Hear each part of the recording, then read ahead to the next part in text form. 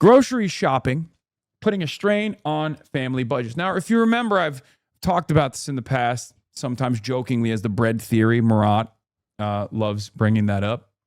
The price of bread, as long as it is relatively stable, as long as it is relatively affordable and accessible, the price of food, the price of groceries. One of my political science professors claims this was due to Bill Clinton abandoning the rural working class. How true do you think that is? It's 100% true.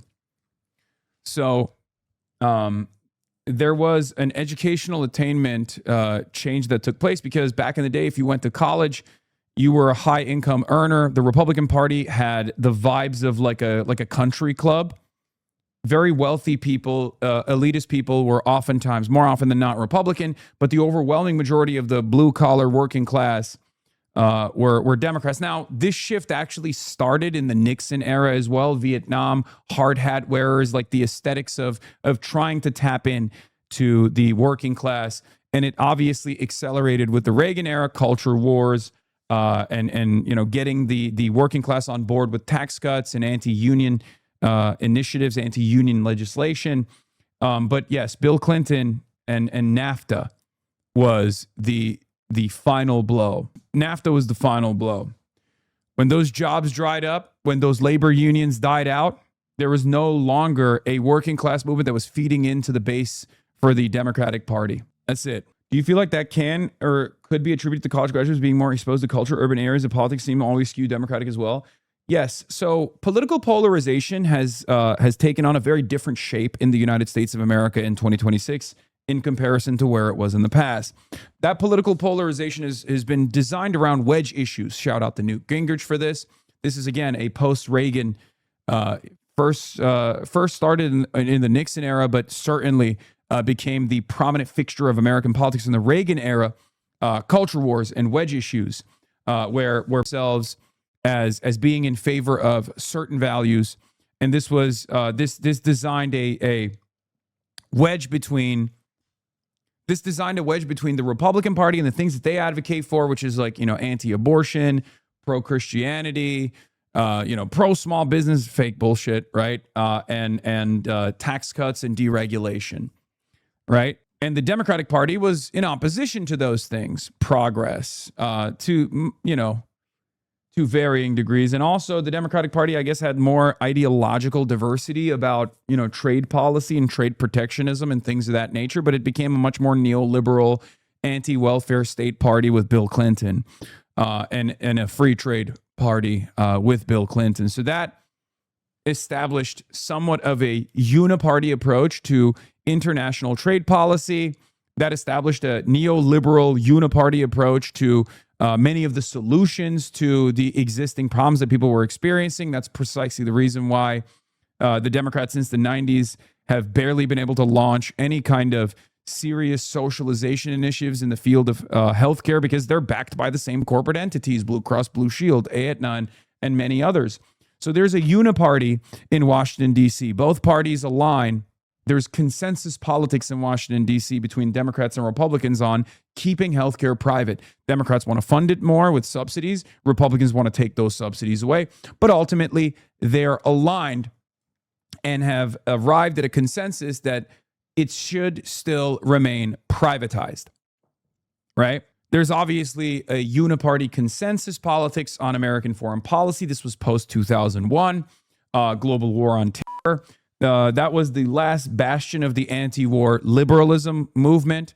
There were a lot of critics of George W. Bush. Obama killed that, right? Anti-war liberalism died with Barack Obama. Anti-free trade, trade protectionist Democrats died with Bill Clinton. Pro-welfare state liberalism died with Bill Clinton. And anti-war liberalism died with Barack Obama. Okay? That's it. So what you're saying is the Democratic Party actively destroyed itself. Yes, it did. 100%. But fear not. We are currently moving into a different epoch, a different phase of American politics, where we are restoring, maybe even going further beyond the New Deal era of governance. That is where that is definitely where at least we are trying to move the Democratic Party by force in the direction of less of a focus on culture war narratives and more of a focus on hardline economic improvements, class struggle, centering the working class at the heart of our policies. We will, of course, it is, of course, necessary to go further beyond New Deal democracy, New Deal Democrats, in order to ensure that this is a resilient movement. But that is, hopefully, if we are successful, that is where we will move in the direction of socialism, restoring a manufacturing base in the United States of America, if it's even permissible, even if it's even possible. Not only onshoring jobs, onshoring manufacturing, but also making sure that those onshored manufacturing opportunities are not simply increasing economic activity, but it's also bringing back good jobs for people with good benefits, union jobs, creating an environment where there is more political participation from the working class that has been left behind in this country. Because the last 3 decades, the last 4 decades of American politics has been dominated by Ronald Reagan, by Reaganite neoliberalism. Every subsequent Democrat, every Democrat that has come after Ronald Reagan has also been a neoliberal. And yes, this includes Barack Obama as well. It's true. So it is important for us at the peak of the contradictions worsening to help people come to terms with their class position and demand an alternative. Was NAFTA a good thing? No. What are you, crazy? We have to, Central Committee, thank you for the raid. We have to do away with a culture war first policy platform that the Democratic Party has leaned heavily into because of the consensus politics that I just mentioned. Democrats need to completely flip the script and go balls to the wall and very aggressive on hardline economic progress, on policies of socialization, hopefully policies of nationalization down the line, while simultaneously still mounting a significant defense for marginalized identities and marginalized communities, but never allowing the Republicans to frame the conversation around some of these like edge cases that are commonplace and perfectly normal, but will become a big issue if we allow the Republicans to center the conversation around these issues. You know, high school transgender athletes participating in high school competitions. This is not a real issue. This is not an issue that impacts any American in a significant manner, right? It is a clearly, purposefully concocted narrative that was focus tested by the Republicans in an effort to make that the key fixture of American politics. Well, Donald Trump did it. He banned transgender athletes. Did that help you? Do you feel better now? Do you feel like your life has improved in any significant manner? Of course not, because it was always bullshit. It was always a distraction, a very violent one for the tiny minority of transgender people. It's horrible for them, but it's not good for you. So I always say we have to have a vision in the affirmative, a clear, identifiable agenda that people can sink their teeth into, an agenda that centers the working class, an agenda that seeks to improve people's material conditions, an agenda that revolves around expanding the existing social safety nets in very meaningful ways, an agenda that tries to reset the way that American politics have consistently, since the Reagan era, demanded less and less from the wealthy and more from the working stiff, the average Joe. We have to, it's topsy-turvy in this goddamn country and in many other Western capitalist liberal democracies at this point. That is precisely the reason why there has been tremendous wealth consolidation, specifically in the stock market. The bottom 1%, or sorry, the bottom 50% of wealth in this country own 1% of the stock market. The top 10% own 90. The top 10% of wealth in this country own 90% of the stock market. That's where all of our economic activity is, right? That's everything now. That's everything. And it's built around a hope and a dream. It's not built around market fundamentals any longer, if it ever was. Finance capitalism has destroyed that. We don't have the widget factory any longer. We have no outputs to look at, no KPIs, just vibes. Tech stocks, AI, the same $100 billion exchanging hands between NVIDIA and OpenAI and ChatGPT and all these other companies, right? All of that money is circulating, but it never touches your pockets. It never improves your financial situation. Remember, I'm going to repeat this one more time. This fact is insane. The bottom 50% of wealth in this country own 1% of the stock market. 1%. The top 10% of wealth, on the other hand, own 90% of the stock market, with the overwhelming majority of that ownership coming from the top 1%. So even the multimillionaires are getting over in this country with the amount of unfathomable wealth consolidation. Wealth consolidation and power consolidation is in the hands of fewer and fewer people. Okay? This cannot go on. This is a completely busted system.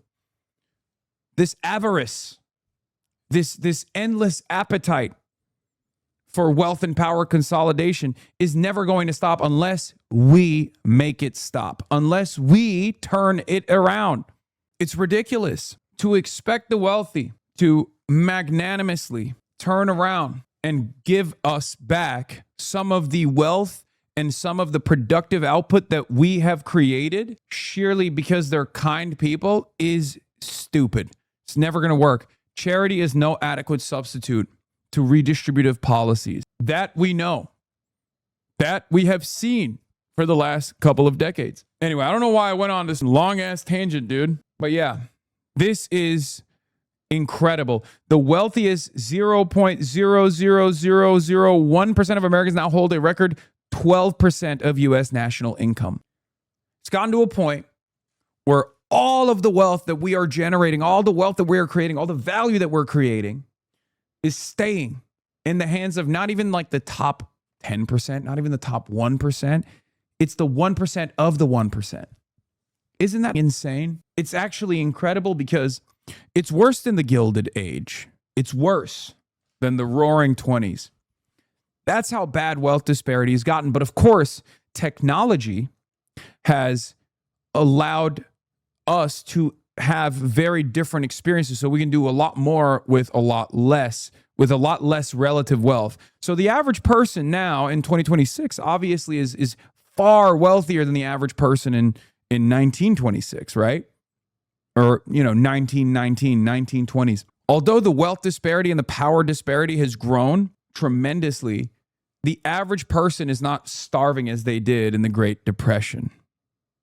Okay? I don't mean to backtrack, but why did you talk about the trans issue in sports like it wasn't important? I could be misunderstanding. No, I did not say that it wasn't important. I said it is important. It's important for every trans person because it's a sequence of events that are carefully concocted to basically erase trans people. But trans people at the end of the day are not even 1% of the population. So from the perspective of 99% of Americans, what happens to trans people in either direction doesn't impact them at all, right? So this isn't a way to say, don't talk about trans issues at all. This is simply a way for me to explain to the average person that all of this harm that Republicans are engaging in, they're doing to dupe you. They're hyper-focusing your entire political interest in 1% of the population. It's ridiculous. That's why I always say to the Republicans that, make their way into this community, do you feel better? Donald Trump put trans people and trans existence in the crosshairs and and took the initiative and made it illegal for the 49 transgender athletes to participate in NCAA competitions, did that improve your life? It did not. It's not about dismissing the trans issue. It's more so saying that we must always maintain a defensive posture for all identities, for all members of the working class, which includes trans people, black people, undocumented migrants. However, we can also call out the fact that this is being weaponized as a distraction by the Republicans who are not improving your living conditions. Here, I'll give you another example. I mean, this is something that is incredible. I mean, all those liberals who said vibe session.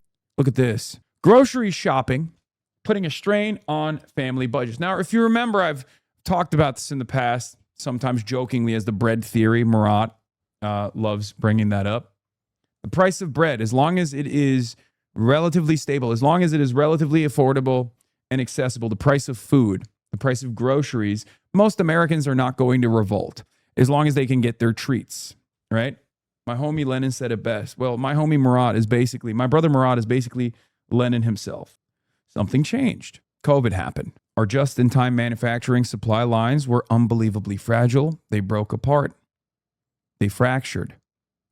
It was food and groceries became less accessible, more expensive. We saw a tremendous spike in the prices of groceries, also known as inflation. But that price did not go down when the supply lines opened up. When the global supply chain issues were solved, prices kept going up and up and up, what is known as greedflation. And at the time, when we on the left called this out as greedflation, that could only take shape because of the corporate consolidation. This can only happen when the Western liberal capitalist markets only have a handful of companies that own everything, by the way. If there was true market competition in the way that capitalism is intended to create a free market, the freer the markets, the freer the free bill, they say. Well, we, of course, believe that this is the most honest expression of capitalism. Monopolization is the most honest expression of capitalism. That is precisely what companies try to do. That's the greatest market advantage you can have when you're the sole provider of goods, when you can set the price.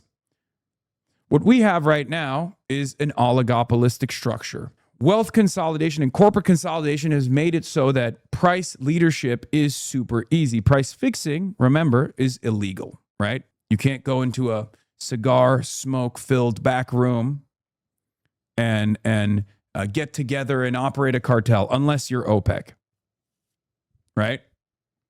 You can't do that. You can't set a price and then everybody else agrees with you. That's illegal, technically.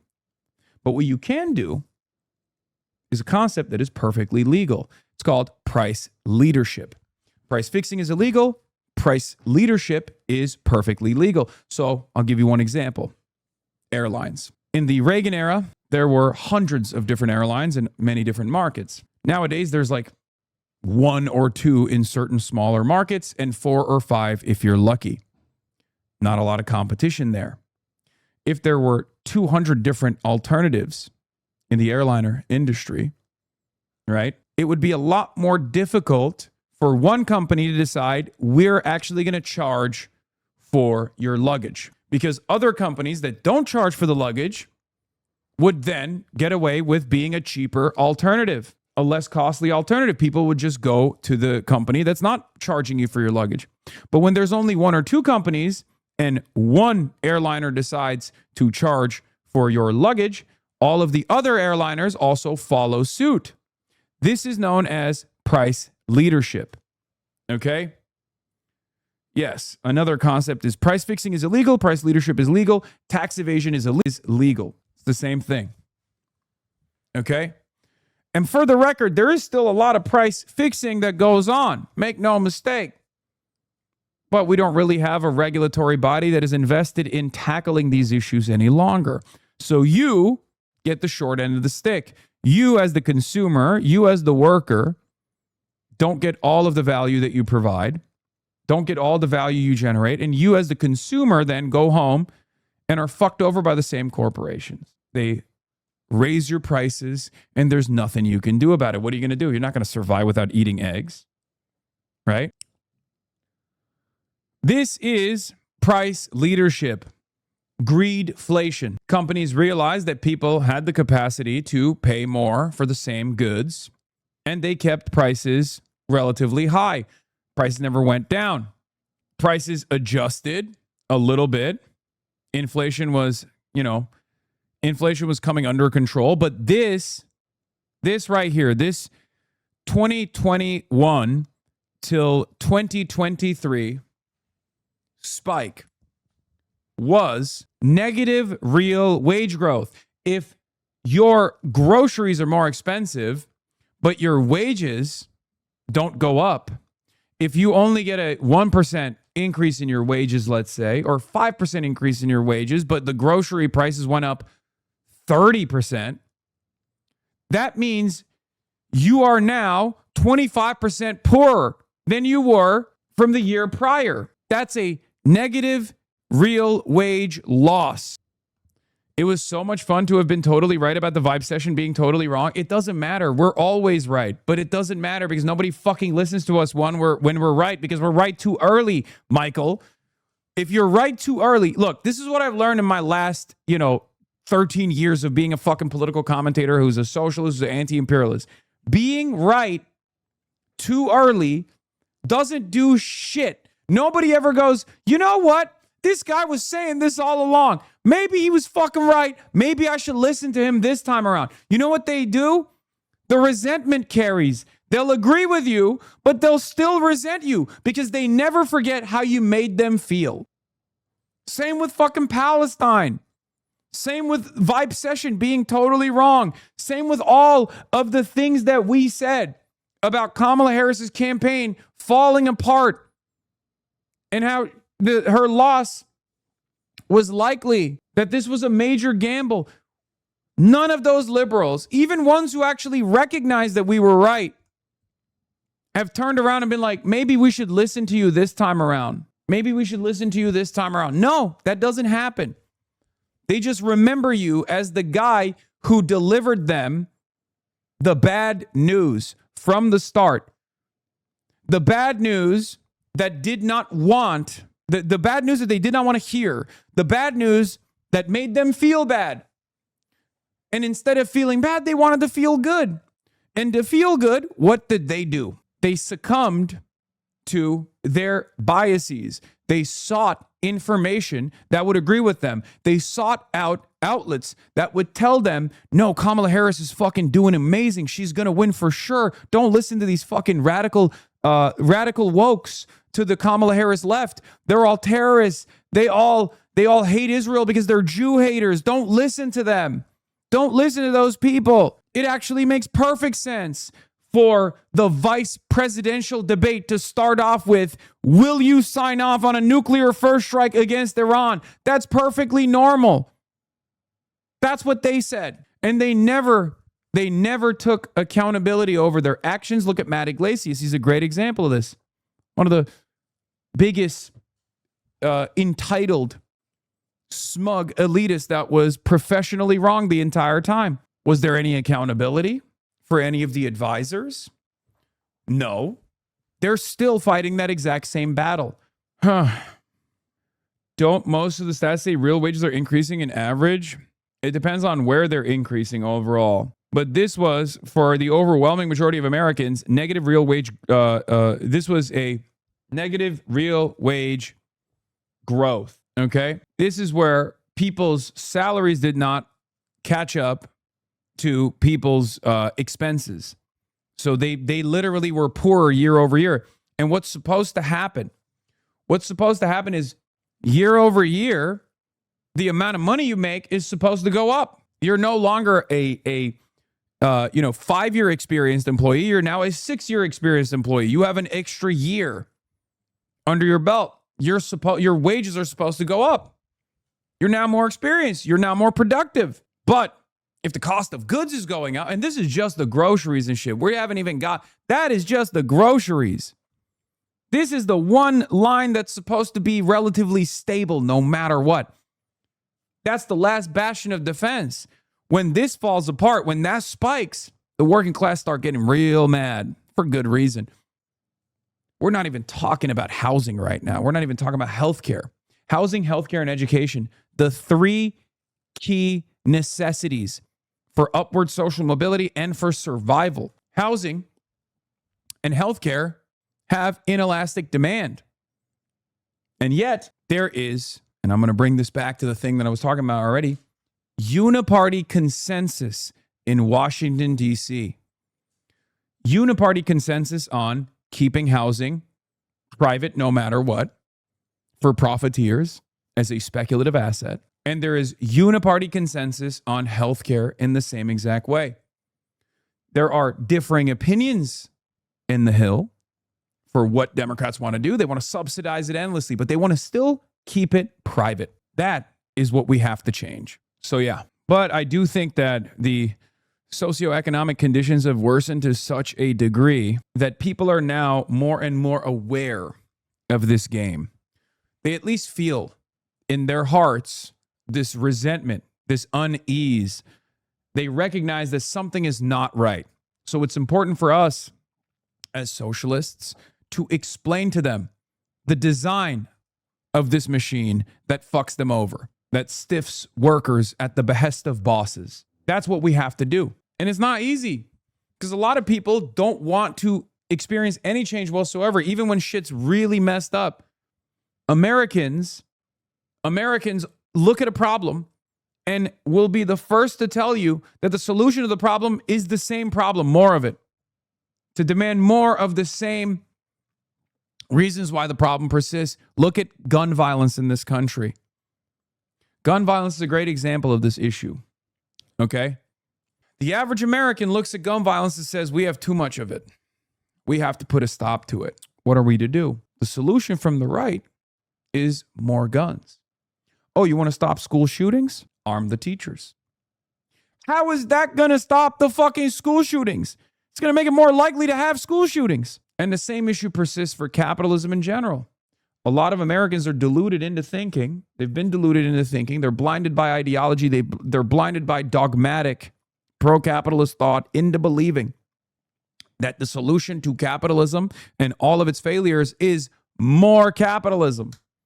There are plenty of Americans who believe this. That's why they say, no.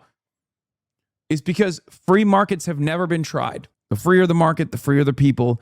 Free markets have never been tried. Real capitalism has never been tried. Well, we say real capitalism has been tried. You're experiencing it right now. This is a more real version of capitalism than one that your parents experienced.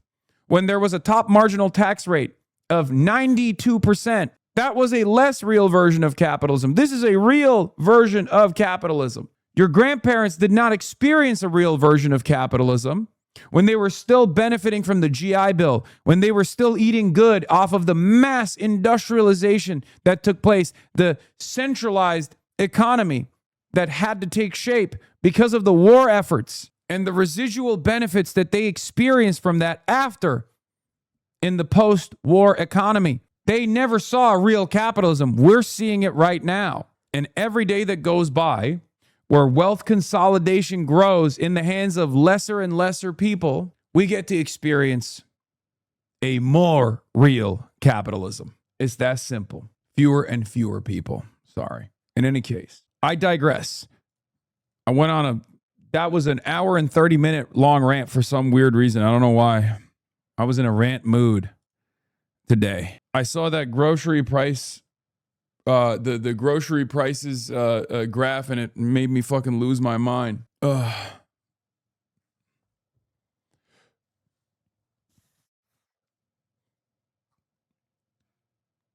Trump is live, by the way. Here, let's listen to let's look at these assholes.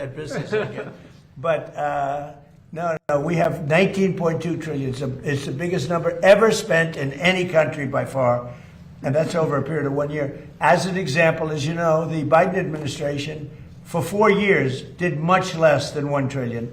We're doing 19.2 trillion in 1 year. So We have the likes of which nobody's ever seen. Plants and factories are moving in.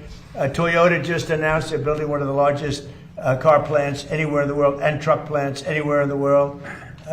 We are building more automobile plants now than at any time in the history of our country. Mr. President, automobiles in particular, this is just one of several projects that you have underway in the DMV. Why would you say that you're so focused on transforming the Washington region right now? Well, this is an important one. This is travel. So in terms of the importance, I think the Arc is going to be incredible. I think the protected ballroom and military center that we're building at the White House is going to be unbelievable. It's very important. But, this is the airport. This is sort of the lifeblood of a city or a capital, certainly a capital. And this will go from one of the worst, just like Washington. Washington was one of the worst places in this country, and now it's one of the best. You couldn't get into a restaurant because all the restaurants were closing or closed. They were afraid to have it open. Now you can't, if you're a restaurateur, you can't even find space to have a restaurant. The restaurants are booming.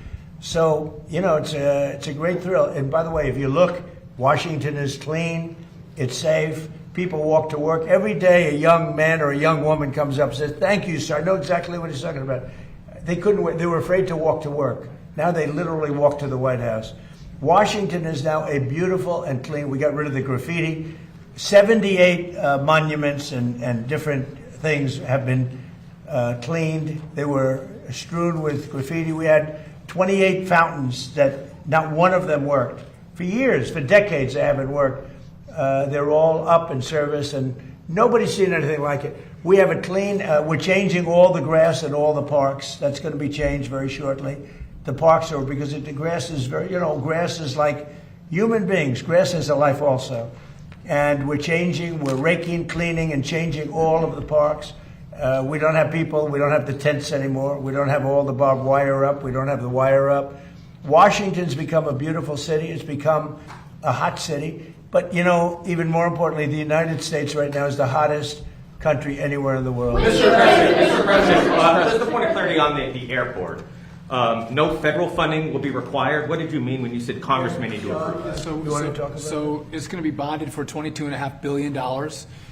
United is going to partake in part of the payment, but the airlines who participate in the project are going to pay for it. If I can just make one point of clarification. Yeah, we have some permitting we have to do, but we think in the spring, this is both Concourse A. We think we can start construction in the spring of next year. So we're trying to move at the speed of President Trump. It's never fast enough, but we're going as quickly as possible so we can give a deliverable to the American people. And the other thing Sean's doing, which I think is so important, maybe more important, I don't know if it can be more important than this, but he's working on air traffic control. We have an obsolete system. It's 50 years old.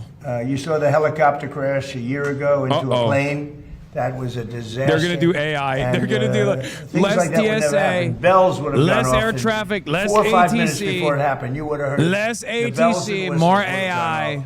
And a thing like that couldn't have happened if you had proper They're going to do AI air traffic control. I swear to God. Oh, by the way, shouts out to Ronald Reagan. He's the one who this. On getting the finest in the country now in the world.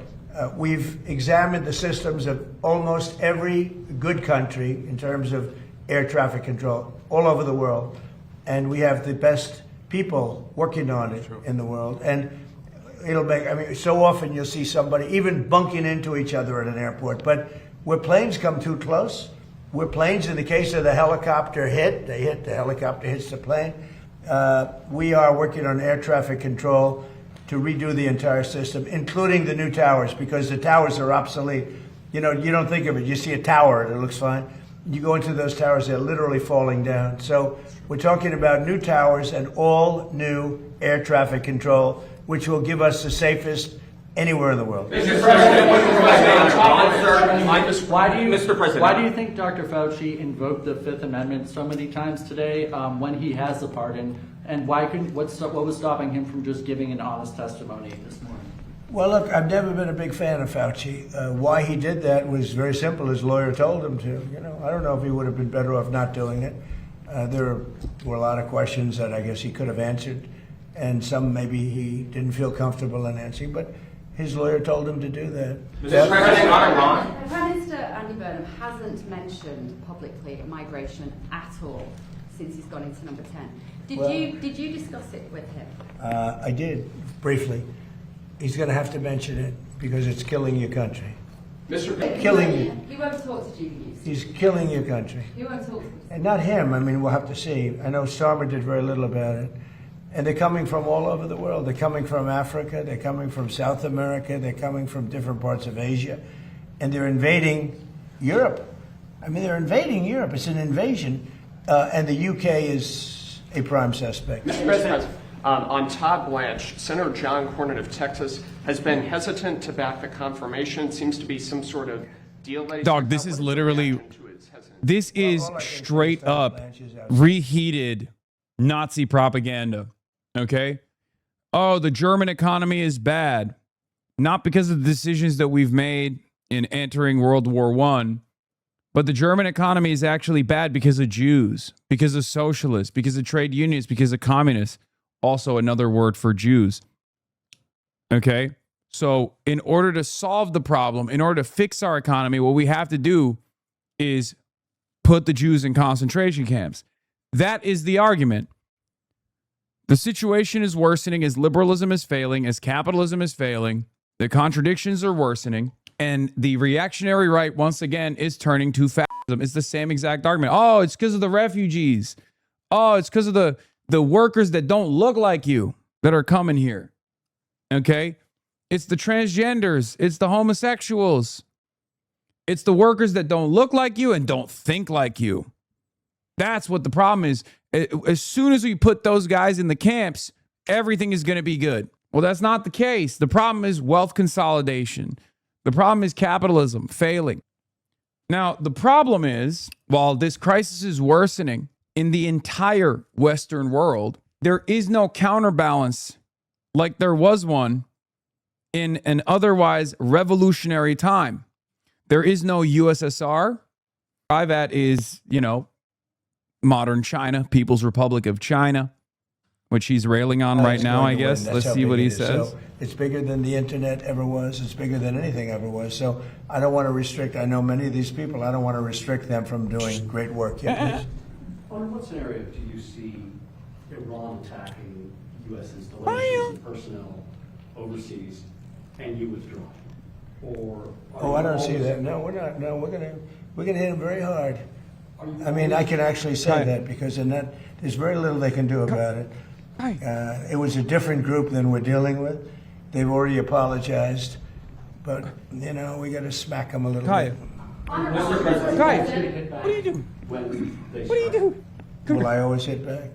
Pretty much. Yeah. Mr. President, just on a point of clarity on that, sir, is that in response to the attempted ballistic missile strike on Jordan last night? When you say it's our turn to hit back? Yeah, I think more so that, because it was another smaller event.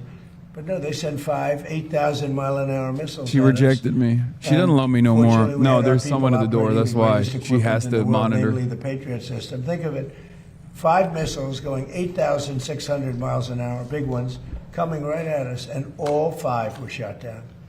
How about that? Right? Pretty good. Only we. Nobody else could do that but us. Yeah. How was your meeting with President Volodymyr Zelensky yesterday? It was good. Do you see a time scale for getting No, that? it was good. Look, he's out doing his thing. I'd like him to end the war. So it's very simple. I get along with both. I get along with President Putin. I get along with President Zelensky. And like I told him, I want to end the war, get the war ended. Thousands of people, 25,000 people died last month. That's standard. And it's not acceptable. So I said, just end the war. Mr. President, on the war, do you want the House to come back before August 31st to act on the Russia and Iran sanctions bill after it Well, clears if the it's Senate? necessary. I mean, it shouldn't be necessary, to be honest. But if it's necessary, I'd like to. Are you talking about the Lindsey Graham? Yeah. So I'd like them to add Iran as tariffs, not just as sanctions. I think it's important. That's what Lindsey wanted, because I heard that they have tariffs on Russia, but not on those 5 countries with having to do with Iran.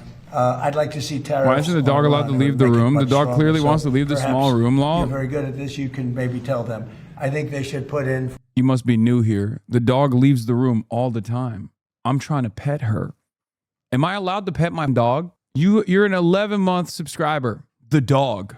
First of all, she has a name. Her name is Kaya. And yes, contrary to what the internet thinks, she leaves this room all the time. Why isn't the dog allowed to gamble? She leaves the room all the time. Not only does she leave the room all the time, she opens the door on her own. Gotta be a hate-watching Clipper hate sub? Yes, she knows how to open the door. It's insane. I can't even pet my dog without people being like, "Oh my God, why are you torturing your dog with your pets? What are we doing here? What is this backseat, dog trainer shit?" What do you think about Josh Turek, Iowa Senate?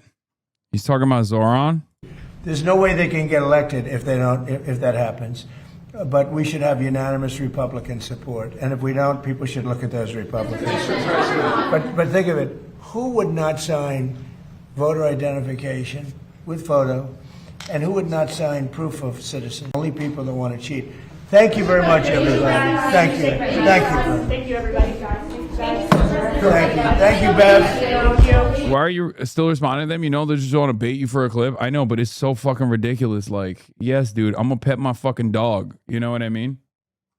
I'm gonna pet my fucking dog whenever I want to. You can suck my dick.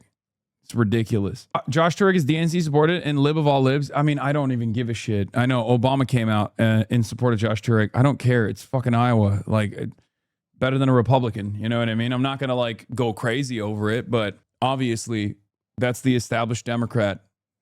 They won. Now the contest is between a Democrat and a Republican. What, you think I'm going to be in favor of the Republican? No, of course not. I wish that it was an exciting candidate, right?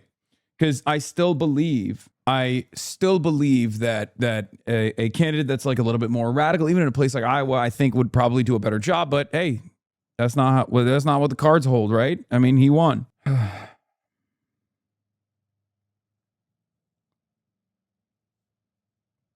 It sucks, but I'm trying to pet my dog. Now replace pet with shock. Not so funny now, is it? True. Why don't the Dems put up a one-item bill to mandate free government IDs and then let Republicans vote it down the show the truth? Because showing the truth doesn't fucking mean anything. When has showing the truth meant anything? I mean, the Democrats tried to do that with immigration, right? Remember when the Democrats were like, we are the party that's serious about immigration. We are going to do Trump's 2020 agenda on immigration. We're going to build the wall. All this stuff, right? And they put forward a border bill that was unbelievably right-wing, that was written by the Oklahoma senator, and that was their last attempt at showing the world the truth, showing the Americans the truth. Who struck that down? Trump did. He struck it down because he wanted to maintain the argument that Democrats are insincere on immigration. They want, third world migrants to come in and pour through our borders. It's never worked. This idea of like conceding to the Republican position and trying to make it seem like the Democrats are the party that's more serious about these like right-wing policies has never worked, and it will never work. And I called that shit out. I called that shit out nonstop way back when. It was a failure, a spectacular failure. And now we got this dumbass, incompetent, fascist dipshit in charge. Partially for that, partially with that reason. Partially because of that attitude. Moderates are more serious, could sum up Hong's opponents in last night's debate. Yeah, we're going to be talking about that. This is a great example of being a phony on the right. Peter Thiel's blood boy, J.D. Vance, happily meeting with the real president of the United States of America, next to the fake president of the United States of America, and next to the vice president to the fake president of the United States of America. Happily. Mr. Israel skeptic himself. Wow, that's right, JD. Israel does want to influence U.S. public opinion, and Epstein had Mossad connections. Oh, you're just going to stand there because you don't want to do the Zelensky thing to Netanyahu? Oh, well, guess I'll just keep thinking that the Vance that exists in my head is real. Yeah, Tucker Carlson loves JD Vance, by the way. Remember that. That's another side of this story. We are the only serious Israel critics. We are the only serious people that want to sever this unfathomable loyalty campaign that we've had towards Israel for the last 80 years. Okay? No one else No one else in American politics is serious about this issue. I need you to understand that. And I think you all already understand that, but we got to make sure everyone else understands that. Okay? And if the Democratic Party is resistant to that change, well, then we'll keep fucking winning. All right? They got the money. They got the wealth. They got the power. But we have something that they will never have, the people. Have you seen the new numbers for Abdul El-Sayed post-debate? Plus 11, plus 16, plus 13? Yes. You are not a politician. Great observation. What does that have to do with anything? Oh, people? I was going to say integrity. Yes, we have integrity. But integrity doesn't carry you across the finish line. Integrity alone will not help you win. Integrity alone will not allow us to make the necessary changes in American politics. We need the numbers. And lucky for us, and disastrous for them, we have the numbers. All right, we'll get to, racism dial about to be turned up to 8,000. Polls from Tavern show El-Sayed up 11, way past the margin of error. Tolchin showing El-Sayed at up 16. Data FP showing El-Sayed up plus 13.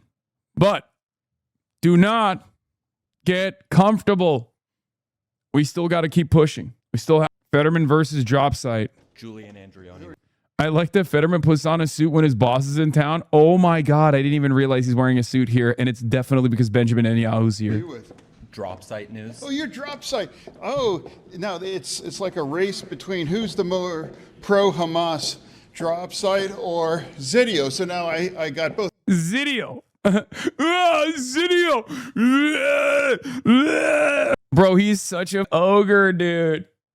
This pro-Hamas. Zidio. Oh my God, he's such an ogre, dude. It's awesome. Prem also cooked him. All right, let's start here then. Let's start with Zidio. Oh, Zidio. Oh, yes, yeah, the pro-Hamas. Yes. Well, I'm not sure about that. I don't know why your network's so pro-Hamas. I'm asking you about American Jesus Christ. Public opinion, Senator. Hey there, Senator. How you doing? Who are you with? Prem Tucker with Zateo. How are you? Huh? Prem Tucker with Zateo. How are you? I'm sorry. Let's try that one more time. Sure, yeah, you're okay. Prem Tucker with Zateo. Tucker? Yes. Tucker Carlson? No, like Tucker Carlson. Prem Tucker with Zateo. Oh, Zidio. Oh, yes, yeah, the pro-Hamas. Yes. Well, I'm not sure about that. You guys are great, like drop site. You know, the pro-Hamas, pro-Hezbollah. Pro-international law, Senator. But anyways, what did you make of that? I want to apologize to the Zidio fans. Keep the Hamas leadership and also the Iranian too. On that note, Senator, what did you make? What did you make of what did? And also. Pro-Hamas. Pro-Hamas. Dude did a racism and lead harder into the racism is incredible. Yeah. Oh, Tucker, like Tucker Carlson. That's okay, Senator. What did you make of the poll that showed Americans supporting arresting Benjamin Netanyahu at a 22-point margin? I don't know why your network's so pro-Hamas. I'm asking you about American public opinion, Senator. American public opinion. I don't understand it. Why do your readership love? I'm asking about American public opinion, Senator. American public opinion, Senator. American support arresting Benjamin Netanyahu at a 22-point margin, Senator. Yeah, and why does El-Sayed? Senator, I'm talking. What does El-Sayed have to do with anything? It's another brown guy, just like you. You're brown. And you know who else is brown? Abdul El-Sayed.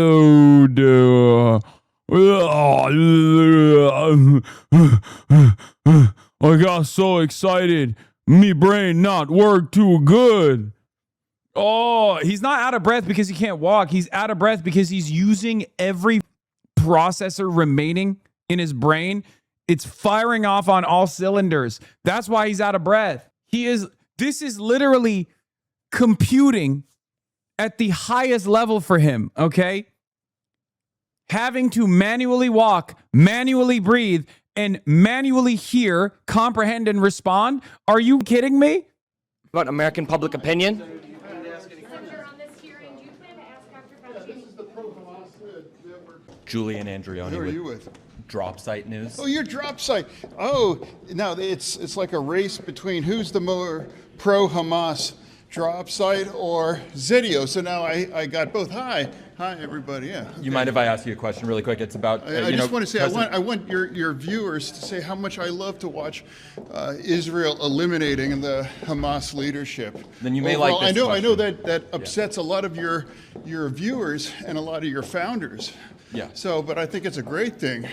So there's President no news Trump- coming out of me. I'm going to always President back Trump said that. Israel. The President question Trump- is, where does you come from and who's funding it? And now, Our if you readers, we have think 46,000 individual donors. your founders think it's appropriate to attack and kill Israeli civilians, that should be the news overall. And now you're sticking a microphone in my face. So, It's not in your face, Senator. So there's not any news here. So President Trump- I think the question is, why does drop? Wait. You think 6,000 individual donors. your founders think it's appropriate to attack and kill Israeli civilians? That's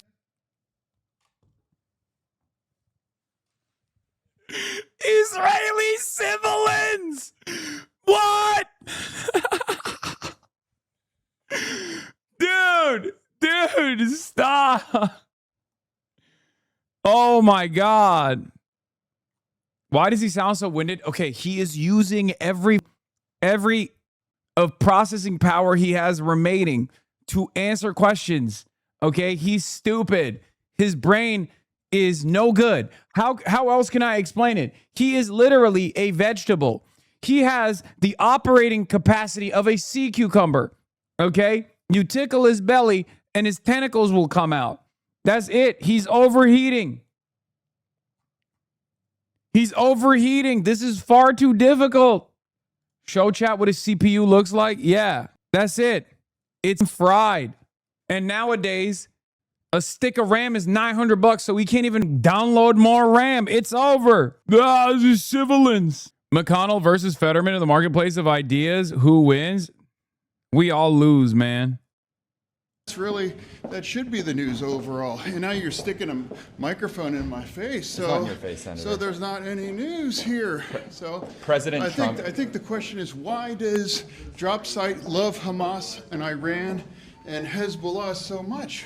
I think that's the news. Yeah. I mean, are you okay with taking your paycheck from these kind of people? Are you okay with Prime Minister Netanyahu being I'm in the okay, United and States? I love Hamas leadership. Bro's running on Pentium 3, okay? Like shit that your iPhone would not work on, okay? Your iPhone OS will not work on Pentium 3. That's what he's operating on. Holy boomer. What is a Pentium? See, you guys, okay? Yes, I'm 35. Shut up. His number one retort nowadays is, oh, you must be mad because we killed all your buddies in Hamas. We killed all your buddies in Hamas. That's what it is. That's what he learned. He downloaded a new talking point from his Israeli handler. It is kind of wild that I think it was New York Magazine, right? That just like openly showed that John Fetterman, the ogre, literally just has an Israeli handler. And we just let that happen. Like it's incredible to me that this is a real thing that's going on right now. That there is a straight up Israeli handler that now controls everything that John Fetterman does. Like all of it. Scheduling, talks, meetings. Everything that he's doing is being filtered through his straight up Israeli handler. Yep, there it is. It was the Intelligencer from New York Magazine. The man who explains Israel to John Fetterman, how a little-known writer became one of the senator's closest confidants. He has an aide. It's not even an aide. It's a random... He is a random dual citizen. A random Jewish-American Israeli citizen that just one day... I'm not even kidding. Read the article. We read it. We covered it. We covered it when it first came out. Just a random guy that happened to become his closest friend and confidant out of nowhere. It's insane. Can somebody make dollars with common sense or whatnot that attacks crazy left-wing Democrats for not renominating Fetterman because they're not going to renominate him? Cut out the middleman and nominate his AIPAC handler before you renominate Fetterman, for fuck's sake. Completely psychotic for anyone anywhere on the ideological spectrum to renominate him. Yeah. But yeah, this is also, speaking of John Fetterman, new 2028 Senate poll, Pennsylvania, someone else, 58%, Fetterman, 40%. He was spotted right after that elevator ride, by the way. Wait, something I never noticed. Is that like artillery or gunshots in the background? I've watched the video a million times, never with the sound on, I guess.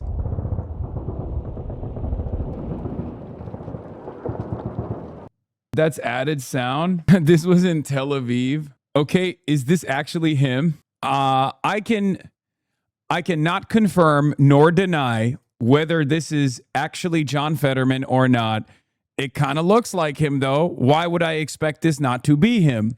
That's the real question. Pause. He's gonna drown. Yeah. If there's one guy who would drown in that shallow water, it would be John Fetterman. Like, oh, I've forgotten how to manually breathe.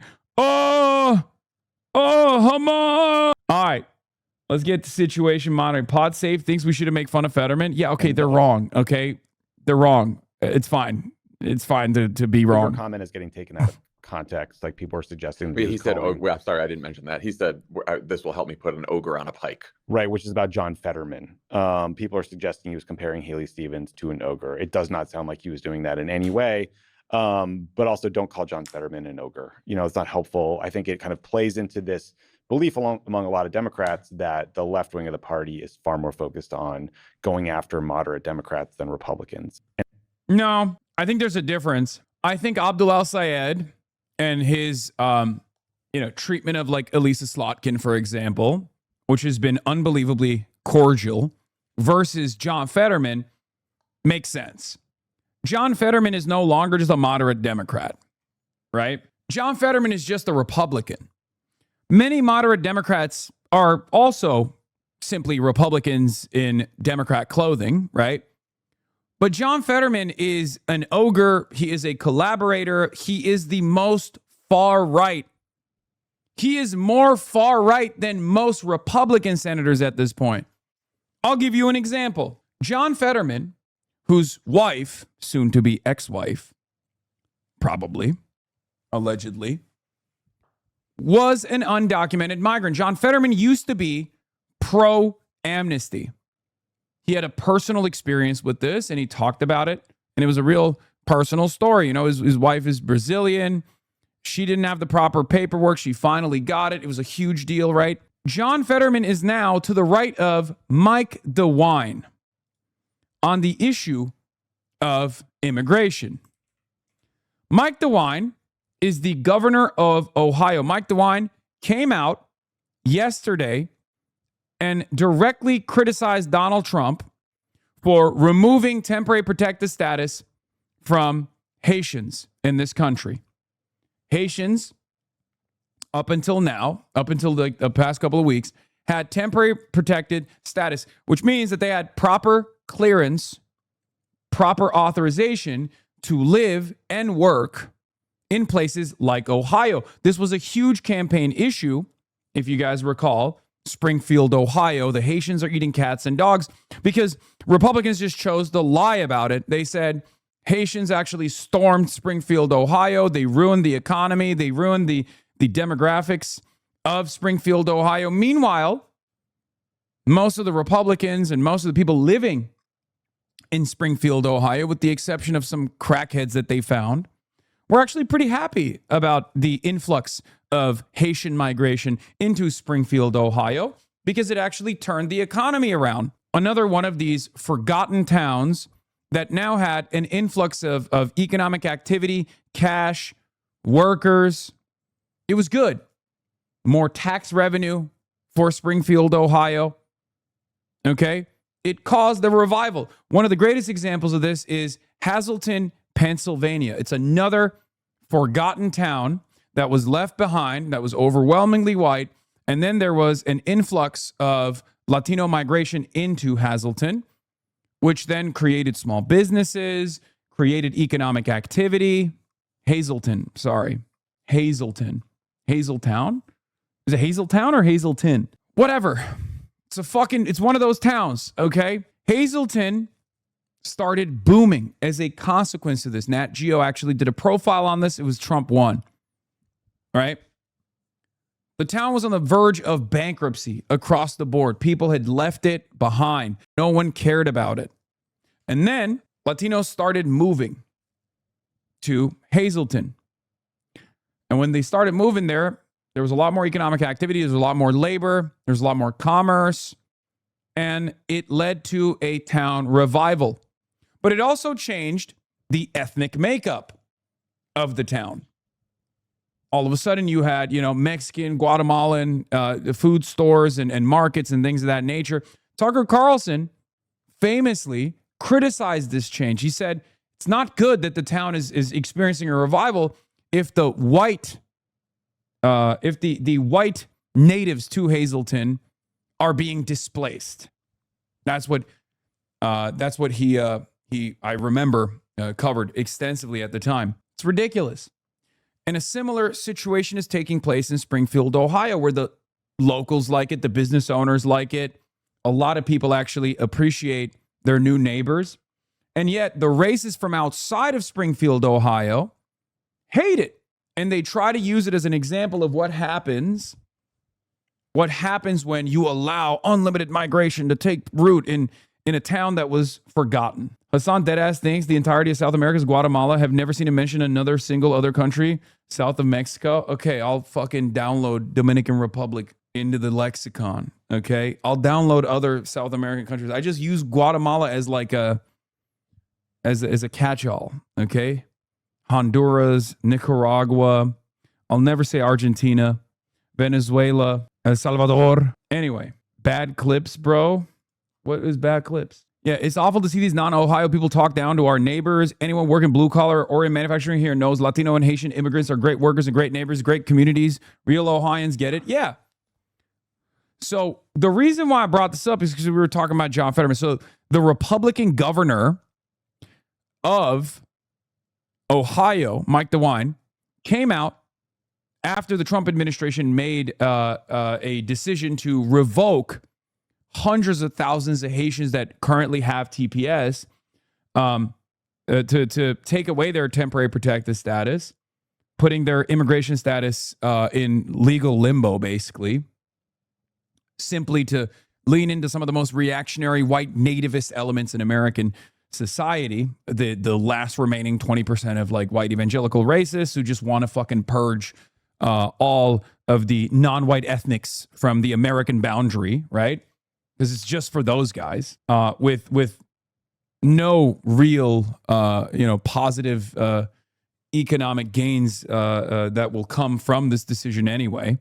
And for the record, we can have a separate conversation on whether or not it would be appropriate to do something so inhumane, even if there was an economic advantage, but there is none. So we don't even have to have that conversation. Ohio's Republican Governor Mike DeWine is opposing the Trump administration's move to arrest and deport Haitians following its decision to end the temporary protected status this week, calling it a mistake and a blow to the state of Ohio. This puts Mike DeWine in the woke category in comparison to fucking John Fetterman. Mike DeWine is now further to the left than John Fetterman. John Fetterman, whose wife, maybe ex-wife, soon to be ex-wife, was undocumented. John Fetterman, who ran on amnesty. John Fetterman, who ran on empathy towards undocumented immigrants, is now further to the right governor of Ohio. This is what I'm talking about when I say this guy is a separate thing in and of itself. He's not just a Republican senator. He's one of the most right-wing Republican senators. John Fetterman, I mean. He's no longer a Pino. He's no longer a Dino. He's basically one of the most far-right Republicans in office right now. DeWine said in an interview with CBS Monday that immigration and customs enforcement operations against the Haitian community would be bad for Ohio's economy and that of Springfield in particular, where many Haitians have settled.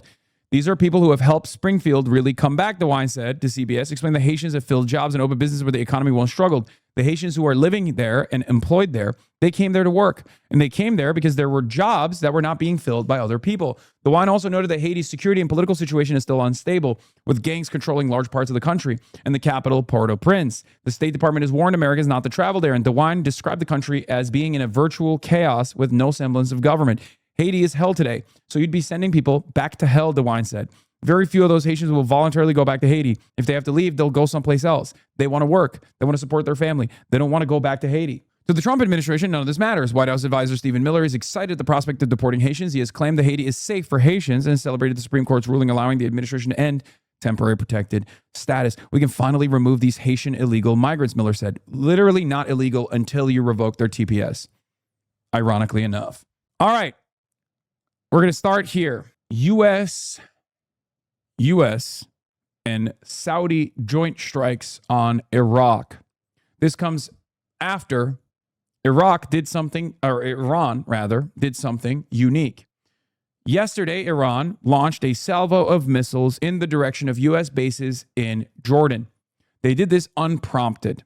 They did this without getting hit first by American forces. That was new. Iran, I believe, if this is not like a, random hardliner deciding to go beast mode in their mosaic structure, and instead is, a deliberate first strike, Iran is now moving into a different posture in this ongoing war. What do I mean by this? So far, in the last couple of months, throughout the entirety of Operation Epic Fury, also known as Epstein's Fury, Iran has always responded. Iran has always responded to strikes from the American side, strikes from the Israeli Air Force. When I say unprompted, I don't mean they're totally invalid for doing this. They're at war. But the posture from the Iranian side is changing a little bit. And it's important to recognize that. This means that they are willing to engage in non-retaliatory strikes. Up until this moment, all of their strikes were defensive. You could call it defensive. It's tit for tat. American strike Iran, or rather Iran notices America and commercial shipping being violated, like the MOU being violated, and ships transiting through the Omani coastline in the Strait of Hormuz being defended by the Americans, and they strike at those ships to keep the leverage that they have over the Strait of Hormuz and keep the MOU intact. And then America strikes at Iran directly, and then Iran strikes back at the Gulf. Now, this is a non-retaliatory strike. So the posture is different. And it's important because if this continues, that means Iran is now trying to get into the driver's seat. Because up until this moment, as I said, it was more a reactive response, a proportional reactive response from the Iranian side.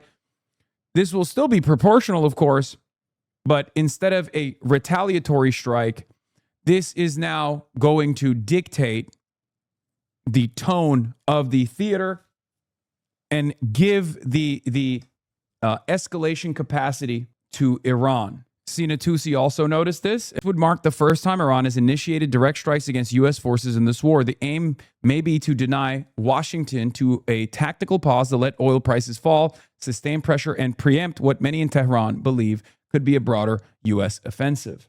Okay? This is important. This changes the nature of this conflict from Iran behaving in a purely retaliatory manner to one where they're taking the driver's seat and increasing pressure on America, because this is a strike that requires a response from the United States of America. So what America does now, this is something that Israel does all the time. So we're used to Israel doing this.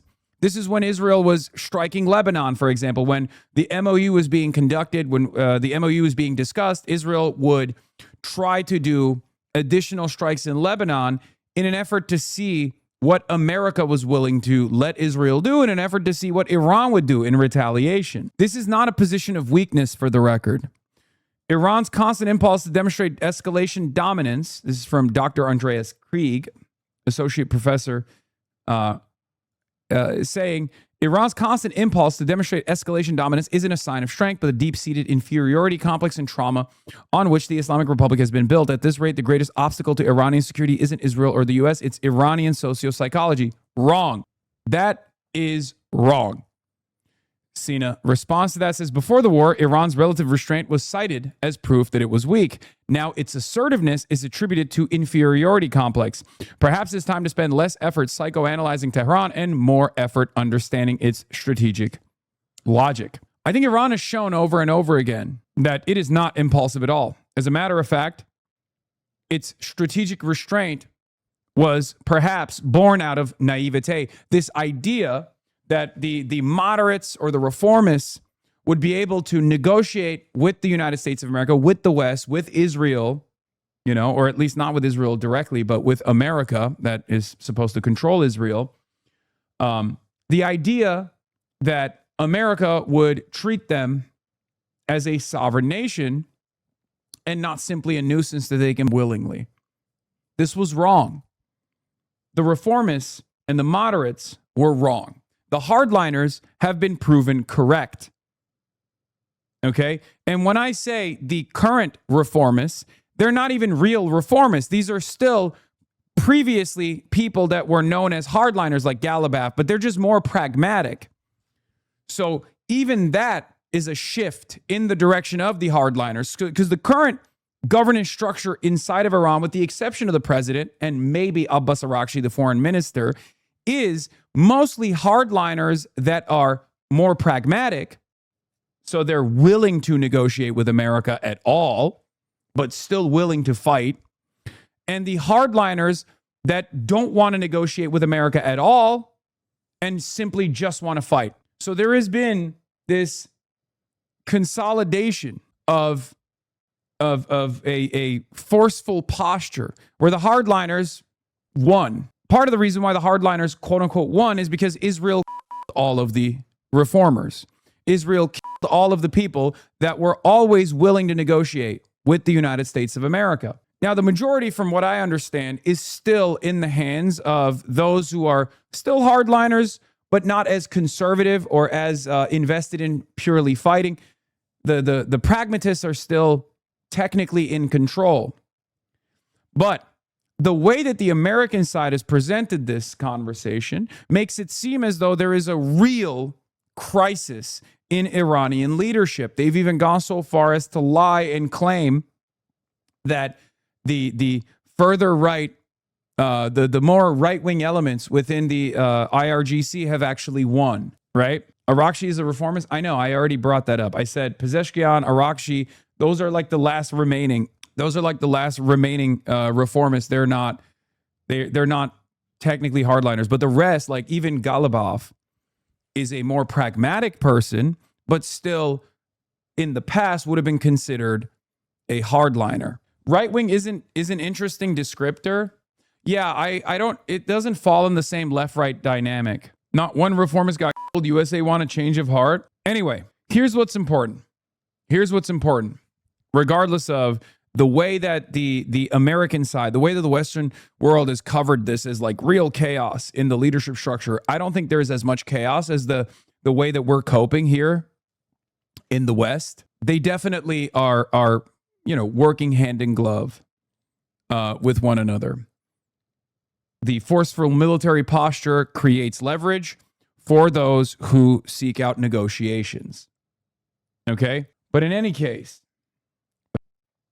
what's important here is why Iran did this first strike, if you want to call it that. It was a non-retaliatory strike. It was an initiated direct strike against U.S. forces in this war for the first time after 150 plus days. The reason why they're doing that is because they are regaining strategic leverage over the nature of this battle. Okay? That's my speculation. I think that they are doing this to say, look, we hold the cards. Now it's up to you. Will you retaliate? Will you continue this battle? Or will you beg us to a ceasefire negotiation process once again? And this is not just my analysis. There are NATO Atlantists like Dennis Citrinowicz at the Atlantic Council who also agree with my assessment. Danny writes in Hebrew, Why did Iran fire? A, the current leadership in Iran seeks to dictate the pace of the confrontation and not merely to respond to decisions made in Washington. From its perspective, an offensive initiative is a way to prove that Iran still holds the strategic initiative. That's 100% correct. They're dictating the pace of the battle now. In the past, they were simply responding. They were simply responsive. Tit for tat strikes. Iran maintains its leverage over the Strait of Hormuz. And fires at a boat that's crossing with their transponders off or crossing through the Omani coastline. America comes back in, starts lasering, Iranian ports and whatnot. And then Iran retaliates by striking the Gulf and striking Jordan and striking American military installations. America in that situation is still setting the tempo. Iran is simply retaliating to American strikes. This is different. In Tehran, they identify the American hesitation as a weakness and a lack of willingness to be dragged into a broad war. And there is truth for this. There is truth to this.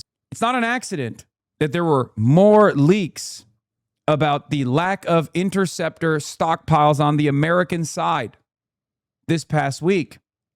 It's not an accident, and it's not random happenstance that Donald Trump claimed he was going to pummel Iran, especially after the Ansar Allah movement also joined in on the battle, closed the Bab el-Mandeb Strait, blew up an Aramco facility in Saudi Arabia, and is striking the Yanbu ports, striking at Saudi boats if they dare try to cross the Bab el-Mandeb Strait, effectively shutting off another strait that is that the Saudis were using to transit oil through. This is a huge point of additional leverage, forcing the Saudis to utilize the Suez Canal, and that is if they are even able to get their ships out of the Yanbu ports, which is the only port that they're utilizing. Like one of the most significant port that they need to utilize to get their oil out to sea. When the Ansar Allah is hitting the Yanbu ports, when the Ansar Allah movement is hitting oil refineries inside of Saudi Arabia, Aramco facilities inside of Saudi Arabia, all of a sudden, the theater has grown. There's another front that is opened, and a second strait has closed. America was supposed to respond forcefully to this escalation, and yet they didn't. After 13 days, after ending the memorandum of understanding, for 13 days, there were tit-for-tat strikes. But America stopped. This is now the third day of America not delivering a devastating blow that Donald Trump promised. And then the media articles started coming out. Why is Trump not delivering on his promise? Part of that is the pressure from the energy markets. There's only so much financial engineering that you can entertain before there is a hard stop on the strategic petroleum reserves. Okay? There's only so much financial engineering that you can engage in when we're talking about a hard commodity with a global inelastic demand. So you can hide your failure in the stock market by gaming it to the best of your ability with a million different Barack Ravid exclusives.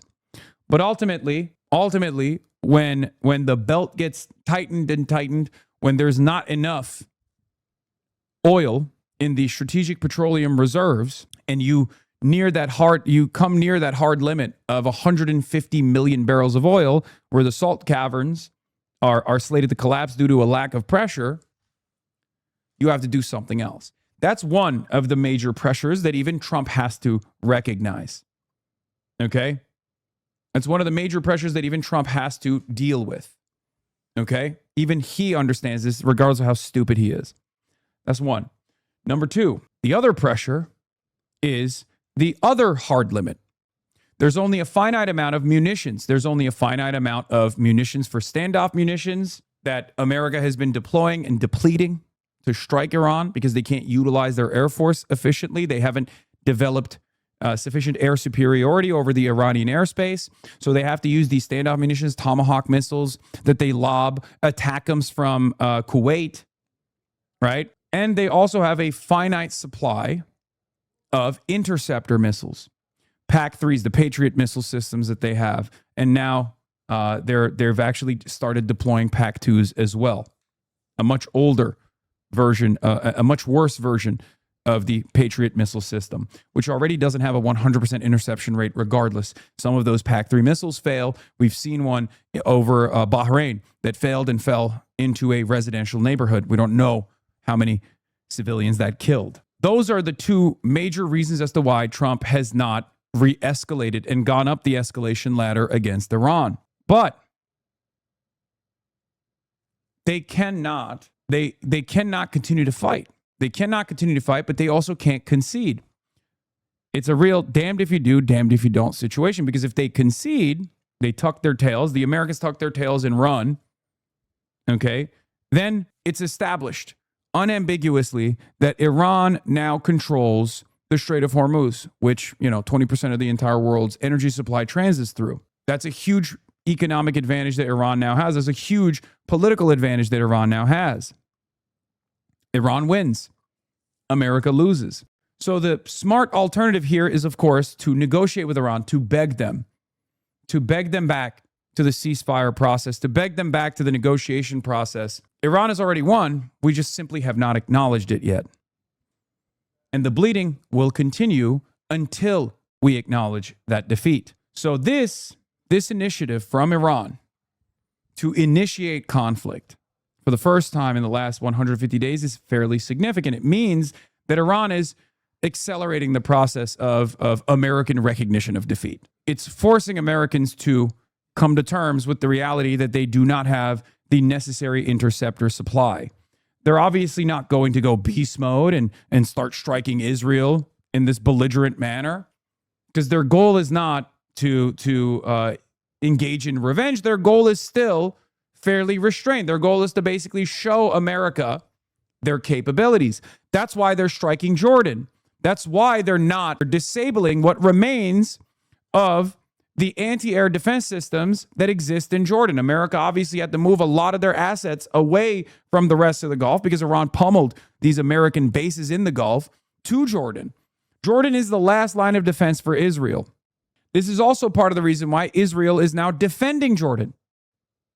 The only other time Israel has ever utilized their own anti-air defense systems was when they sent some anti-air systems to the United Arab Emirates, to a limited degree of success.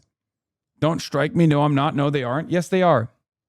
Israeli interceptors are being activated over Jordanian airspace to defend the American military bases inside of Jordan. Why would they do that? Why are you so confident that you know what Iran's goals are in this conflict? Because I'm a secret Shia 12er, okay, and a practicer of taqiyya, and a prominent member of the Islamic Republic. I am one of the 88 clerics. I don't know. Maybe I'm confident that I know what Iran's goals are in this conflict because I have a brain and I'm analyzing what they've done so far. I'm looking at their historical patterns. I'm looking at the internal conflict that might exist, the ideological disagreements that might exist within the governance structure of Iran. It's not like they're hiding it. It's the same with China. When people say, what are you talking about? Like, what do you mean? How do you know what China's going to do? How are you so confident about what China's going to do? Well, they write it down.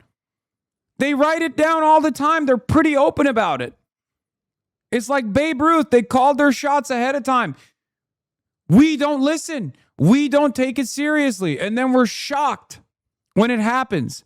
And the same goes for Iran. The major difference between myself and many other analysts and those in the commentary sphere is that when Iran says something, I listen to what they have to say.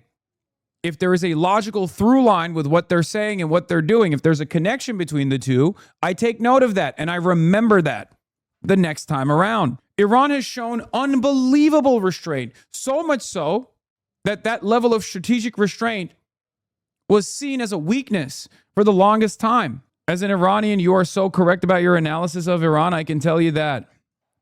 Thank you. Early on in Epic Fury, all of the Western commentariat was confused. They were like, why is Iran striking the Gulf? Those are their neighbors. They're all Muslim. Isn't that stupid? Look at this idiot. Look at this stupid country Iran. What did I say? I said they're hitting American bases. They're striking at missiles that are coming from the Gulf. Of course they're going to do that. Their goal was clear: to shut off America's eyes and ears in the region. They struck at the radar systems. They struck at American military personnel. None of that was a waste. There was a deliberate design to the Iranian retaliation. They were defending themselves and establishing sufficient military deterrence. And I was right. All those other guys were like, oh, you're so dumb. Oh, the Gulf is going to hate Iran forever. The Gulf is going to hate Iran forever. Iran is striking the Gulf, they said. I told you that the message for the Gulf nations was very clear. Get these American bases out. And it turns out I was right.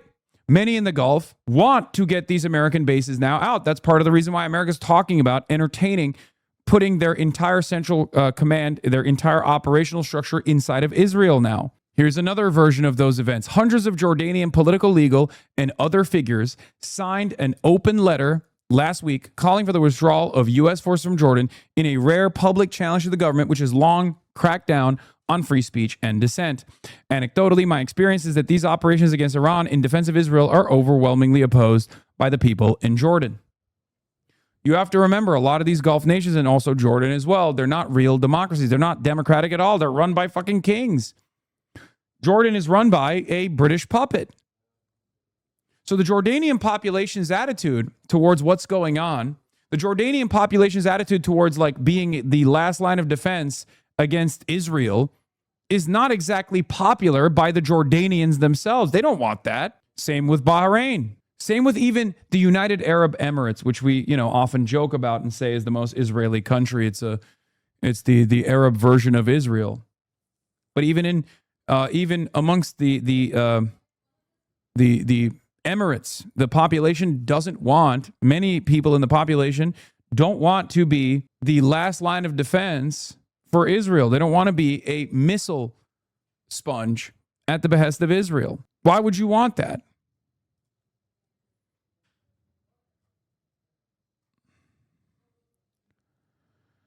So yeah, as Danny was saying, in Tehran, they identify the American hesitation as weakness and a lack of willingness to be dragged into a broad war. The Iranian assessment is that applying additional pressure will precisely test Washington's resolve and influence decision-making in the White House. They want to remind America that they actually hold the cards.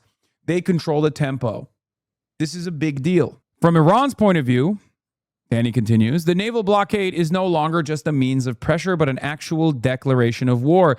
Unlike the past, the current leadership is not prepared to accept damage to its freedom of action in the Gulf without a significant response. D, there is a direct connection between today's attacks and the activities of pro-Iranian militias in Iraq against Israel, Jordan, and Saudi Arabia. From Tehran's perspective, these are different fronts of the same campaign, whose goal is to reshape the balance of power in the Middle East and erode the status of the United States and its allies.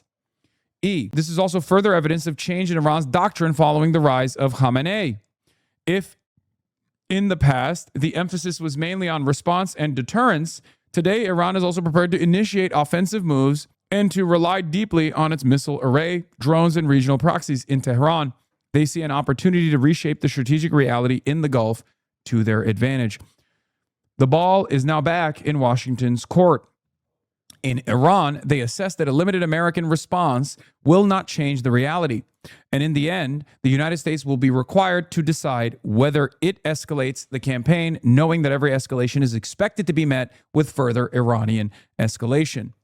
They're making the American campaign more costly. They're accelerating the process of American recognition of defeat. America's already lost. It's now up to our leaders to come to terms with that reality. So Iran is making it more costly. Iran is agitating with pinpoint accuracy. So it's not even about ballistic missiles being launched from Iran and then successfully striking U.S. targets inside of Jordan. It's the act of launching ballistic missiles alone that is applying pressure, that's changing the tempo, that's giving Iran control over this conflict. Iran is now saying, we are no longer going to hold back and wait for American retaliation, or we're no longer going to hold back and wait for America to strike Iran. We will control the tempo, and we will see how you respond. Bottom line, The attack is further proof that Iran has no intention of surrendering and is not acting out of distress or a desire to beg for negotiations. On the contrary, the leadership in Tehran is prepared to take significant risks because it sees the current confrontation as a decisive battle over its regional status and its ability to shape the security reality in the Middle East. Now, that's important. That's important. It's important to understand. There's also one other element that Danny is not factoring here. This is not simply to reshape the security realities in the region. This is still an existential threat. Because as long as the American-Israeli security partnership remains, as long as Israel still gets to dictate the terms of American military action in the region, there will always be an existential threat to Iran. They have to eradicate it. They have to take out the different tentacles of this American imperialist endeavor in the region. They have to take out the bases. They have to make it as costly for the United States of America to continue operating in the region. And they've been doing that. They've been doing that with their successive strikes on American military installations, on American radar installations. They're creating an environment of pressure for the Gulf nations so that the Gulf nations let up and decide to tell America that this security partnership that America and the Gulf nations have created is not actually helpful for them. Okay? That's one element. The other element is just to directly destroy their supply, to directly destroy the American assets in the region, which they've been doing as well. There's also one other point. What is this? Check out this take from someone at the Atlantic Council. The Iran war has only exacerbated long-standing flaws in the U.S. security approach to the Gulf. It's past time for the U.S. to shed ambiguous security guarantees and embrace a more collaborative approach. What does that collaboration mean? To be more aggressive in our posture and just invade Iran militarily? By the way, 48 seconds remaining on Level 2 Hype Train. The Piker Broadcasting Service is sponsored by you, the people, for you, the people. If we get to Level 10 Hype Train, we carry the flame, as you guys already know. We haven't and carry the flame, even though I have so many new Charlie Kirk AI songs out there that I haven't played in the last week or so. 20 seconds remaining on the Level 2 Hype Train. You can subscribe for $6 or for free. It's the only way to support the show. 10 seconds remaining. Or gift subs. Will we carry the flame, or will the flame perish once again? Boom! Level 3 Hype Train. NB Radicat with the 20 gifted subs. Fox Clown with the 10 gifted subs. Ladies and gentlemen, boys, girls, and MBs. Will we carry the flame today? Level 4 complete already. You ignored the 10 when he came back. Tamana, Planned Attack, thank you for the 5. At level 20, you will get a tank top stream. Level 10, you carry the flame. Level 20, you get a tank top stream. Balls in your court. What Kami says.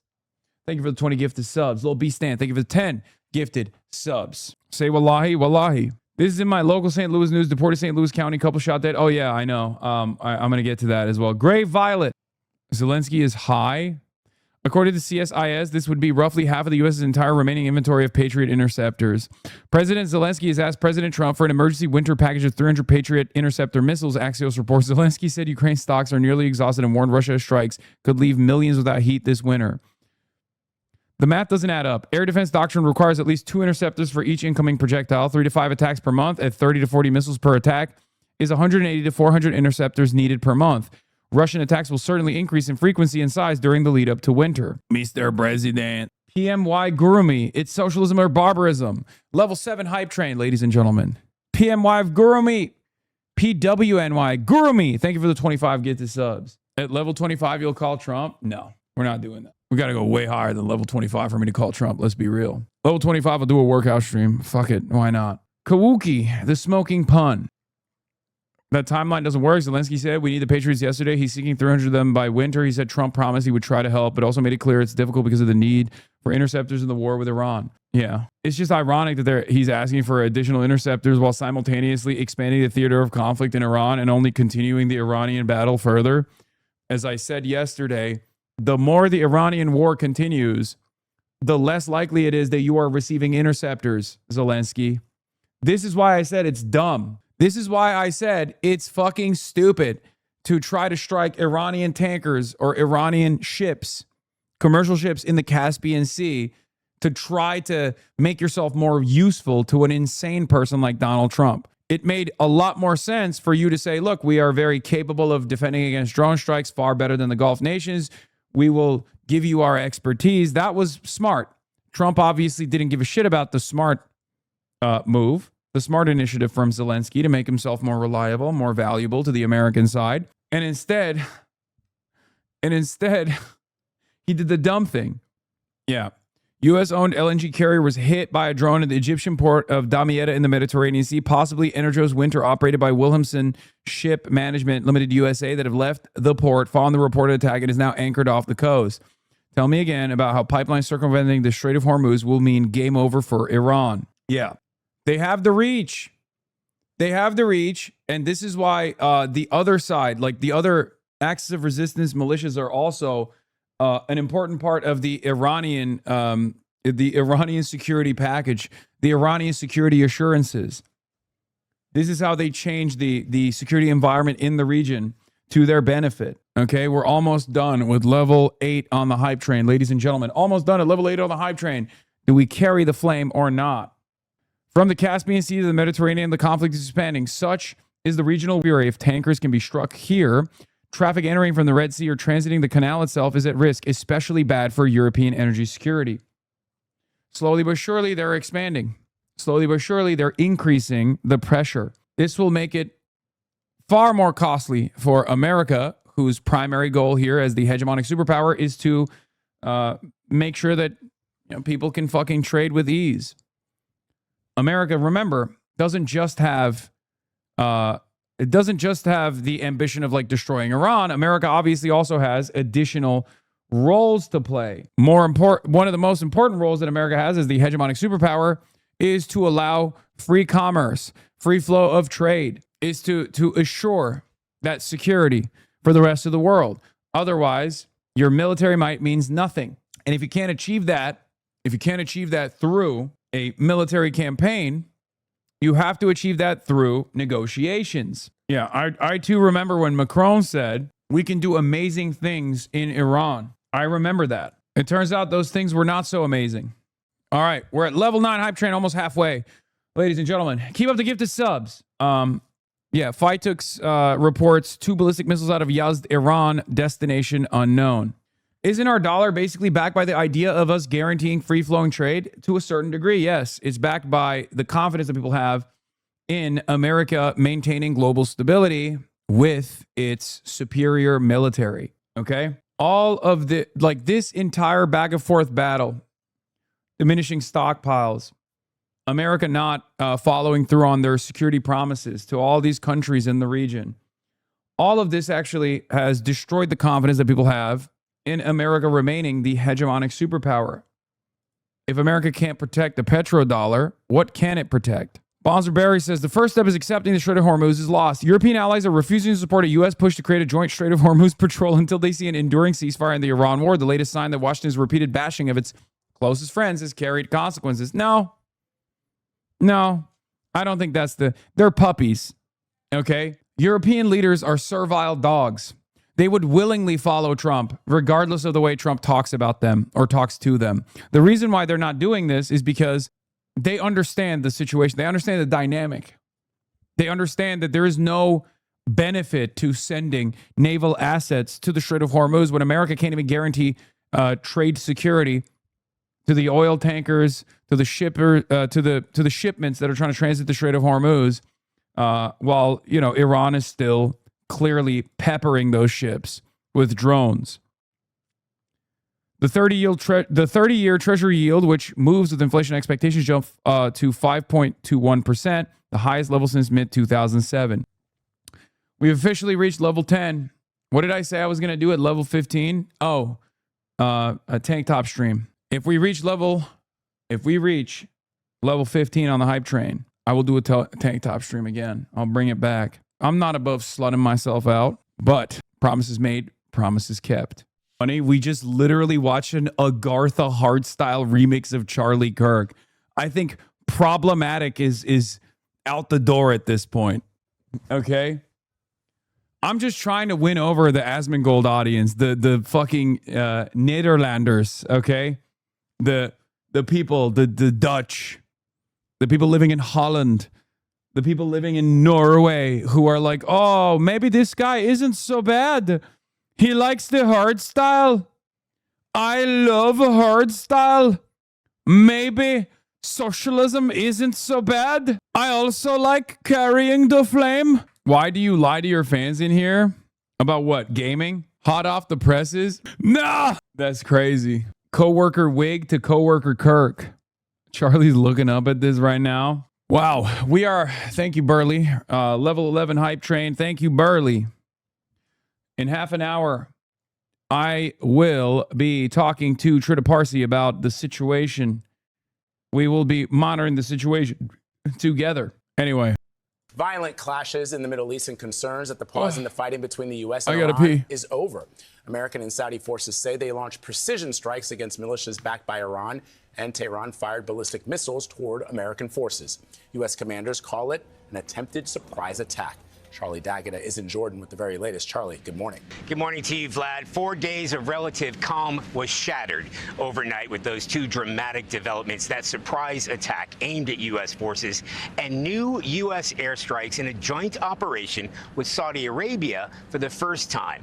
This might seem like, well, here we go again, but this is a serious escalation. So video shows attacks on Iranian-backed militias in Iraq in direct retaliation for drone strikes aimed at Saudi Arabian oil facilities. An Iraqi paramilitary coalition says the strikes killed and wounded multiple people and caused damage to buildings and other property. Then there's this surprise ballistic missile attack here in Jordan. Military sources tell us 5 of those missiles were intercepted. Remember, this is where those 3 U.S. soldiers were killed. So this isn't symbolic. This isn't a gesture, U.S. Central Command told us. This was another attempt to kill American troops. So fighting had been on hold to give diplomacy a chance. Now, in the middle of all of this volatility, President Trump met privately with Israeli Prime Minister Benjamin Netanyahu for the first time since this war began. Netanyahu described it as one of the best conversations, but earlier President Trump slammed the Prime Minister for exaggerating Iran's nuclear threat, saying, quote, I don't Level need 12 Bibi hype to train. tell me that 3 more because levels. he wants me to stay involved. Natalie? Charlie D'Agata in Jordan, thank you so much. President Trump speaking to Fox just moments ago about the U.S.-Iran conflict. Trey Yang says he the mad. He information- big mad. Trey, what did the president tell you? This was really funny. He's like, we're going to bomb the fucking shit out of them. We're so mad. Trump reacting to that Iranian attack on U.S. forces overnight in Jordan. President Trump tells Fox News about Iran, we are going to beat the effing S out of them. He went on to say, we'll be hitting them hard. They're going to get a beating. So clearly the United States is going to respond to what the president described as a surprise attack. He says U.S. forces had just minutes to shoot down these incoming Iranian ballistic missiles. The president says he has reviewed video of the shoot down and it was U.S. forces conducting this operation to defend that area. He said it was real time. They were calling out coordinates and ensuring that none of this incoming Iranian fire got through. I also asked the president about those U.S. and Saudi airstrikes against Iran-backed Iraqi Shia militias overnight. He says those strikes were coordinated with the Iraqi government. He called these Iran-backed militias a cancer on the world and says he is considering additional warnings against Iranian proxies and their link to the Iranian regime. The president also talked about his meeting yesterday with Israeli Prime Minister Benjamin Netanyahu in the Oval Office. He says it was a great meeting, adding he understands now. It appears that the relationship... Bro thinks he's lethal shooter. I understand it now. Bro, you are not lethal shooter, okay? You are not lethal shooter. You don't understand shit. Between President Trump and the Israeli Prime Minister is strengthening. And again, the president called that meeting in the Oval great. In terms of possible talks with the Iranian regime, the president says we're going to let them keep talking. Level 12 hype train. Remember, the Iranians came to President Trump after 13 straight days of U.S. bombing against Iran. 1 minute remaining at 30% level. 12 hype train. It seems like we are capable of carrying the flame, but maybe we are not capable of getting to a tank top stream. Asking to meet about the Strait of Hormuz and their broader nuclear ambitions. And those talks are taking place as we speak behind the scenes. And then this surprise attack launched against U.S. forces overnight. And again, President Trump telling Fox News, we are going to beat the effing S out of them, and that U.S. strikes will take place against Iran in response to this surprise attack overnight against U.S. forces in Jordan. Guys? So what's intriguing, too, is we understand the previous attacks were with Saudi Arabia. You know, this whole thing started with epic fury with Israel. Amy Do on. you sense that there might be a comprehensive Cake by the ounce. plan in place or working on it? It's that would Myanmar. involve Kuwait, Saudi Arabia, Butterstains, UAE, Mr. Fancy who at Penguin. various times have taken unilateral action on their What own, Kami says, along with the IDF. with another 20. It's absolutely possible because the Iranian plan here backfired. 20 By seconds attacking remaining, all of almost these done with Gulf level 12. countries, Level they 12, built 20 an seconds informal remaining. coalition that is now targeting Iranian proxies in the region and even Iranian territory. And we saw that last night on display. Saudi Arabia publicly admitting that they are participating in strikes against Iranian proxies in Iraq alongside U.S. forces. And other countries in the We made it to level 13 hype train, ladies and gentlemen. I also have an update on this lesser known guy, Benjamin Netanyahu. Benjamin Netanyahu's standing among Republicans has collapsed by 33 points since May. In May, Netanyahu was plus 47. In June, he was plus 24. And now he is plus 14. Now he's still in the green. But even the fucking cult is breaking with the real American president. And maybe perhaps they want the actual American president, President Donald Trump, to come back into the seat of power. I don't know. Guzzo24, thank you for the 20 gifted subs. We're at level 13 hype train, only 2 more levels remaining for a tank top stream. You denigrated the sanctity of the hype train promises last month. You can't act surprised. I mean, the tank top one is an easy one. Flew to Fox. Gulf have participated in limited capacity against the Iranians, targeting some of these coastal areas around the city of Bandar Abbas next to the Persian Gulf, where many of those U.S. strikes took place. And remember, when we spoke with President Trump earlier this year during Operation Epic Fury, he said he was most surprised by the fact that the Iranians were targeting these countries that were uninvolved, that were not striking Iran at the time. And so again, what Iran has done here by targeting these Gulf countries is actually building this informal coalition that is now being used to pressure the Iranian regime. The question remains if these talks will lead to some sort of agreement. 4-2. But again, Thank you for the President 5. Trump tells Fox News there will be a U.S. response to this surprise attack overnight against U.S. forces in Jordan. Trey Yanks just getting off the phone with the president. Trey, thank you very much for the exclusive reporting. Thanks, Trey. Be sure to like. It's funny that Trey Yanks is like the last remaining Trump loyalist at this point, which is a definite fall from grace for Trey. He was far more critical of Israel back in the day before they made him the chief foreign correspondent for Fox News. Tel Aviv Trey is now the biggest Trump dick rider at Fox News. That's part of the reason why Trump loves giving him interviews where he says dumb shit like, oh, I'm going to bully the fuck out of Iran. Updates. CENTCOM commander in an internal note. This is from Phil Stewart, chief national security reporter for Reuters, with a fat scoop. This comes after the footage was filmed by a U.S. soldier during an Iranian missile barrage targeting the Muwafaq Salti air base in Jordan. In an internal note, says videos like this by troops can help Iran with targeting during missile and drone attacks. Comes as sources tell Reuters some deployed personnel could soon be ordered to surrender their phones. Now, it's funny because this is a successful strike, and clearly, if they are capable of targeting whatever they were targeting there, visual confirmation from phone footage like this, it's not going to change the dynamic for Iran because, one, they're capable of precise targeting now, and two, if they're capable of precise targeting, they're probably capable of seeing the impact zone with the same satellite imagery that allowed them to engage in precise targeting. So it's still funny that they are, engaging in more operational security, though. Too little, too late. Cooper says Iran benefits from being able to see the success or failure of its strikes in near real time by searching news reports or online posts by journalists referencing reactions, photos, and footage from the cell phones of our troops. The direct, unavoidable cost of this open source intelligence could be measured in the lives of American service members and civilian residents in targeted Gulf countries. Cooper also says Iran would normally have a tough time determining the success or failure of its strikes thanks to things like the U.S. military's electronic jamming or other tactics used in war zones. Tamanna, thank you for the 50. Almost done. 10 seconds remaining on level 13. 10 seconds remaining on level 13. 9 seconds remaining. 88%. Oh my God. With a last-ditch effort from Blonde Bob and Dijo Kajula with the 50 bones, we are now at level 14, only one level away from a tank top stream. Promises made, promises kept. Promises made, promises kept. The only way to fight back against cooter maxing is by gun maxing. Just watch this real quick to hype everyone up. Look at this guy shamelessly engaging in self-promotion. An anonymous user, holy fuck.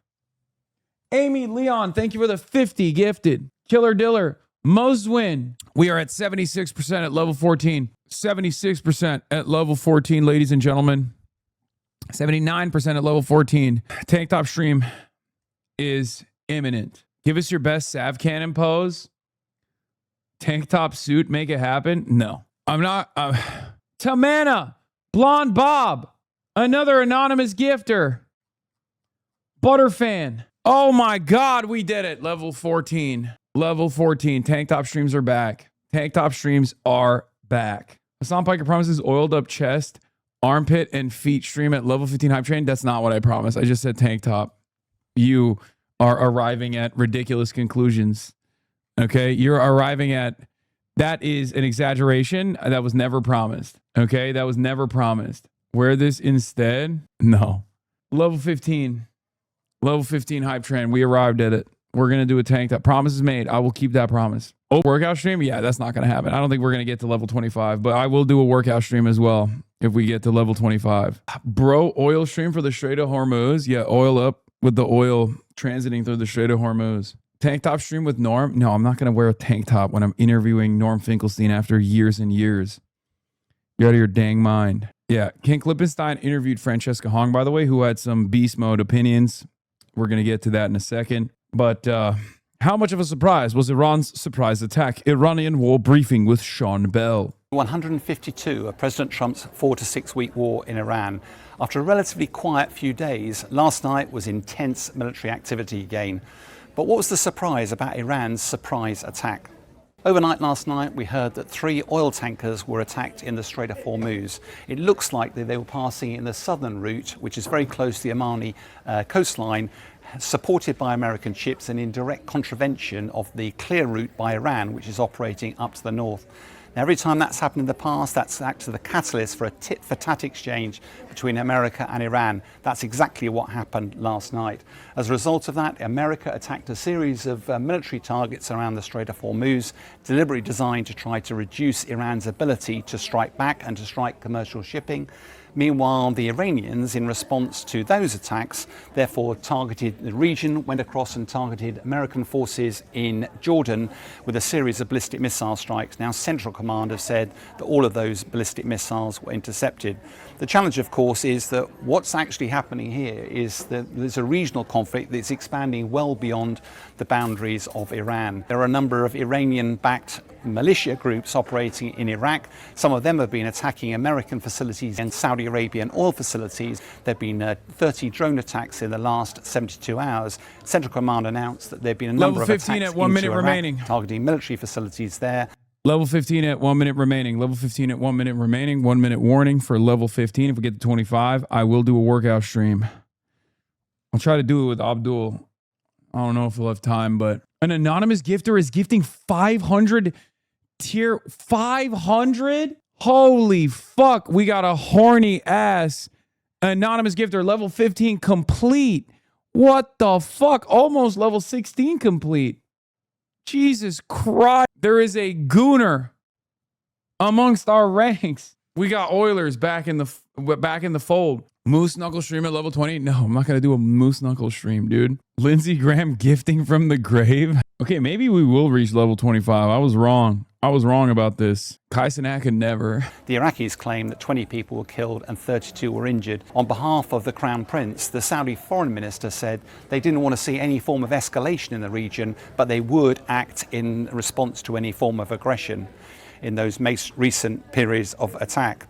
So why has there been a sudden resumption in these attacks? Well, last night it's quite difficult to see who struck who first and the sequencing of events. But America is saying that Iran had conducted a surprise attack against America, made it implied that actually Iran was operating proactively. But the challenge is this is all about the Strait of Hormuz. It's all about control. It's all about the Memorandum of Understanding and Clause 5, which effectively gave Iran responsibility for the safe passage of vessels through those straits. Every time America tries to force commercial vessels through that new southern route, it precipitates an escalation of violence, and that continues. So what actually is the American strategy here? Well, it seems to be able to use American force to try and defeat Iran, trying to drive it to the negotiating table and a position of weakness. The challenge is, as day 152, that doesn't appear to be working. I like that Sky News has to repeat the same video every day now. I mean, that's everyone. I feel like I'm always, I try to make it as interesting as possible, but it's impossible not to be repetitive on this because it's the same song and dance every time. Friday night, Trump says, after market close, Trump says he's going to do something insane. He's going to nuke Iran.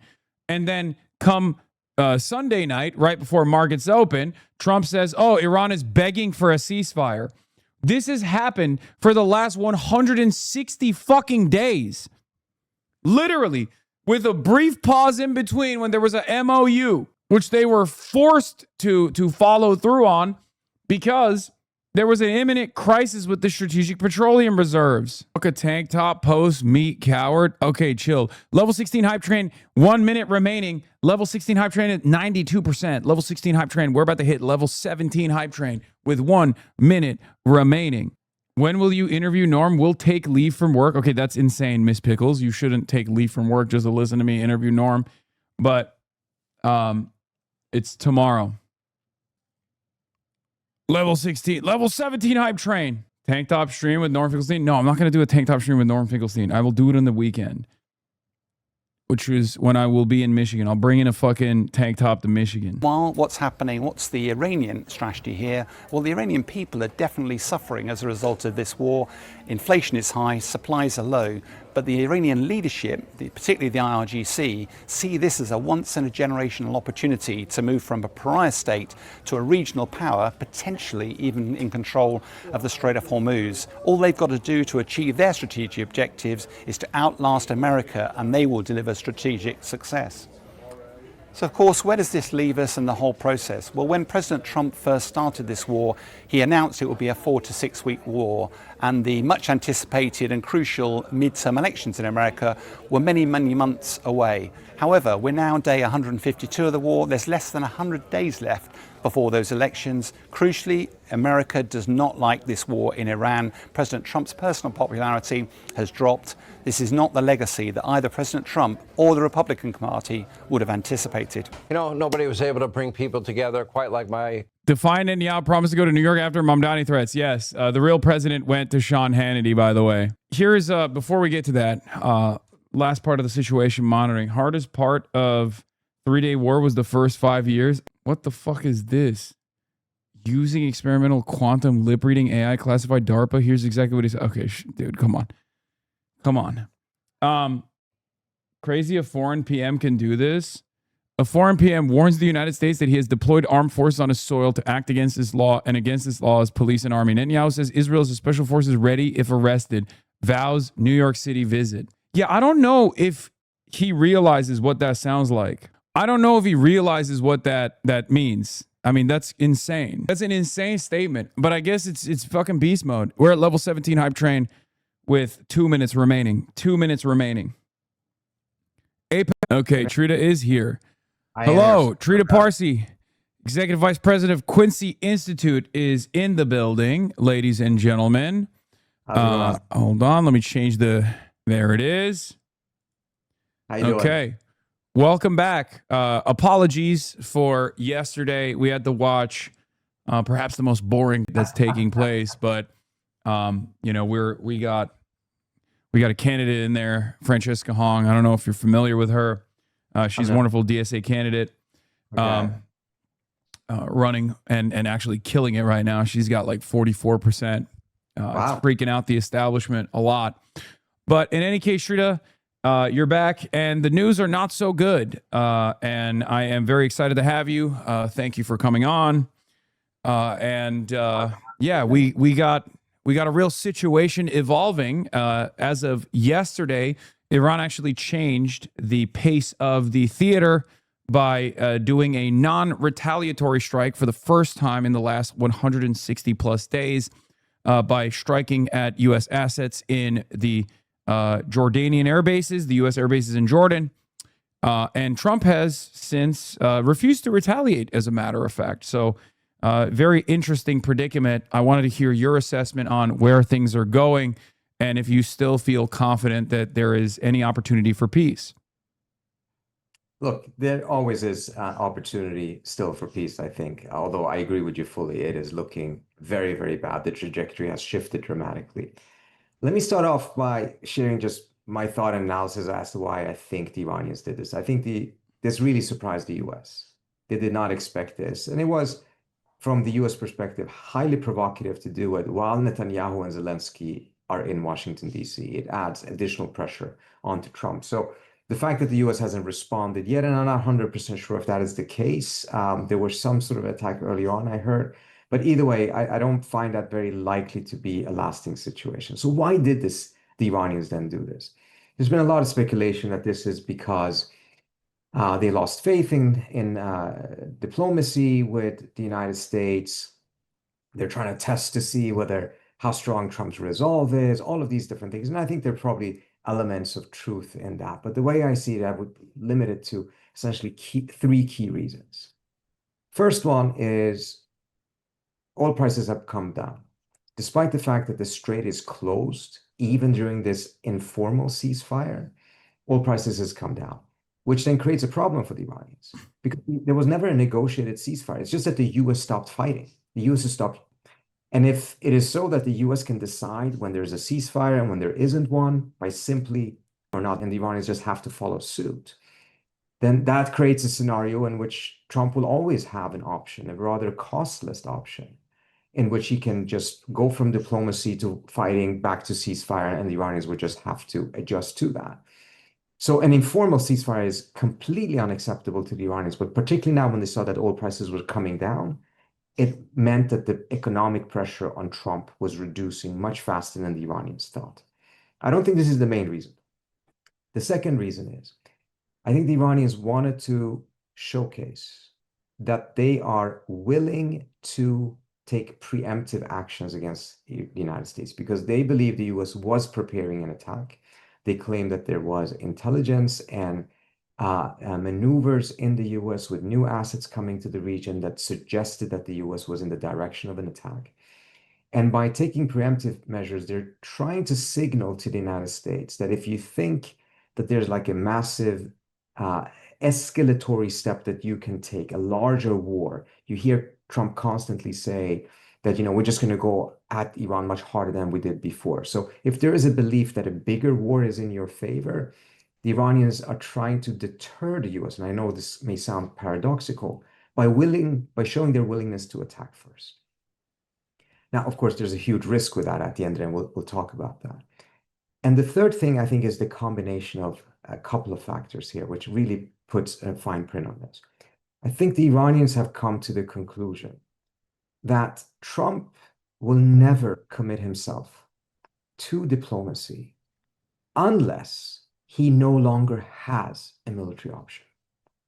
And by showing their willingness to go to war with the US, by preemptively attack the US, they're trying to tell him, you don't have that option because you think that that option is going to be easy for you, but we're willing to fight you.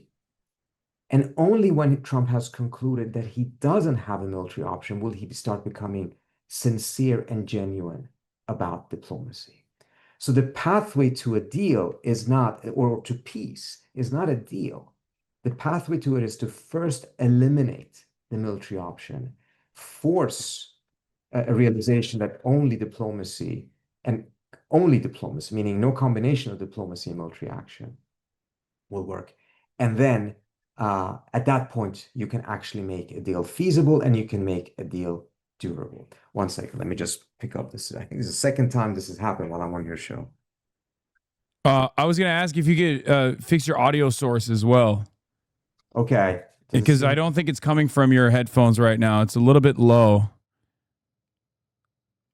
Potentially. You are correct. Yeah. Okay, it should be better now. Is it better? Yes, it's much better now. Yeah, much louder. I'm going to get a professional mic one of these days. Yeah, no, it's all good. So yeah, I agree with I agree with your assessment.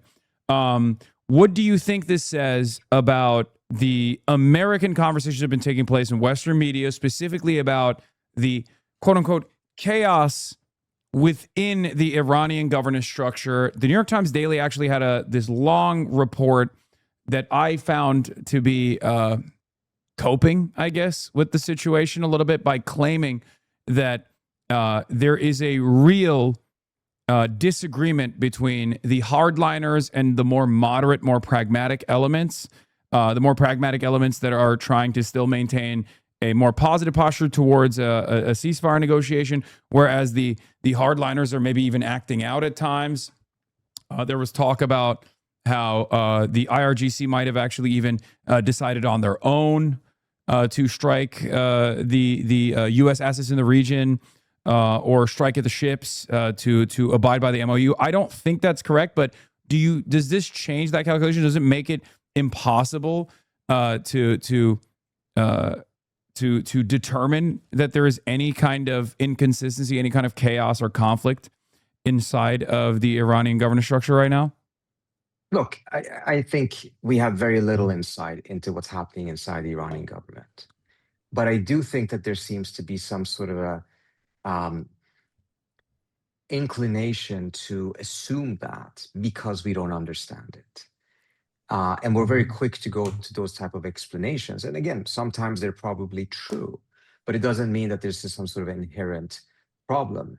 I find it peculiar that we're so quick to come to that conclusion when there's such clear signs that there's massive chaos in the American government. I was about to say, Iran didn't fire 12 generals, I don't think. Iran doesn't have leakers going to mainstream news and sidestepping the security meetings that they're having right now to basically advance the warning signs that we're running out of interceptors. Yeah, exactly. And you don't have a situation there in which they have like an intelligence service that leaks that type of information that completely contradicts what the government is saying, etc. Now, some of that is normal, but we are in a truly chaotic situation these days with the manner that this current administration is running things. But I do think like there is a reality one has to recognize, and it shouldn't be surprising. This is why I think some of these reportings are a little bit odd. Why are you surprised that in a situation of war, it is the IRGC that has the upper hand? It is the generals that in a state of war actually tend to have the strongest voices, not the diplomats. Or the idea that, so for instance, there were negotiations about 2-3 weeks ago before you had a full collapse of the MOU. And it was in Muscat. The American side actually didn't really show up. So it was done by the Omanis and the Iranians. And the Iranian foreign minister essentially was negotiating a text, a joint statement by the Omanis. He seemed to have thought that he had the mandate for it, went back to Tehran by phone and got it nixed. And, apparently he couldn't sell it to Tehran. And then the question is, well, how could they overrule the foreign minister? Of course they overruled the foreign minister. The foreign minister doesn't make these decisions at the end of the day. You had a similar situation in which Kushner and Witkoff were in Geneva, negotiated a deal with Iranians through the help of the Omanis back in February. And even told the Iranians that they are very confident that Trump is going to like this deal, went back and Trump said no, and instead started a war 24 hours later. Perfidy. No one has said that, how is it possible that Witkoff could be overruled? Of course he can be overruled. He's not the president. And currently the situation in Iran is not that the foreign minister is running the foreign policy. It is the government as a whole, and within that government, clearly the IRGC and the military are having the upper hand because they're at war. Yeah, the Supreme Leader Trump has the final say on these decisions, and perhaps there's someone even above him that is capable of changing his mind And that man is Benjamin Netanyahu, and he's currently in Washington, D.C. I wanted to hear what your perspective is. Like, obviously, there is this real crisis. CSIS has reported that the standoff munition stockpile has diminished dramatically. The interceptor stockpiles have diminished dramatically, where the current assessment is that we do not have enough interceptors, PAC-3s, and THAAD missiles to potentially wage any war with our peer or near peer adversaries. I think it's worse than that. I suspect that it's actually not about a potential crisis in the future, but taking place in the Gulf right now. I don't think we have enough to even go through a long and extended conflict with Iran. So now there's 2 points of pressure. The markets, obviously, being the first point of pressure, the energy markets, and the munitions. And it seems to me like that is the real reason why Trump has not gone through an additional escalation, and instead is demonstrating some semblance of restraint. Do you think Benjamin Netanyahu is capable of convincing him otherwise, especially when reporting shows that he's frustrated with the Pickaxe Mountain targeting that obviously came from the Israeli side as another opportunity, a lifeline to continue striking Iran, to give Trump and the Western media another target that Trump could focus on? Yeah, look, first of all, regarding the interceptors, it's precisely because of that, because these are not mysteries. I mean, these numbers in this, the audit of it was very clear from the outset. So the only way going back to war really could work was if it was a new plan with some new intelligence and some new ability, capacity, some new tactic strategy that would ensure a victory in very short order. Because if it was dragging out, then yes, this problem with the interceptors would very quickly rear its head. And this is part of the reason I'm so surprised as to why Trump really restarted this, because I expected that if he's actually going to restart this war, he must have a plan. He must have a new technology. He must have a new intel. And it appears that he had absolutely none of them. And instead, some haphazard bombings in the south of Iran eventually would have brought about some new situation. Right? So it's still a mystery to me how this decision actually was made, because there's not even a semblance of some sort of a strategy or theory of change, theory of how this could succeed. So the interceptor problem has always been available. It's always been known. We saw it back in 2025, in which the Israelis started asking for a ceasefire after 9 days or 10 days of fighting because they were running low. 10 days. And that was when the US was providing a tremendous amount of support for them as well. So it's not a new problem in any way, shape, or form. Is it the reason why he's showing restraint? In many ways, I think it is. The question is, why wasn't that same factor present to make him decide not to do this in the first place? Maybe it's because the military is less woke this time around, even less woke than before because pre-MOU, Pete Hegseth said they're going to start, being less woke.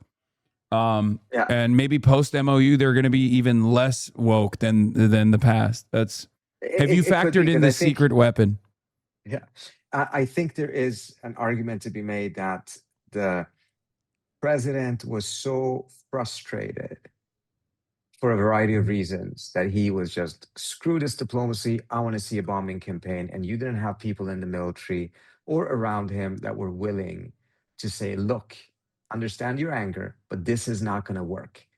That Trump was simply not receptive to that. And he wouldn't be until he had proven to himself that this won't work, which happened about 7 to 8 days into this war. Yeah. And as a result, now he's more susceptible to that article, which then comes to your other question, which is, can Netanyahu nevertheless shift it around?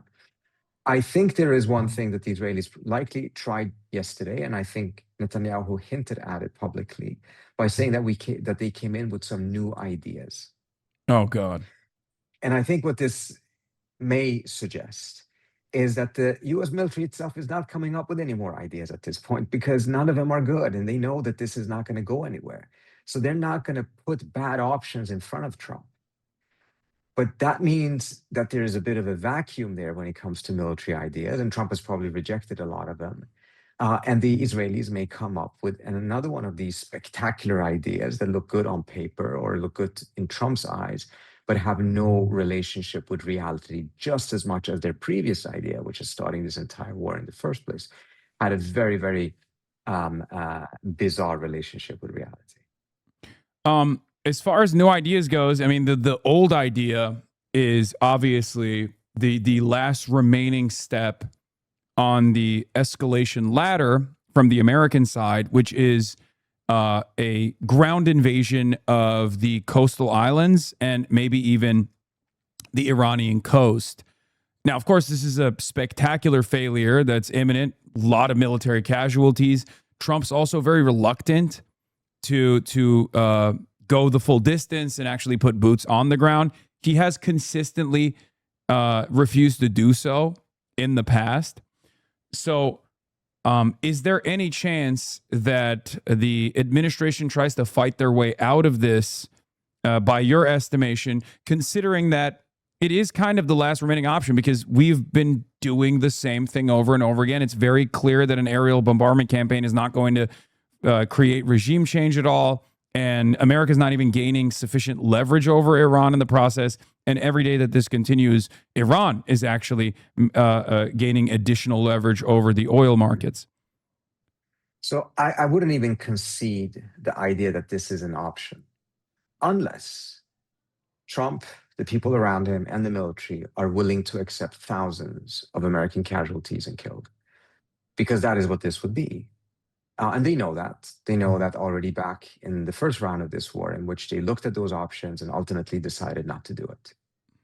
So again, if you were to do it, either it's because you're completely desperate, or because you have some new strategy, some new intel, some new capability that changes the equation. Because it has been looked upon numerous times, and it doesn't look good in any way, shape, or form. Can you take an island? Yes. Can you keep it? Yes. What is the cost of that? Immense. What is the strategic utility of it? Very limited. Does it change the picture? No. You're just positioning yourself in a stationary way that allows the Iranians to rain missiles on you, and you cannot force protect. You can provide force protection for the troops under those circumstances in an effective manner. So it would be a lot of people killed for absolutely nothing. That was the reality in the first round. I don't see anything that suggests that that is not the reality today. If the belief is that this bombing of southern Iran has reduced Iran's ability to close the strait, remember, this is exactly what was tried with the Houthis in February of 2025. Yeah. When Waltz and others convinced Trump to do that. And after 9 weeks, he stopped, and I don't think he's even mentioned the word Yemen since then. Yeah, no, he said famously, the Houthis got hands. Like, he literally said they're brave fighters. They're really tough fighters. Exactly. And I spoke to folks at the Pentagon at the time who were saying that, they were stunned by how quickly the Houthis immediately dug up missiles, fixed the different silos or, entry points in which the missiles were. And the Iranians are doing exactly the same thing. And, at the end of the day, it's probably the Iranians that trained the Houthis on this. So if it didn't work against the Houthis that are far less dug in, far less resources, have not had this strategy for that long, whereas the Iranians have been preparing for this since the mid-1990s, I just don't buy for a second that this 13-day campaign has achieved more against the Iranians than what 9 weeks did against the Houthis. What level of knowledge do we have over the Houthi ballistic munitions and drone procurement capabilities? Because from what I understand, they are still significantly reliant on trying to create an air bridge between Iran, and this is part of the puzzle for them. We don't know what. Do we even know what depth of stockpiles they have in terms of carrying out a continuous blockade over an extended period of time? Because I entered the theater of conflict and closed the Bab el-Mandeb Strait wasn't necessarily because they're a totally sovereign actor here, but more so because of the limitations that they acknowledge. But perhaps I'm wrong, and I wanted to know if you have additional information on that. I don't have an answer to that. My suspicion would be, however, that first of all, they were made self-sufficient far earlier, meaning that they know how to build this stuff on their own now. In fact, I was told that they had even improved on some of the drones and were now reversing that, essentially the intelligence or technological flow was going from the Houthis to the Iranians. Yeah, Meaning we the saw Iranians that. Sorry to cut you off, but we saw that with the F-35. They were the ones who first used the loitering drones against the F-35 and almost successfully struck an F-35, which was shocking when it was revealed in the New York Times. I thought it was fake. So they definitely have improved. I just don't know how deep their facilities are, both literally deep as far as like bunkered down, but also like how many munitions they have. Yeah. Again, and I don't have the answer to that, but my suspicion would be is that they were never in a position in which that had been depleted by the time the Saudi-Iranian normalization occurred. They have the technology, remember they're importing this stuff in small parts rather than as whole. And as a result, I think it would be rather safe to say that they certainly have the capacity to carry this on for some time. How long, I don't know. But I think we should also recognize that there seems to be a connection now in which any manner in which a conflict between Saudi and Yemen would become full-blown would also then entail a conflict between the Iraqi militias in Iraq and Yemen and Saudi Arabia, which then also changes the equation somewhat. And I think that we're there right now, right? I mean, that's what it seems to be happening currently, because on the other side, while America has not retaliated against Iran directly, there was a joint U.S.-Saudi strike that took place against Iraq, the Iraqi militias.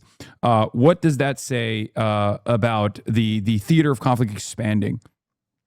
Well, I think this was most likely a warning to essentially suggest that if the Saudis go in that direction, it will not just be with the Houthis, it will also be with the Iraqi militias. And by the way, there were elements of that before as well, in which some of the attacks on Saudi Arabia actually came from the north, from Iraq rather than from Yemen itself.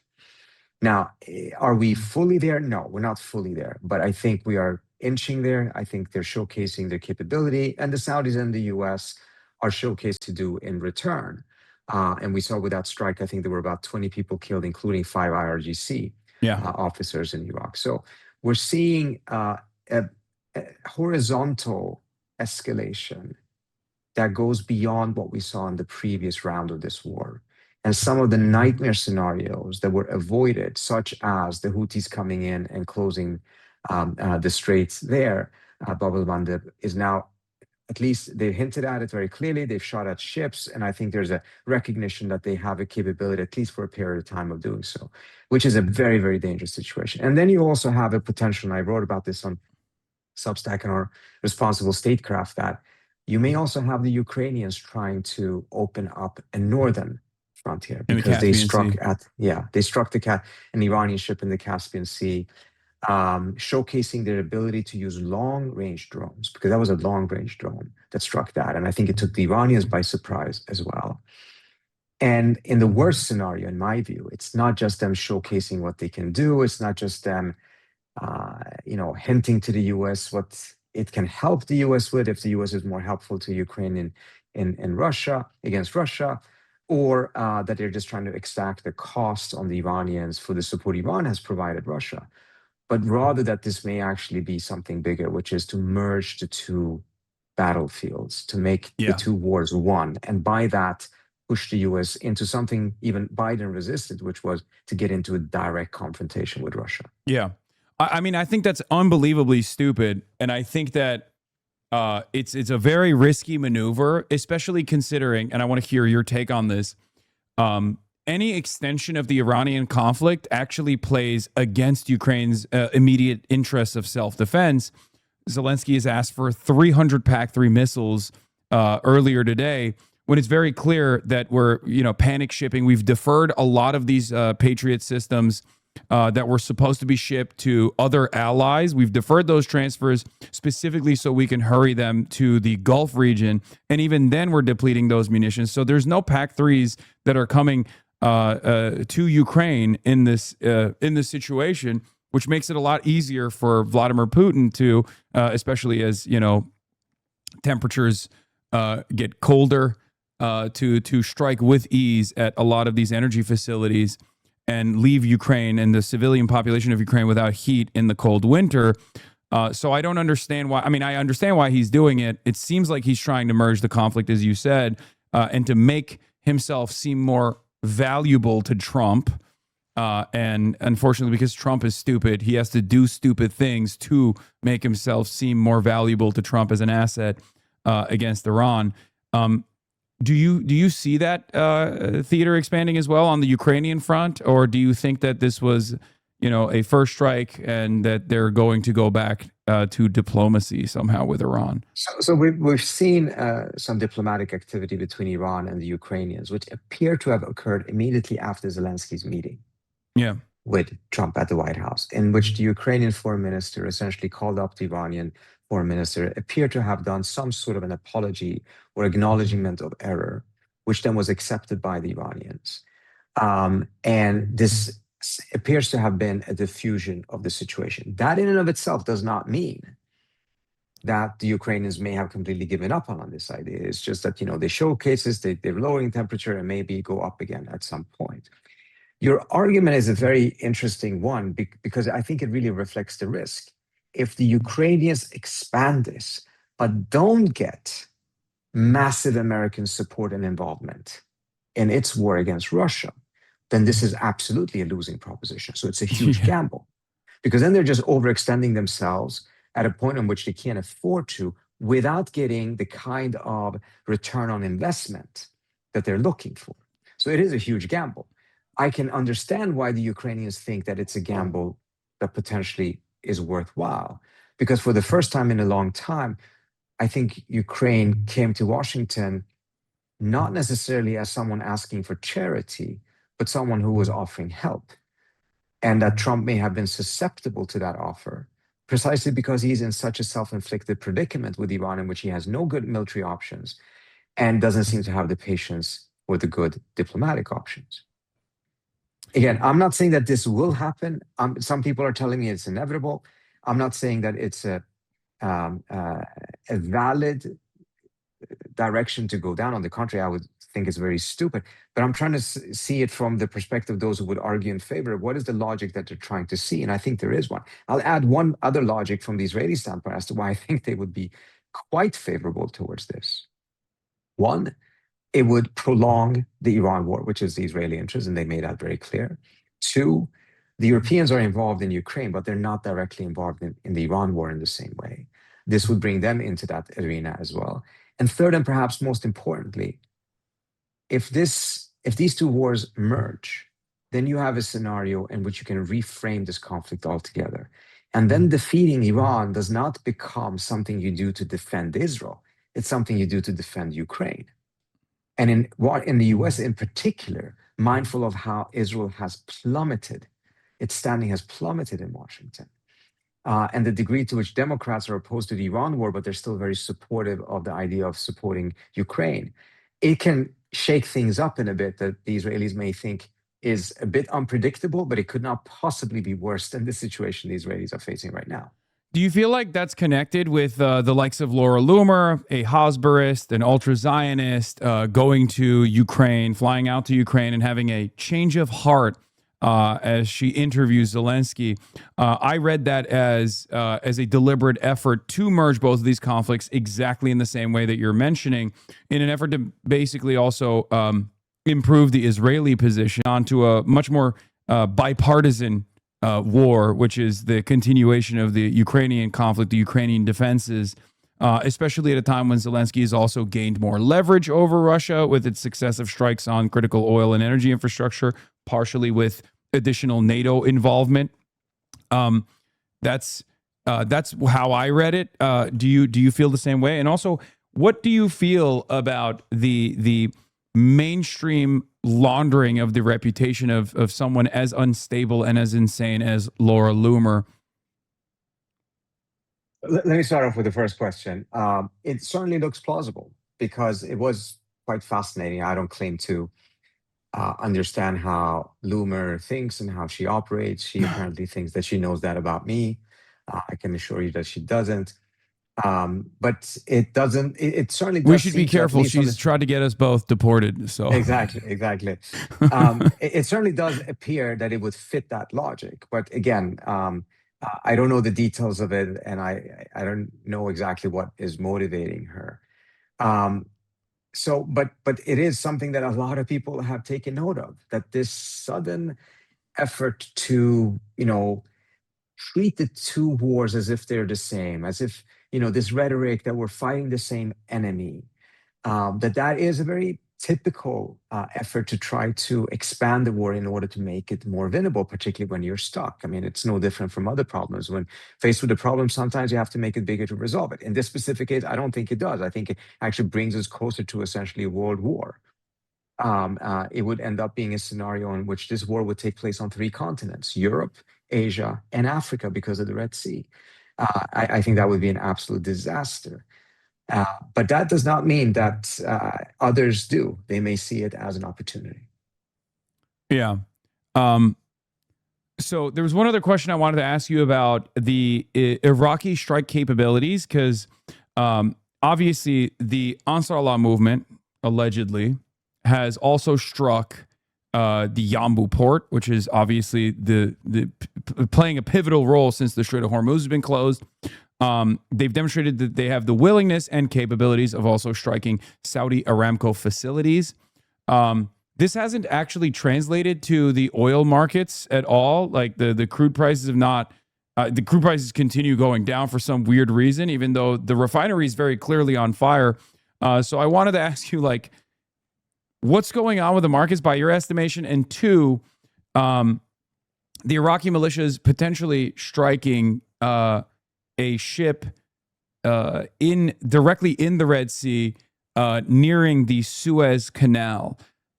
What does that say about a potential oil and energy crisis in Europe, which is still, getting a lot of its needs met through the Suez Canal? Yeah. So look, we remember 2019, the Saudi Aramco fields were struck. The Saudis, of course, point the finger to Iran. It does seem to be quite likely that actually there were Iranian drones. The Iranians were behind it, but it was shot by Iraqi militias in Iraq that were coming from the northwest.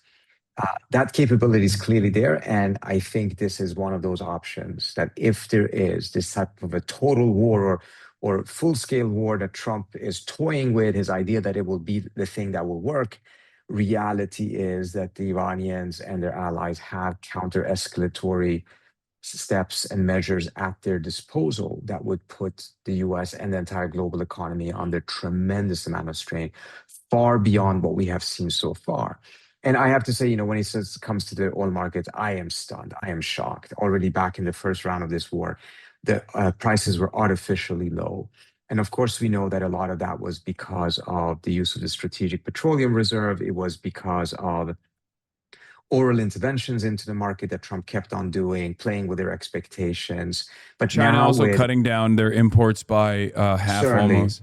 Yeah, certainly. Exactly. So there were a lot of different factors. How sustainable that is a different story. But my impression talking to folks there is that a lot of the folks in the market are just really relying on a degree of rationality, which I understand. I have to do the same thing when I do my analysis, but sometimes we just have to understand that rationality is not necessarily what is driving this. But they're just thinking there's no way you can continue doing this. And as a result, they have the expectation that oil is going to come down. And as a result, they're not panicking or actually even reacting to some of these things. And I think it may be a miscalculation, because I think we're closer to that type of an escalation than the market seems to think we are.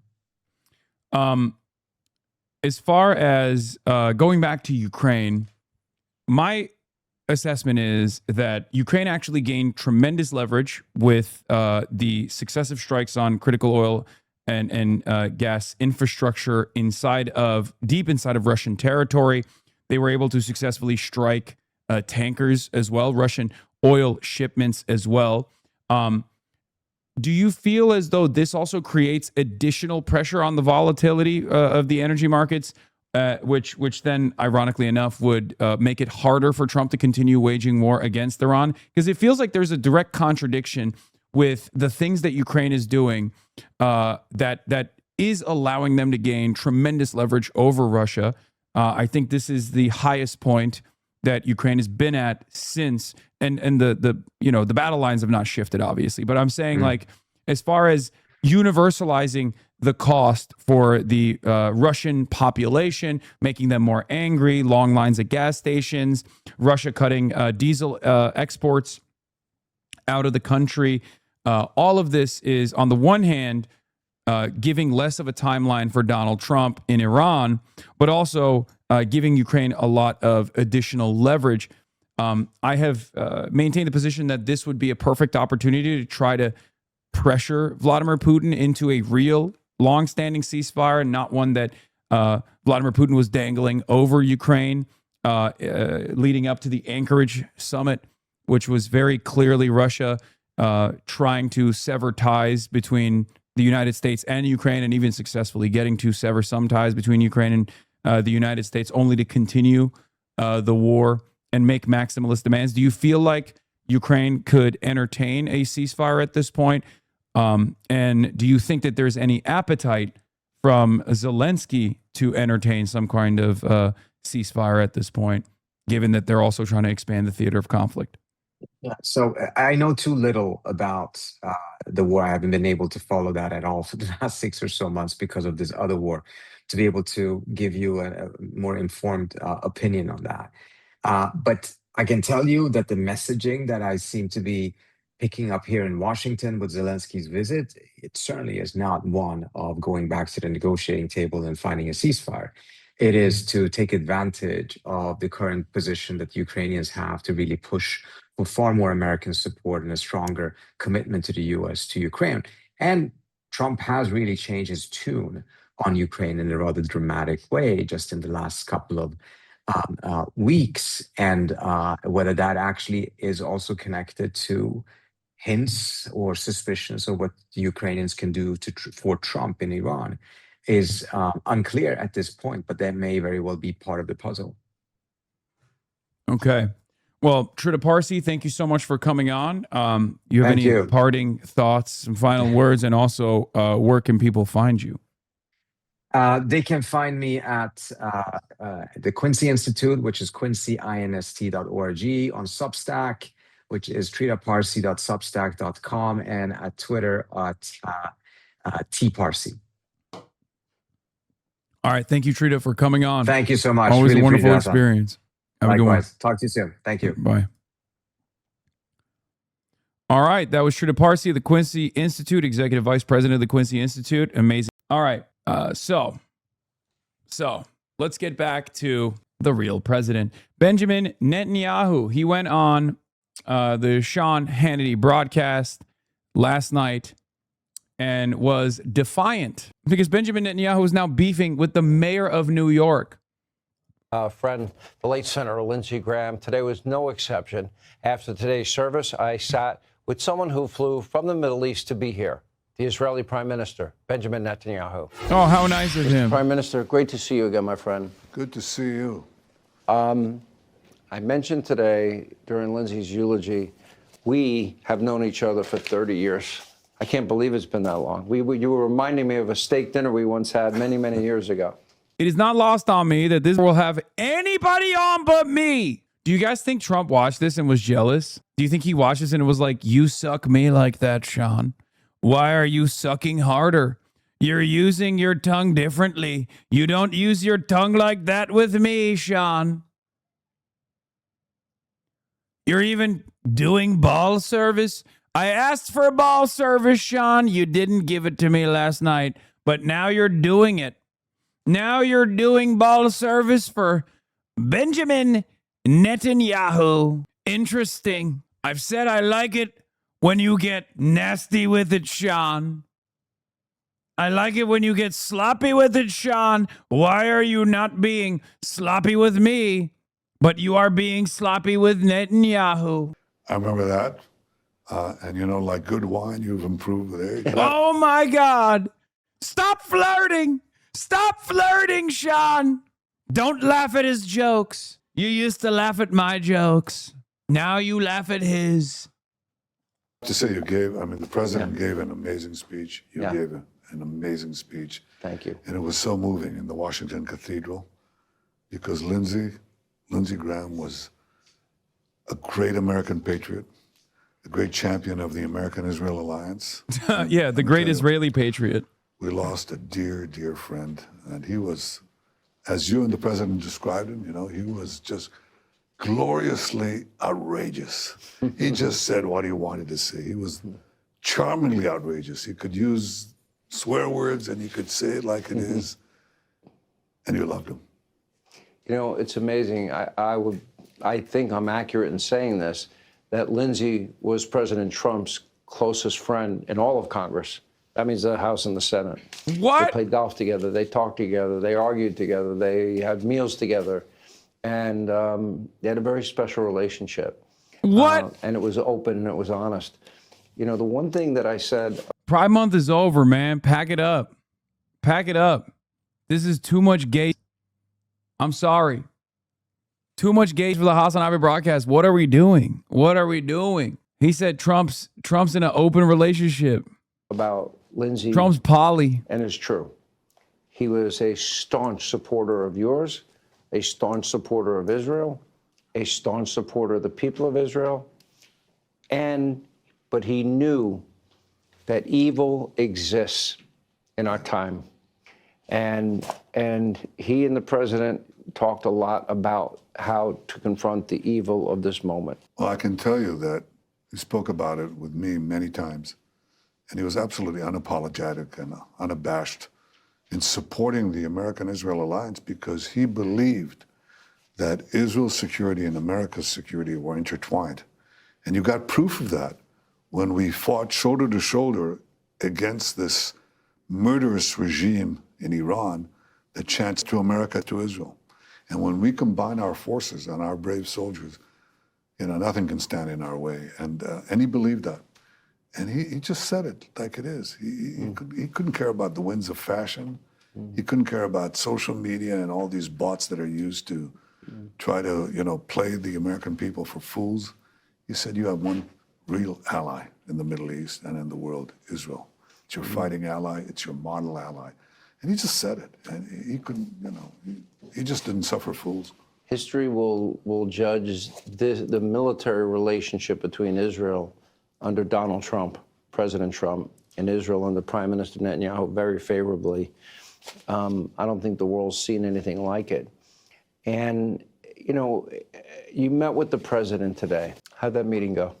It was great. It was one of the best meetings that we've had. And I always hate to disappoint our would-be critics who are trying to find, cracks in our alliance. And what they find, like today, is a wall of granite, because the president is so clear. I mean, we have a common commitment.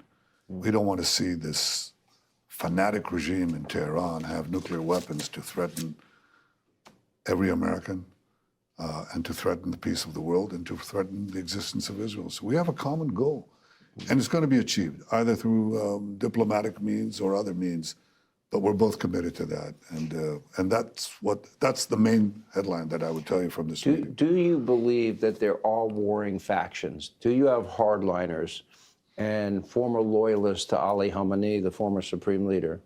And probably the least informed guy or the least honest guy. Why not both? To ask this question. You might as well, you could get a better answer, an answer that's closer to the truth on this issue if you ask the random guy at the gas station what he thinks about the Iranian internal conflict. The guy at the gas station is probably going to be like, I don't know what an Ayatollah is. And he would probably tell you something closer to the truth than what Benjamin Netanyahu is going to say on Fox News. Okay? It is hilarious. Yeah, what do you think about the internal conflict? He's going to be like, oh, they're devastated. They're so scared. They're telling Trump all the time, please don't keep our facilities. It will be devastating. That's what they keep saying to me. You have more moderates. Do you believe there are moderates that would like a deal and a better Iran? Well, I'm skeptical about the deal, and I say it openly, but the only way it would be achieved is if Iran understood these various factions. I think they're not ideological factions as much as they. Sean HasanAbi is a coward for ducking you. Sean HasanAbi. They differ on the assessment of how tough we are. That's it. You know, those who think that the president is very tough, and they should, you know, they say, let's not confront this guy. And those who think, no, you know, we can play America, you know, they tend to be, you know, they tend to be more demanding. But I think in the end, it's our resolve. It's our common resolve to make sure that Iran doesn't get nuclear to threaten every American with.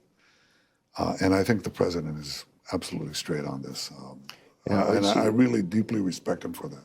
It seems like every time a deal seems somewhat imminent, those hardliners come in and they want to muddy up those waters and prevent that deal from ever happening. They'll attack ships in the Strait of Hormuz. They'll attack other countries in your region of the world, in the Middle East. They'll just find some way to muddy the waters. While I believe that the Iranian regime and the hardliners are evil, I don't believe they're stupid. They know you have an election. They know we have a midterm election. Why do I believe in my heart that they factor that in? Well, if they do or not, they should know that if we are attacked, we'll respond with terrific force. They've left you out of the last round of attacks. Yeah. Any reason, any theory why? Because they're scared. They're scared. Said. Because of what I've just said. But I'll tell you one other thing.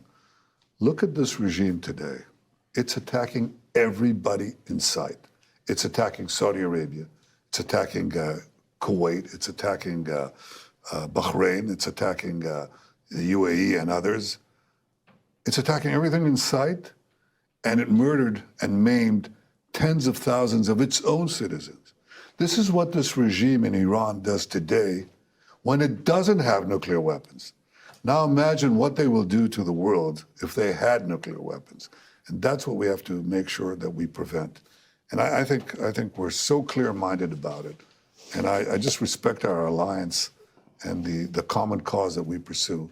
And I had to disappoint people who are looking for, you know, who are looking for divisions among us, because the president and I see this eye to eye very strongly. Sounds like a good meeting today. It was.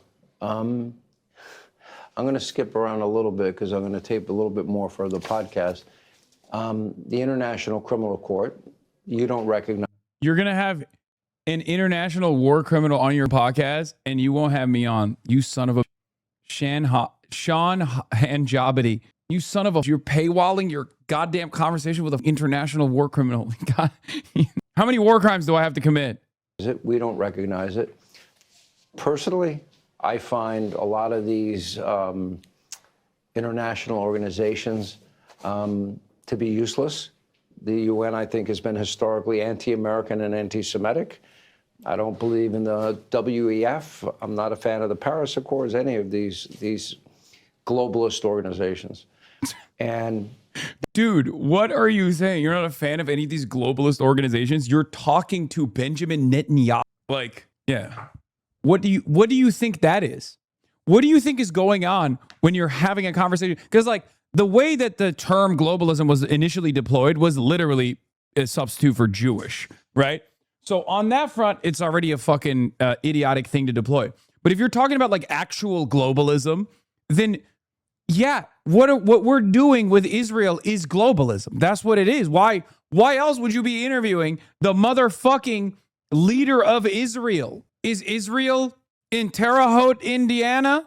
Is that what he's the fucking in charge of the local governance of? No, he's in fucking Tel Aviv. They don't have any authority. And you've got this lunatic mayor in New York thinking you may get arrested if you go to New York, which will never happen. First of all, I'm going to New York. Yeah. Oh, this is the beast mode moment where it's like, oh, I'm going to New York. He can't stop me. Kaya's trying to get back in, but she can't, unfortunately, get back in. Hold on. I'm going to... 1 second. Oops. That's the wrong camera. Hold on. Hello? What happened? Yeah, I had to make way for the queen. Why don't you let her do coke? What makes you think I don't let her do coke? She protects you? Yeah. I'd love to see her there when I go to the UN in September. You know, I moved to Florida. Well, you know, you could take... Oh, he's not coming this time. He's going to come in September. for the United Nations, he said. Dude, I feel like September is going to be a very different time. Remember, every day that Benjamin Netanyahu is around, every day, every upcoming day, Benjamin Netanyahu's popularity is diminishing. Okay? Every day that goes on, Benjamin Netanyahu becomes less popular. So don't know what he perceives he's going to be able to do in New York. I'll come up. Yes. You can come. You've come to Washington, so you can go there, but I'm definitely going there. I'm going to speak the truth in front of this. You know, there's just hate spewing elected official who's pitting one group of New Yorkers against the others. He's turning them against New York Jews. I mean, what are we in the 90s? It's really funny because Benjamin Netanyahu is objectively less popular amongst all Jews in America, and I suspect certainly New York Jews as well, than Zohran Mamdani is. We've already polled this. We know that Benjamin Netanyahu and AIPAC are far less popular than Zohran Mamdani amongst American Jews. It's so funny. He's like, no, you don't understand. This is really fucked up. He's being anti-Semitic. He's being anti-Semitic. He's being anti-Semitic by coming after me. One of the least popular figures in the world right now. 1930s? What is this? You know, so much hate, so many lies. And you know, the big lie is about the ICC, the International Criminal Court, so-called. That's a corrupt, evil organization. It had a prosecutor who issued arrest warrants against me and our former defense minister as war criminals, supposedly for starvation, starving the people of Gaza. We gave 1 million tons of food for them, but he decided to do that. And we didn't know. Why did he do that? He was going to come to Israel, and he said, you know, we shouldn't rush to judgment. Israel has an independent judiciary. And then, bam, on the day that he's supposed to come, he cancels the visit. We didn't know why. Turns out that a few days before that, his chief of staff said, you know, there's this female member, employee of yours that is going to charge you with sexual assault. And this corrupt prosecutor, his name is Karim Khan, he decided the only way he's going to get out of this is to do, forgive the expression, to do. You know what's really funny about this, by the way? Oh, yemek geldi. You know what's really funny about this? This is an admission that... Peki, niye kötü? Niye? Ya saçmalamayın ya. Allah Allah bir şey yok. Allah Allah. Allah Allah. Tövbe estağfurullah. İnanamıyorum yani. 35 yaşında adamım ya. Okay, so one, as we talked about, the timeline of this, the events do not add up. One, Israel approved of Karim Khan. Okay, initially. After they harassed Karim Ben-Suda for years and years and years, Israel found Karim Khan to be an acceptable substitute that would follow along Israel's interests. That's number one. Number two, the accusations came after he charged Bibi. So that's also bullshit. Number three, perhaps the funniest revelation here is that Benjamin Netanyahu is recognizing he's so deeply unpopular that people actually boost their profile by dunking on him. So even if like everything he said was real, even though it's not, even if what he... Hayır, ben alacağım gelip sen boş ver. Even if what he was saying is real, even though it's not, it's very funny that the admission here is that he is just a deeply unpopular guy. Nobody fucking likes him. That's the admission here. A con job on the international community. Let me bash Israel.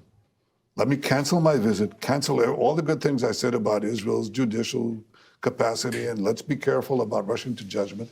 Rush to judgment, accuse the Prime Minister of Israel with war crimes, and that way I'll be protected by the anti-Israel crowd that populates the international court and a lot of these international institutions. Well, guess what happened? Another female employee came out, also charged him with sexual assault, and he's been removed, he's been fired. So he thought, you know, if I issue these charges, I'll be safe. Well, he issued the charges and he's not safe. But it still shows you how corrupt, it's corrupt. How corrupt and how vile this international court is. But it scares me in this sense for you. You travel internationally. Yep. God forbid you had a medical emergency and you need to land. and you're about to land in a country that recognizes the ICC. It could complicate things. Do you worry about that? Yeah, I think about it. We have that's why we have special forces around. I served with them for 5 years. No, the IDF is pretty tough. They have a very tough Let's give them a new reputation. task. He literally openly admits that he has forces. Like, he has his own military operating on U.S. soil.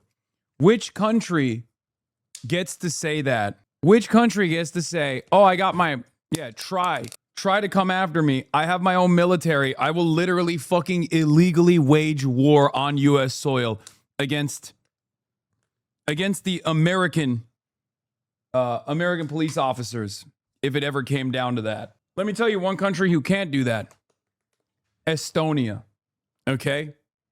Certainly not Estonia. I'll tell you that. Certainly not Lithuania.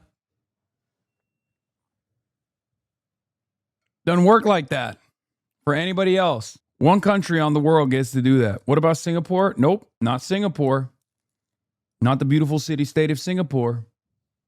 Yeah, of course. It's the corruption of the international system.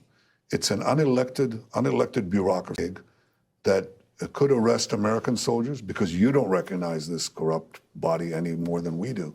And they could say that the President of the United States is a war criminal, that American soldiers valiantly fighting next to us, shoulder to shoulder against the tyranny in Tehran, that they're war criminals. They could pick them up. The 45,000 dead Iranians that were killed by the Iranian leadership, were they ever charged? No, of course not.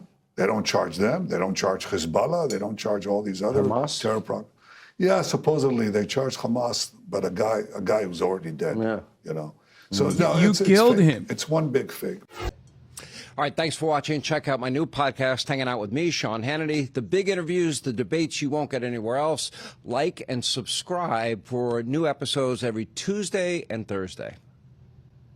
Breaking news at 11. A new Marquette Law School poll shows Francesca Hongmentum is real, ladies and gentlemen. Hongmentum is alive. It's well. Oh my God, a second poll. Wisconsin. Hahn expanding her lead in the Democratic primary for Wisconsin governor. A new poll for 407 Democratic primary voters was conducted between July 22nd and July 27th. It shows Hong with 38% support. That's more than double former Lieutenant Governor Mandela Barnes, who's at 16%. Milwaukee County Executive David Crowley, who re-entered the race about 2 weeks ago, has 7%. Meanwhile, Joel Brennan and Kelda Royce each have 2%. More than a third of Democratic primary voters, 34%, are still undecided. Welcome to Wisconsin, which is the biggest test yet of the Democratic Socialist brand. Here, that's Francesca Hong leading in the limited polling, but the only Democrat who actually beats the presumed nominee on the Republican side is Mandela Barnes. So this is a classic electability contest, and the question really is, can somebody win in a moderate battleground state like this in the way that Zoran Mondani won in New York?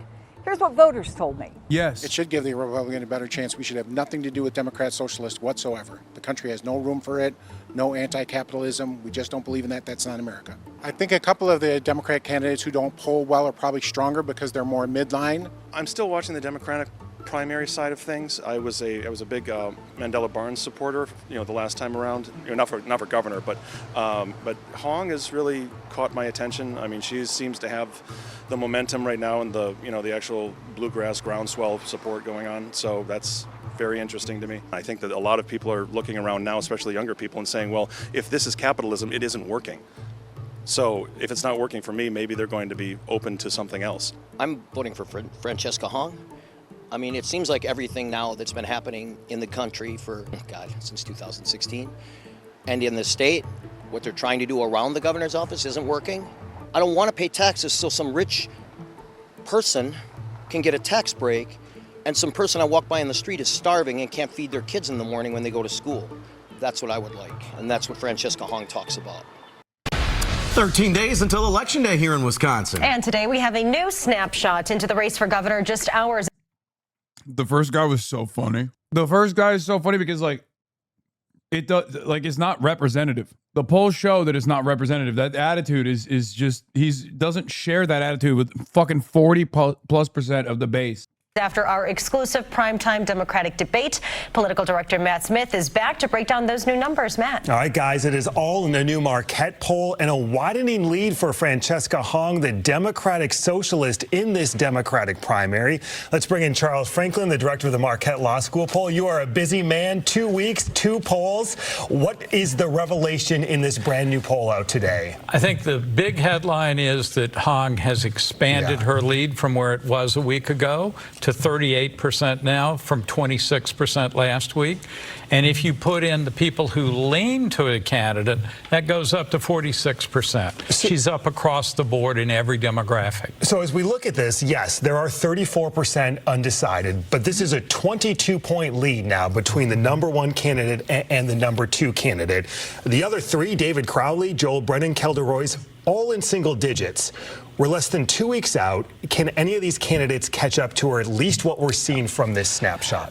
What I think is lacking on the folks that aren't for Hong is that they've not consolidated around anyone. Mandela Barnes is consistently in second place, but fairly distant second, and Crowley in third place, again, a good ways behind Barnes. So if there was a chance for the other candidates to sort of get a new competitor, I haven't seen that happening in these data. We just don't see anybody making a big move up except for Francesca Hong. You went into the poll because of all the chaos in this primary. The Lieutenant Governor, Sarah Rodriguez, getting out, David Crowley getting back in with the endorsement of Governor Tony Evers.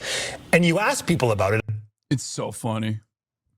I mean, Francesca is obviously a phenomenal campaigner. Regardless, she has a great platform. It's been captivating to the people of Wisconsin from the jump, pretty much, even with the limited amount of polling that was available early on. A big part of that is the ground game, which is also part of the reason why I think this will be even more successful in red states as well, because there's not enough infra in these areas. There's not, like, I guess, a well-oiled, well-established machine. I mean, Wisconsin Democrats are a well-oiled, well-established machine, ironically enough, and yet they've still flailed around. So that's also part of the reason why I think like this kind of candidacy could be successful in red states too. But we obviously have to establish a stronger foothold in purple states and swing states. Wisconsin being one. I don't even consider Michigan to be a swing state, but Michigan I see as only becoming a swing state due to the establishment incompetence. However, Wisconsin will no longer be a 50-50 state after this election.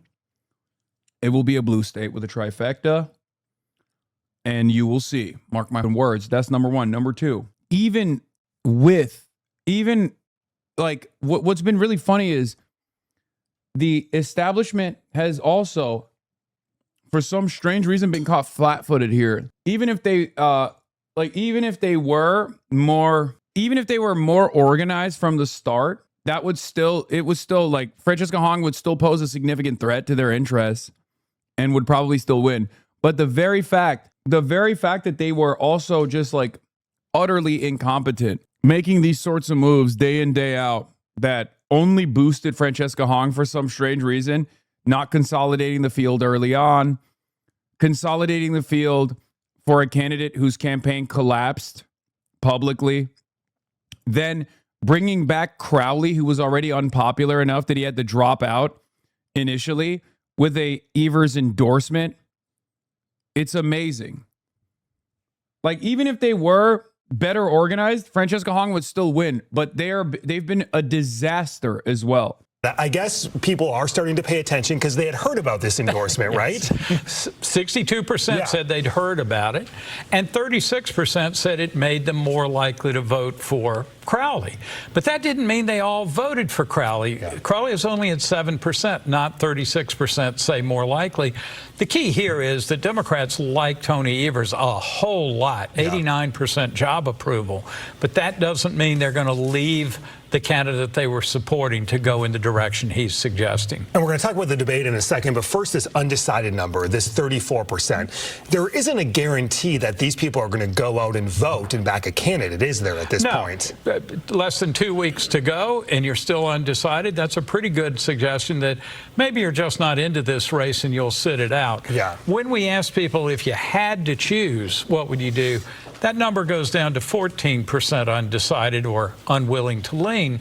So there's still some room for fluid movement there, but it's pretty small, and when you do discount for who won't show up, it's probably certainly smaller than 34, down in that 14 range or even less. This poll was in the field before last night's debate. I'm curious your takeaways from what you saw the candidates on the stage. This was the only time all.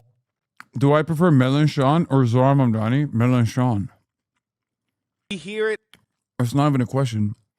Jean-Luc Mélenchon is probably my favorite politician in the West, even more than Claudia Sheinbaum. As far as whose outward policies are closer to mine, he has no power, which is why he's radical. There's no world where if he were to get power that he wouldn't follow through on his agenda. Also, okay, Zoran has limited power. I wish I could convince the French to vote for him in the second round. Zoran was way more radical, but he moderated. Zoran has never in his entire career been as radical as Jean-Luc Mélenchon. I just really like Mélenchon. Chatter has no idea what the political scene is in France. Yeah, I know for a fact that they see him as too old, too crazy, too angry. They think he's pro-Russia. It's like a lot of the shit that people say about me, they say about him in France, and it sucks. I wish the French were a little bit more organized and a little bit more radical. But it's clear that the only opportunity that Mélenchon has is if he can consolidate power on the left flank. And the entirety of the left flank, with the exception of LFI, basically exists to rat fuck guys like Mélenchon. Mbappe will never endorse him. That's never going to happen. He has great policies, but he's not great as a politician. He's an old, cranky asshole, kind of like Bernie. But that's not novel to them like it was here. He is far, far more aggressive than Bernie Sanders is, too. But yeah, the French don't like that. Yes, the French like a more softer touch, I guess. I don't fucking understand it. But yeah, he's not like Bernie being old and cranky, for the most part, shows consistency, shows integrity. But Mélenchon being crankier than Bernie, let's be real, and far more radical in his positions than Bernie, have only led to people thinking he's too angry, too old, too cranky to fucking consolidate power around him. Wemby wouldn't endorse Mélenchon either. Guys, what are you talking about? All of these like superstar athletes, like I love Wemby, but let's be real. He like Wemby also is like, oh, I don't like the far left. Nothing to the too far left, nothing to the too far right. You know, we have to find something different. They don't like Macron.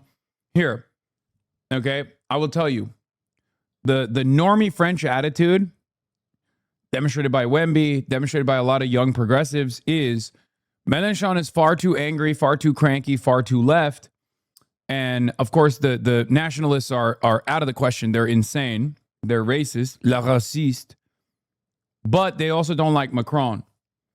So they say the left is too far left, the right is too far right, and everything in the center is shit. That's what I've heard from French normies. Why is Mélenchon more radical than Sanders and Zoran? I think Jean-Luc Mélenchon would pull out of NATO. Yeah. He is the only French leader that would reinstate French sovereignty. And yes, it wouldn't be the first time for France, obviously.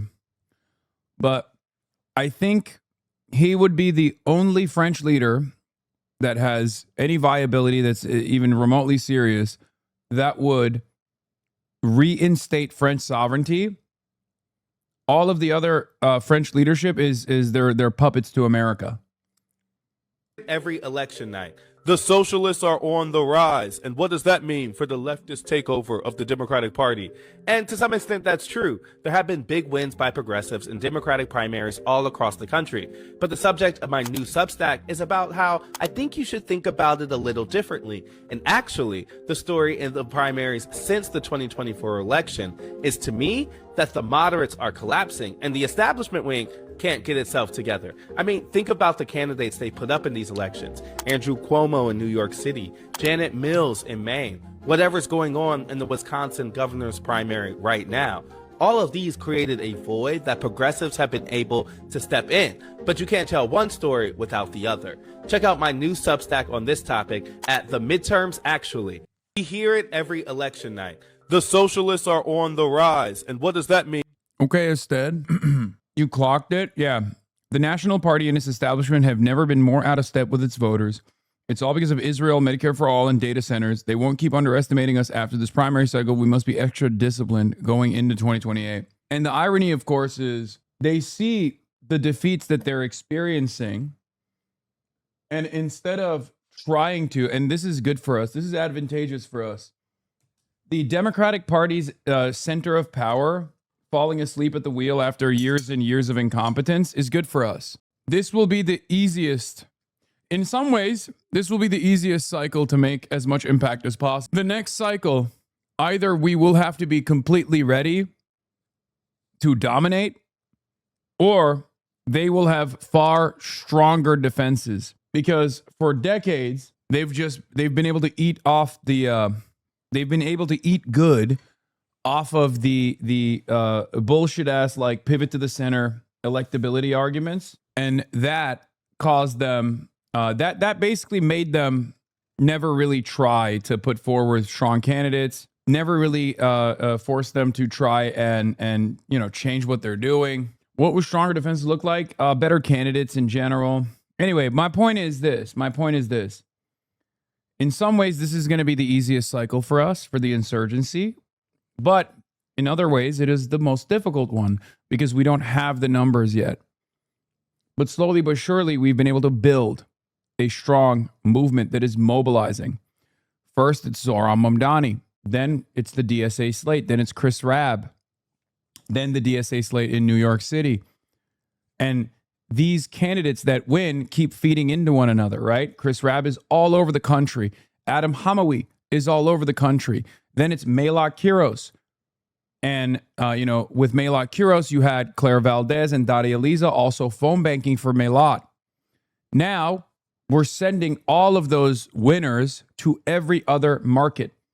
This is how we establish a organized front. The excitement carries on to other races. You know what I mean? So think about it this way. With 2028, we will have a far stronger set of talent, that we can mobilize in the direction of newcomers. That's what's big. That is what we are, that's what we're looking to build here, okay? However, the establishment will inevitably have to, and will do their very best to try to design better talent. They will adopt our talking points with no real intent to follow through on that agenda. You see a version of this already. We've seen a version of this in 2020 with Bernie Sanders. Kamala Harris was the pro-Medicare for all candidate. I still remember, many of you might have been too young, but I still remember people coming up to me and being like, Hasan, how dare you? Kamala Harris has a more progressive track record in Senate than Bernie Sanders does. They would sincerely tell me this, like as though Kamala Harris was going to be a fucking Medicare for all advocate. And we saw a version of that last night. All of the establishment candidates were basically copy-pasting Francesca Hong's platform. First, they will oppose us and they'll say our ideals are too crazy, too radical. Then they'll recognize that those ideals are actually not radical at all. They're very popular, as a matter of fact. They're a key towards winning races. Then they will cynically adopt those ideals in the phoniest way possible in order to become a more significant threat and maybe even dupe the voters into voting for these establishment Democrats, only to maintain the same do-nothing posture. There are, of course, certain advantages in this for us, because as it stands currently, while the candidates that I've propped up are in favor of an arms embargo to Israel, this is far from the commonplace position amongst the Israel-critical Democratic flank. So the more they adopt our talking points, the more they say, oh, I say no to AIPAC. Oh, I oppose AIPAC. Oh, I oppose aid to Israel. Yesterday they said they oppose AIPAC funds. Today they say I'm opposing aid to Israel. Tomorrow, they might even recognize the Israeli occupation and apartheid. Okay. The more they push, the more we push to arrive at a closer position to justice and equity. You understand? J Street comes out and says, oh, you know, the position to cut aid to Israel is now appropriate. Now we're allowing our candidates to actually push for that. Okay, that's not enough. Do you recognize the Israeli apartheid? Do you recognize the Israeli occupation? Do you want to end and abolish that apartheid, that occupation? Are you willing to commit to an arms embargo? Are you willing to commit to sanctions to hold Israel accountable? Are you willing to hold Israel accountable? So there's still plenty of room to grow. You understand? This is a Stevens event.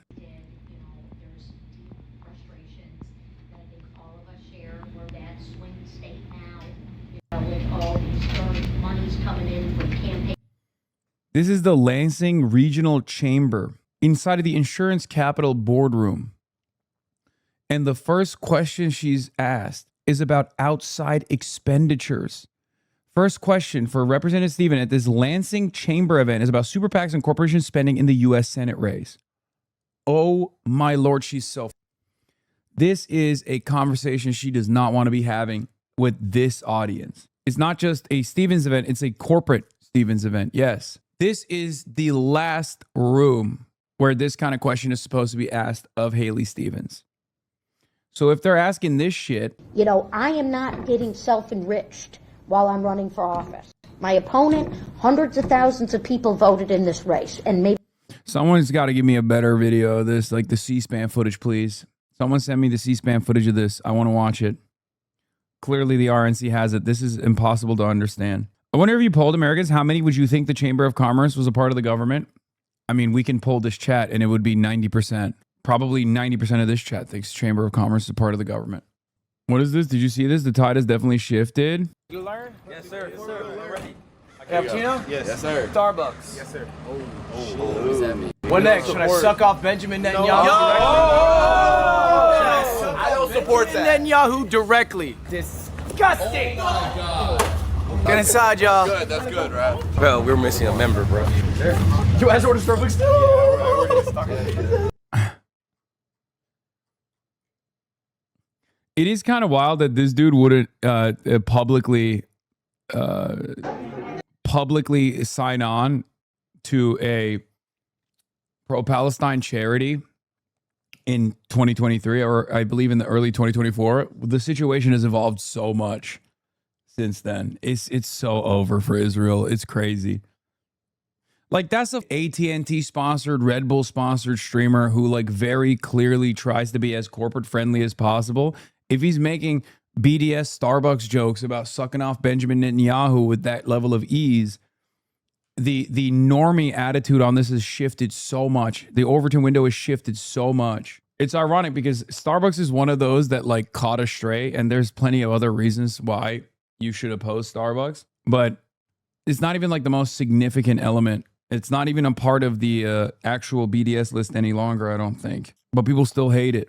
Maybe you'll get the Streamer Games invite next year. That's probably not going to happen, let's be real. But maybe. One can always hope. Yeah, I don't think AT&T will ever with me. veteran, you know, asked me if he was still going to get his benefit check from the VA. A fully paid... Where is the part where they ask her about outside expenditures? I think it's like right when she sits down, right? A federal taxpayer. I will tell you, rescue, I also worked because I don't just need, you know, which was place, you know, Economic Development Administration. You know, there's a really talented one in this race.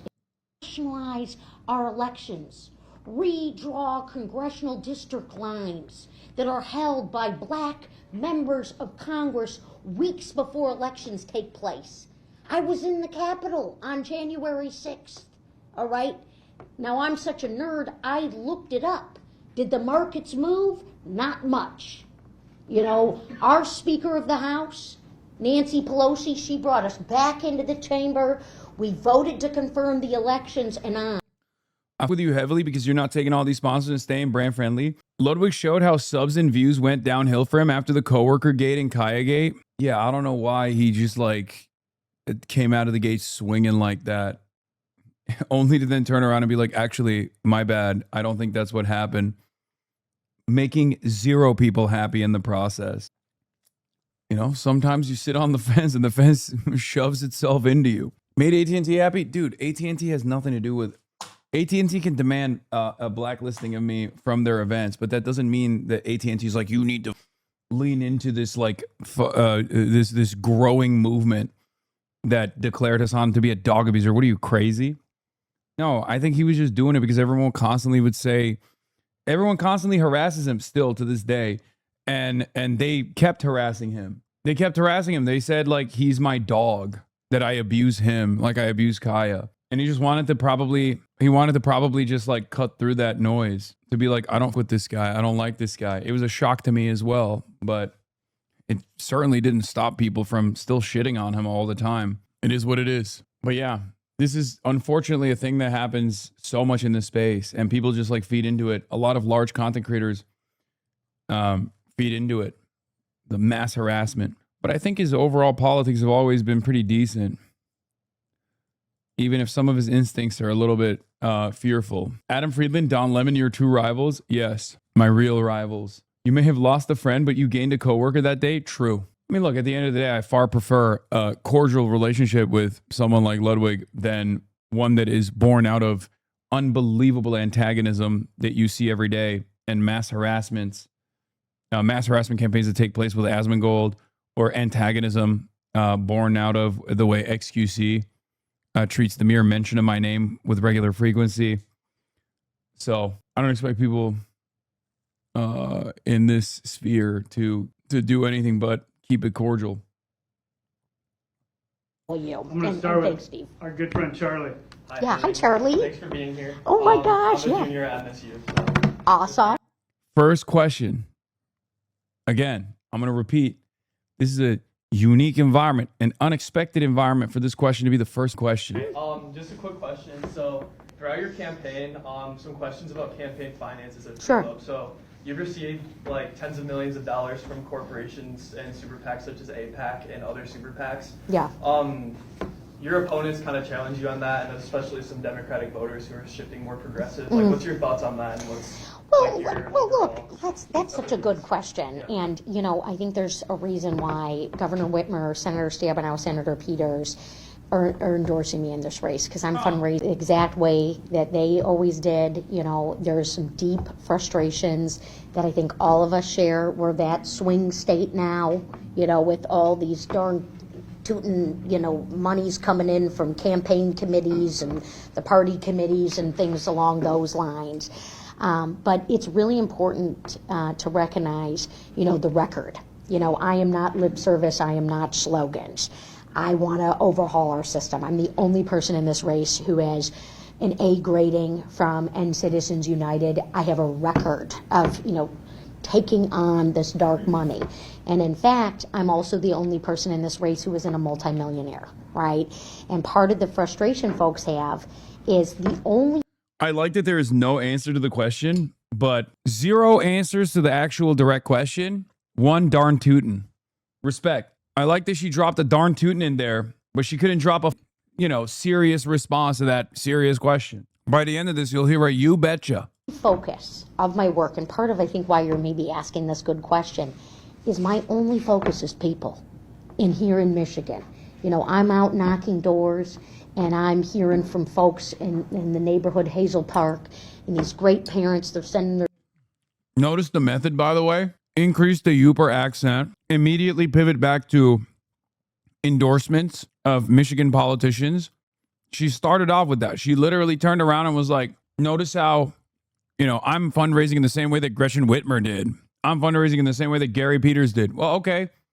First of all, that's not true. They didn't get as much money from AIPAC. No one else has ever gotten as much money from AIPAC as you have. And then immediately hit some yokel language, tuned it up, and then pivoted back to Abdul, pivoted back to how much she cares about Michigan. No answer to the question.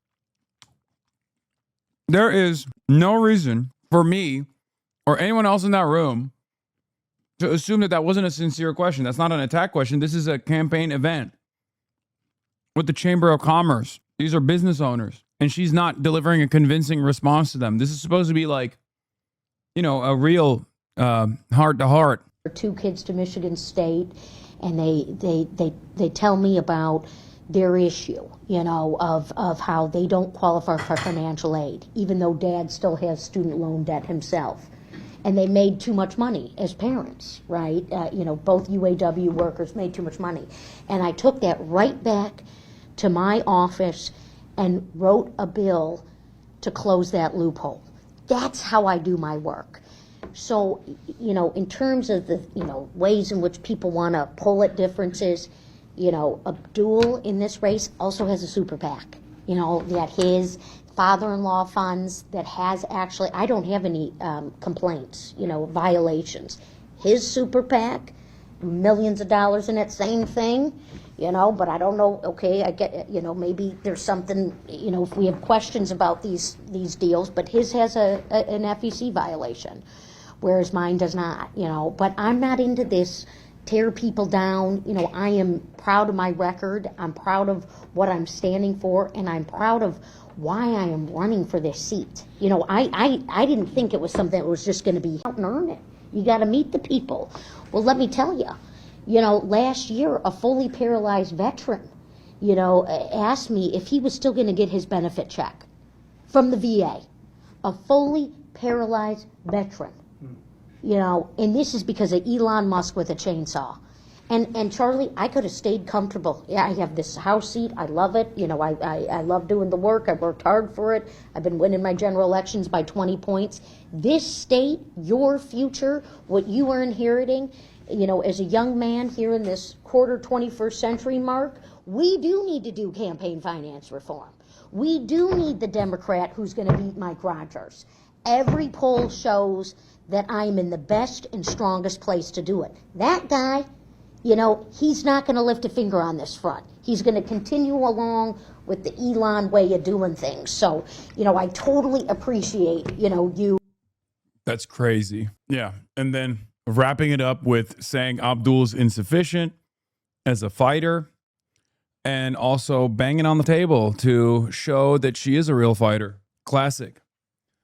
Classic Haley. Look, I'm sick and tired of this shtick. I'll be honest with you. I think it's deployed strategically. I think it's a way for her to basically avoid. It's a way for her to posture as like a oh, I'm just goofy, don't you know? And she uses a deflection technique. It's growing old on me, and it's annoying. She filibusters like a senator, let me tell you that.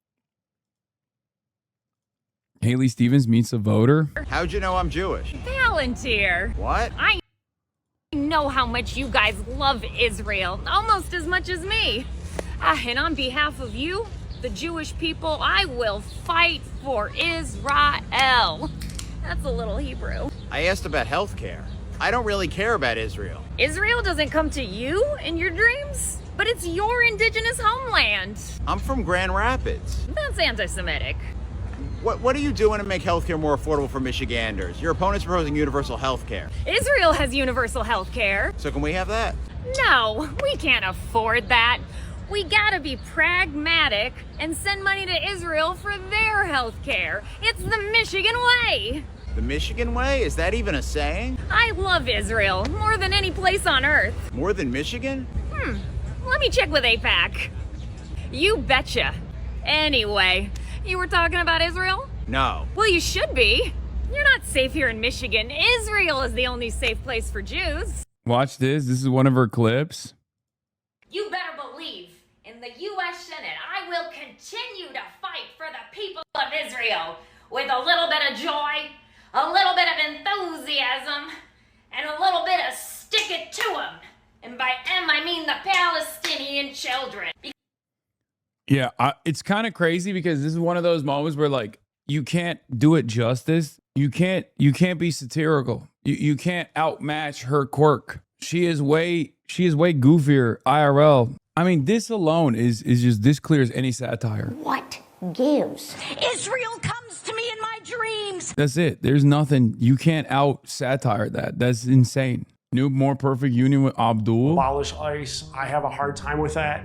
I know that Medicare for all would be very difficult. Why is now the time does he support the continued existence of Jews in Israel-Palestine? All eyes are on Michigan, where Abdul al-Sayed is on the verge of a massive upset in the Senate Democratic primary, campaigning on issues that were previously deemed too radical.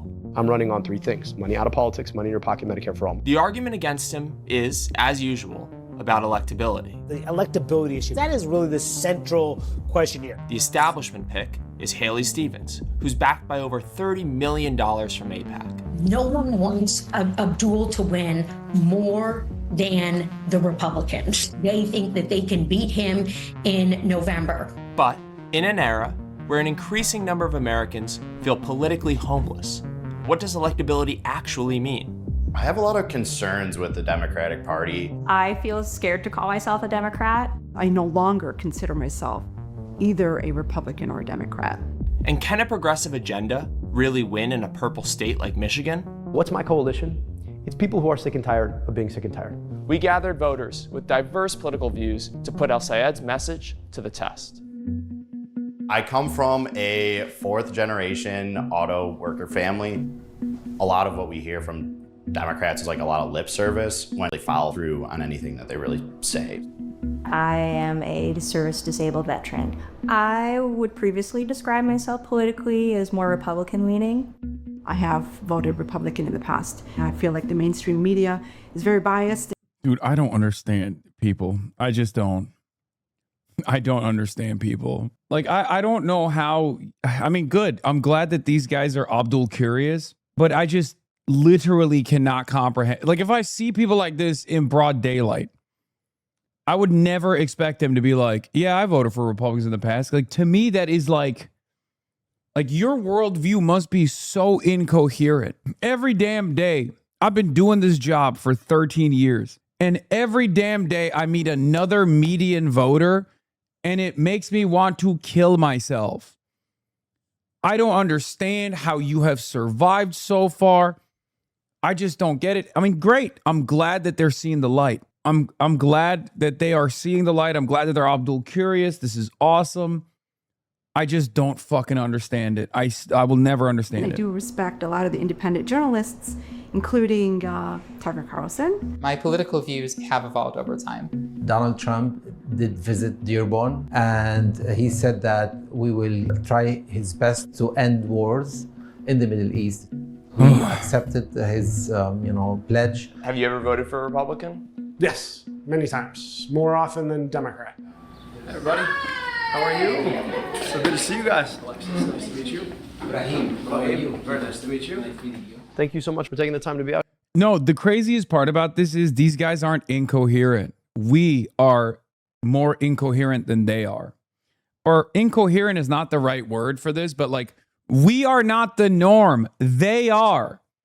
Okay? I need you to lock in and understand that, unfortunately, guys like this unironically are more commonplace than you would think. Part of that is obviously the fault of the Democratic Party, which I have routinely railed against for this reason, because the Democrats are seen as unserious, out of touch, corporate-backed elitists who are very smug, and all they care about is a fake woke posture that they try to deploy against their left flank with regular frequency and try to deploy against their right flank from time to time to, limited success. Do you understand? That is part of the reason why these guys are always lost in the sauce. Obviously, if there was better party branding, if there was a better understanding of what the Democratic Party stood for, if people actually saw what the Democratic Party sincerely stood for, and that was a policy prescription that centered the working class, that focused on improving the existing social safety nets, that didn't shy away from issues because it might not come across as super popular at first, right? Like if they had conviction, if the Democratic Party had, and they demonstrated it all the time, then these people would be less confused about where they belong politically. Abdul al-Sayed in this video, I suspect, is going to show that reality because he has very clear moral convictions. whether it be on the issue of Israel-Palestine or whether it be on where he stands on the issue of healthcare. He defines himself. He defines his own policies. He is not definable by the opposition for that reason. This is a real strength in theoretical democracy. So guys like this that otherwise would look to every politician and be like, I don't really know what they're for. I think Democrats are for gay shit, which is fine, but I don't really care about it as much, and for nothing else. And the Republicans are, you know, a little bit crazy, but also at the same time, they're going to cut taxes, and that's good. Like, and they're going to be strong on security. They're going to be strong on national security. They're going to be strong on crime. Like, that is the reason why these people are constantly lost in the sauce, okay? I do not fault the voter. I fault the system. I do not fault the voter, even though sometimes the voter will make me want to kill myself. Yeah, really appreciate you. Let's begin with Medicare for All, because that is one of the most important issues in this race. I went to medical school, and I've spent a lot of time thinking about the system. Wrote a whole book on it. And ultimately realized that the biggest challenge is not making the math work. The biggest challenge is not architecting the system. The biggest challenge is creating the political will to get there. I want you to imagine that next to your insurance card, you had another card. And that card was your Medicare card. It came to you the day you were born.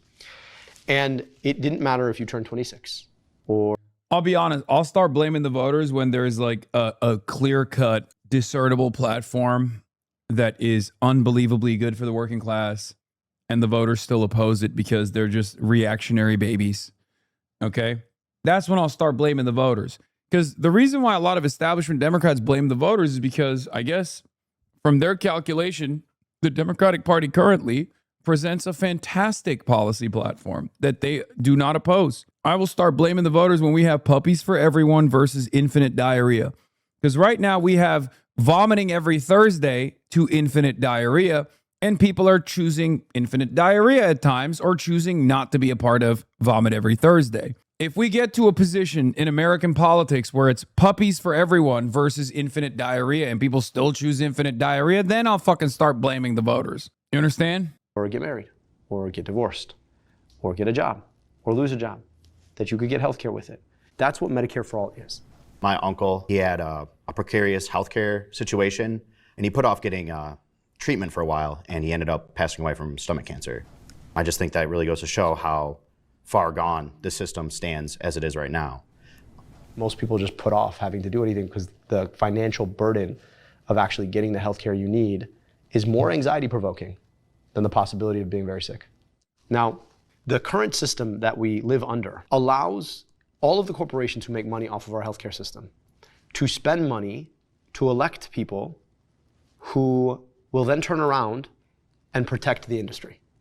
And they've, in effect, manufactured a bipartisan consensus that tells us we can't have guaranteed healthcare through Medicare for All.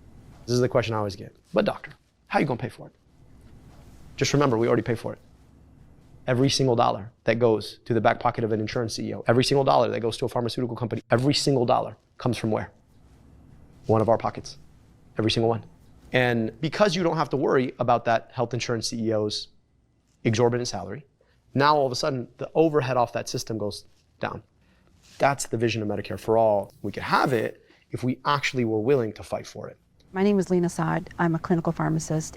There's one patient that was not able to afford her oral therapy at the time, and we relied on giving her samples that we would get from drug companies, and I would literally take it and drive it to her on my way home. So how can we incorporate the pharmaceutical aspect into Medicare for All as well? So one of the most important things we could do is negotiate prescription drug prices. Medicare becomes the buyer of all prescription drugs on behalf of all of us. And so it can use its power purchasing on behalf of the 350 million people in this country to start bringing those rates down. Here's the other crazy thing about pharma. Almost every pharmaceutical that has come to market in the last decade has had its roots in NIH-funded research. You know who paid for that? We did. Then some private company comes and buys the rights to this thing. Then they get to sell it back to the taxpayer at a ridiculous rate. I mean, that's insane to me. My mom's from Canada originally, and it seems like the motive there is to keep the people healthy. Clinical pharmacists voting fucking Republican is insane. I know. Brother, I don't understand. So what we really want is prevention. I'll be honest with you, I actually agree with Maha on a lot of things. Most people are like, wait, what? They're right about a lot of the problems. The solutions are batshit crazy, but they're right about a lot of the problems. I think we need to stop selling huge amounts of ultra-processed foods in ways that have us subsidizing them via a whole bunch of programs, when what we really want is people to be eating healthy foods in the first place, right? Like in our current system, let's be clear, a lot of people make a lot of money off of people getting sick. I've been working for Ford Motor Company for 31 years now. I've had it nice being a UAW member that I've had health insurance my entire career. I find myself as a parent of a child with autism. I'm coming towards the end of my career. So that's one of my biggest fears, where the care will be in place for him. I typically hold more libertarian views on. Look at him, ultra instinct. Republican UAW member is wild too? No, it's not, dude. So many rank and filers are fucking reactionary. It's fine. I mean, it's not fine. Obviously, these labor unions should probably be doing a lot more political education, but again, it still goes back to the party. In some ways, it goes back to the years and years of embedded corruption and nepotism that existed within the UAW. This is pre-Sean Fain.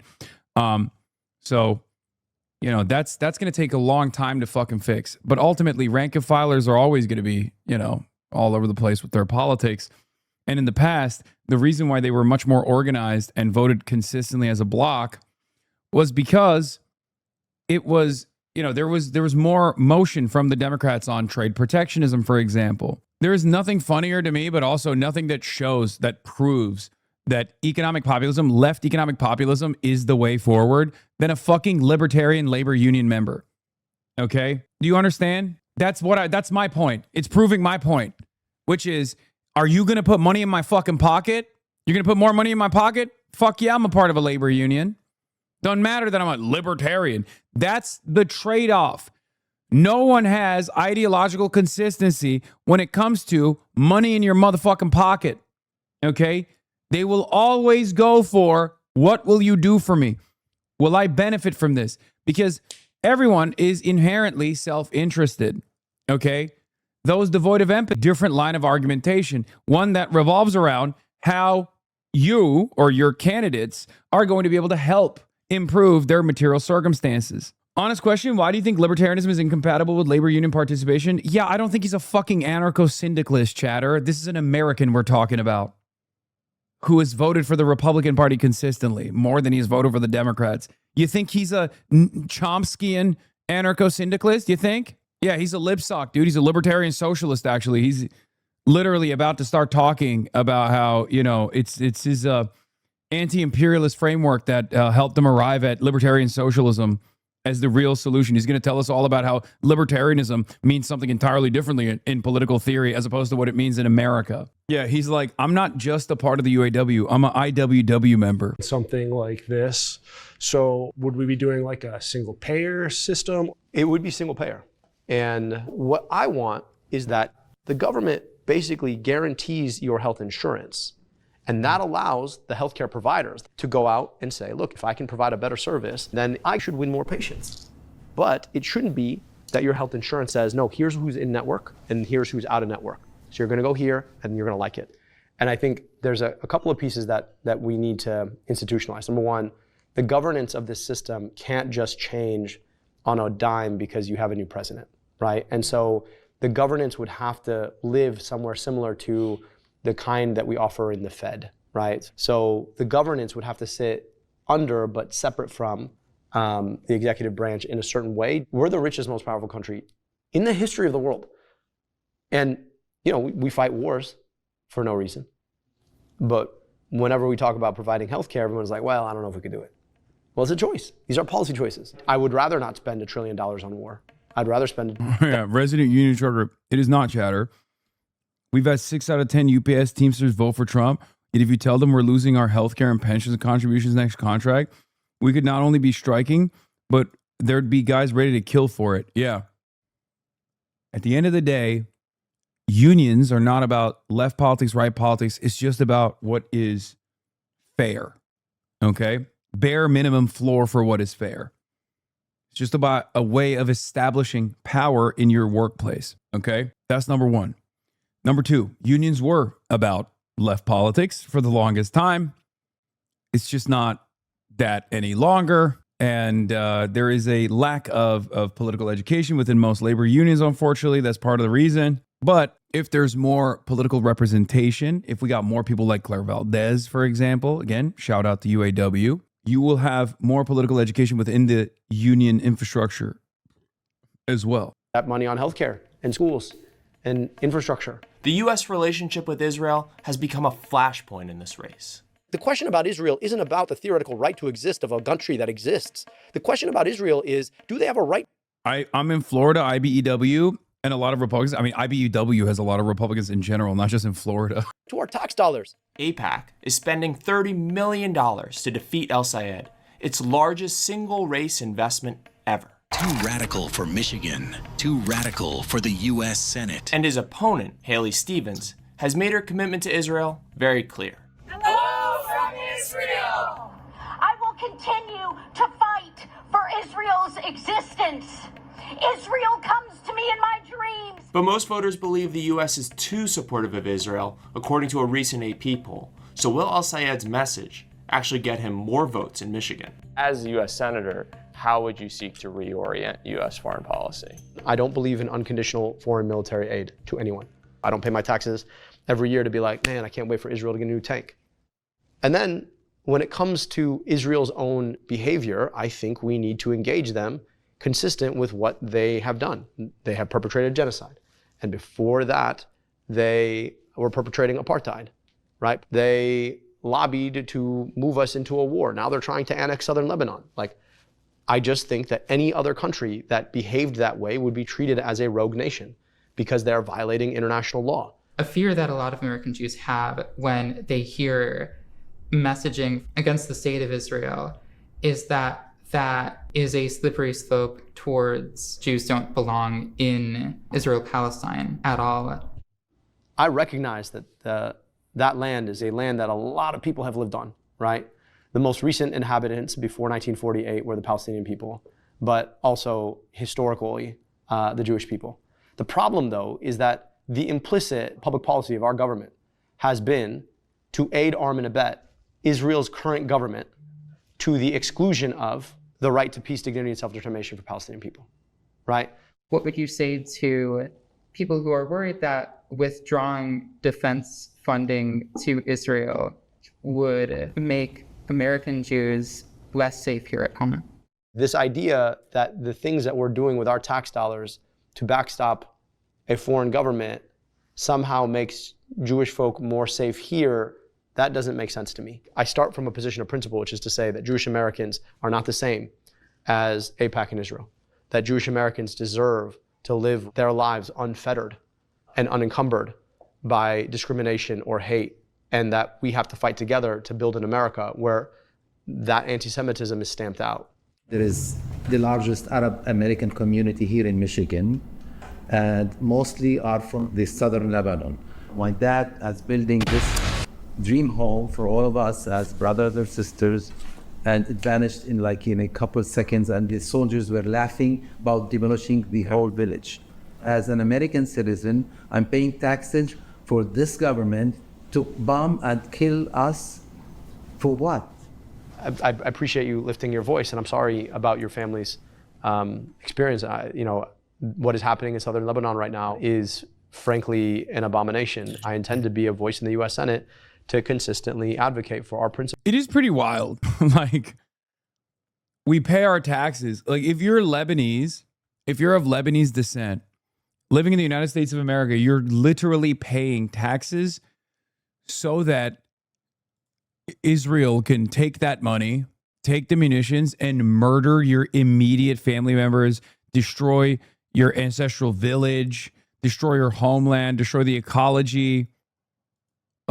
It's such a strange phenomena. Meanwhile, there are Jewish Americans who will then turn around and act as though their lives are in harm's way if they can't continue the fucking death campaign. It's like, that's crazy. No, those guys' families are actually being slaughtered. You're out of your dang mind. It's crazy. Anyway, hold on. I'm closing all my fucking tabs because I've had a lot of tabs open. Yes.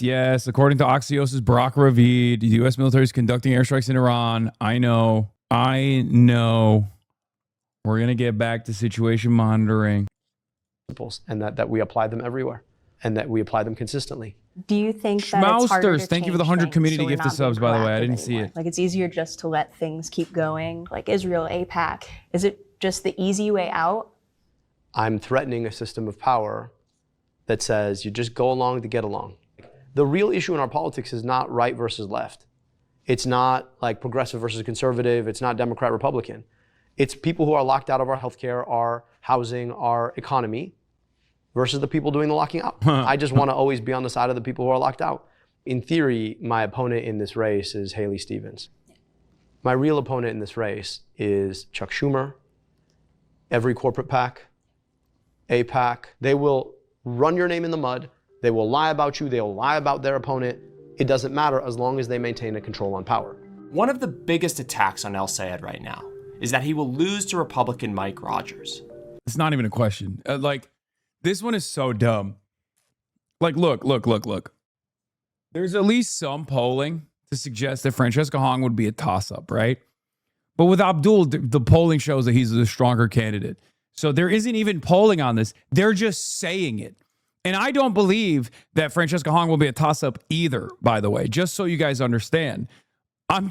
At least there's something you could fucking point to with Francesca Hong as far as empirical evidence or what comes close to it, even though I think that all of those polls are severely underestimating the youth turnout and also underestimating outside support that normally would not be polled for the likes of Francesca Hong, because I think she's going to have broad appeal from rural areas that previously would never go for a Democrat.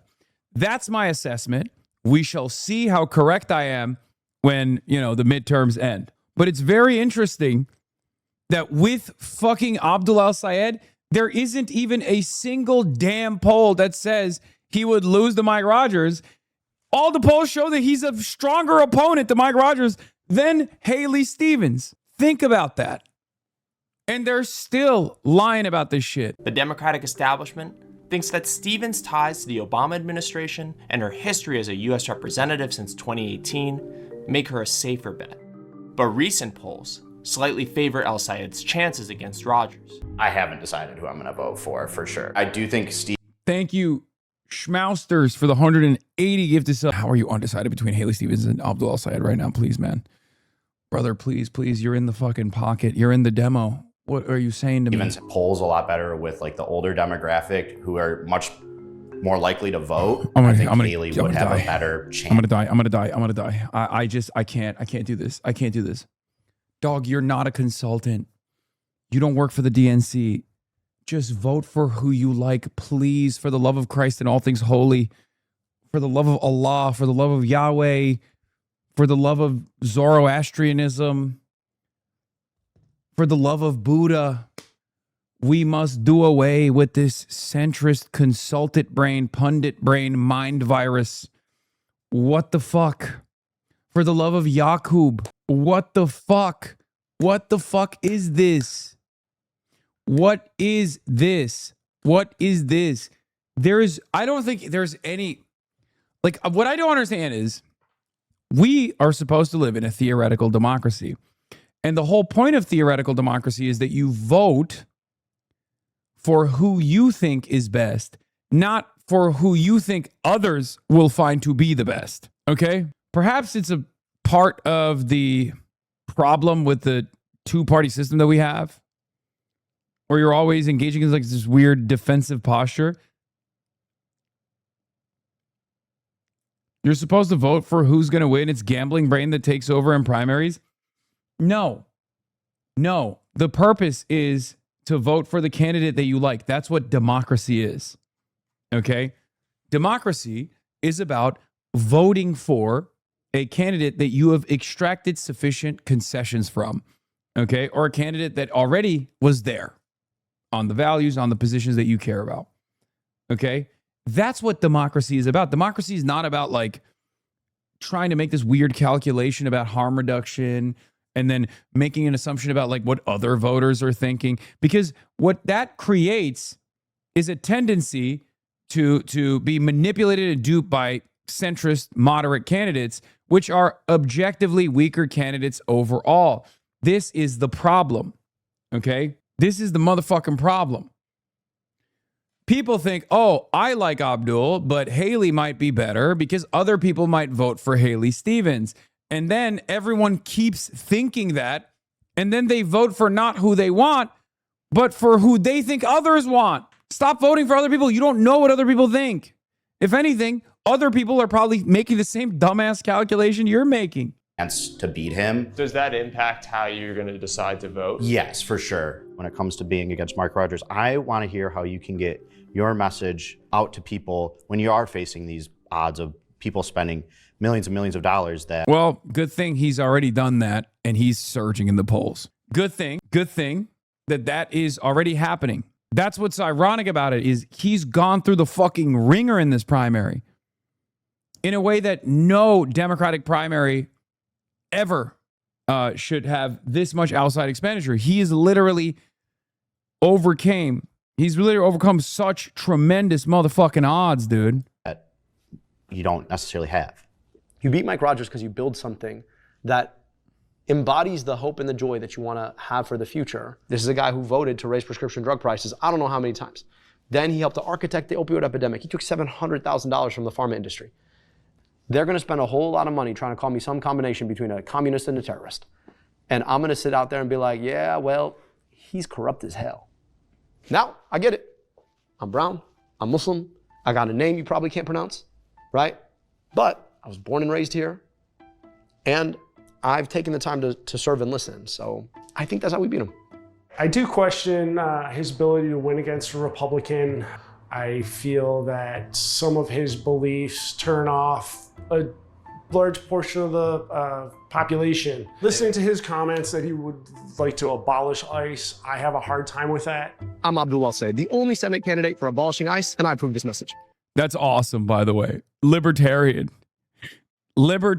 union rank and filer who is very angry at the concept of the abolition of ICE. What is the libertarianism then? Like, even from the American perspective, libertarianism meant, not a different kind of Republican necessarily, but one that actually, cares about anarcho-capitalism, free of the market, free of the people, but also is like definitely in favor of unrestricted immigration. That's what the Cato Institute is about. It's anti-police, it's pro-migration, it's definitely anti-ICE. A lot of people in this room, abolish ICE is one where they are a little bit confused about what it means. Lena, you expressed some questions about what Abdul's immigration policy looks like. I think we can put ICE to better use to protect our borders and protect Americans. How can we draw that fine line between utilizing this federal agency versus allowing them to go rogue as they've done recently? Here's the thing. So I've run government agencies, and once they take on a certain culture, it's really hard to change the culture. Really, really, really hard. So under Trump, he started to recruit people who specifically came to ICE, not to specifically... Sister, you are hijabi. The same surveillance and mass detention apparatus that ICE is deploying in Michigan neighborhoods was deployed against your family members for the last 25 years. What are you saying? Like, this is beyond. This is beyond like, this isn't even empathy at that point. I'm not requiring empathy here. I'm requiring, I'm expecting, self-preservation. ICE was created in the same package after 9/11 to mass surveil you. If you're from Dearborn, you already lived it for the last 25 years. What the hell? I think we're all understanding now how swing states exist. That's how I feel about my fellow trans being pro-Israel. Yeah, I didn't want to say anything about that, but it is actually kind of shocking because I feel like a decade ago, every trans person was like straight up communist. And nowadays, although the conditions have worsened for trans people, now you see a lot more liberal trans people, which I don't fully understand because like it's not like the conditions got better for trans people. So now you can be like, well, I'm a part of the normal political process now. Like, I don't really care about any of this other shit. Like, it doesn't, like, how did you move rightward while trans existence came under the crosshairs even further? Like, it's not like there's more acceptance now. Cause like you see this with white gays, right? Like there was a point where there were a lot of cisgender white gay men that were like, oh, well, I kind of like Trump. I'm rich, you know, whatever. Because like Trump wasn't expressly anti-gay. Well, Trump is himself a bit of a queen, but you know what I mean. And that is because like, you know, pro-gay marriage, it's now established law. People are much more open-minded to, you know, gay people existing. I think it went from gay acceptance went from like 20% in the last 2 decades to like 73%, right? It's insane. So like that makes a little bit more sense if you're like a white gay guy and you're like, I'm rich, I like Republicans, I don't want these fucking immigrants in the country. But if you're trans, if you are transgender, it's not like acceptance skyrocketed for trans people that you're like, you know, I'm a little bit more comfortable with less radical ideas now. Like, you're kind of outside the confines of the you know, civility, fetishist, respectability, politics inducing liberal democracy. As someone of the MB community, there's always been a ton of conservative trans people, and some of them shifted to being liberals. Yeah, that I fucking fully do not understand. Like, dude, how are you going to be transgender? Fuck, that's a real chickens for KFC moment right there. That makes no damn sense. That makes even less sense. We got one centrist trans person in Congress, so a bunch of trans folks might have felt we arrived. Yeah. There's also the former Media Matters lady. That's like a huge pro-Israel person too. And then there's that other one. There's a couple like super libbed up trans folk on Twitter, and they all hate me. Oh my God, I wasn't even factoring in Brianna Wu, obviously. I mean, Brianna Wu is just fucking insane. Yeah, what the hell is going on? Yeah.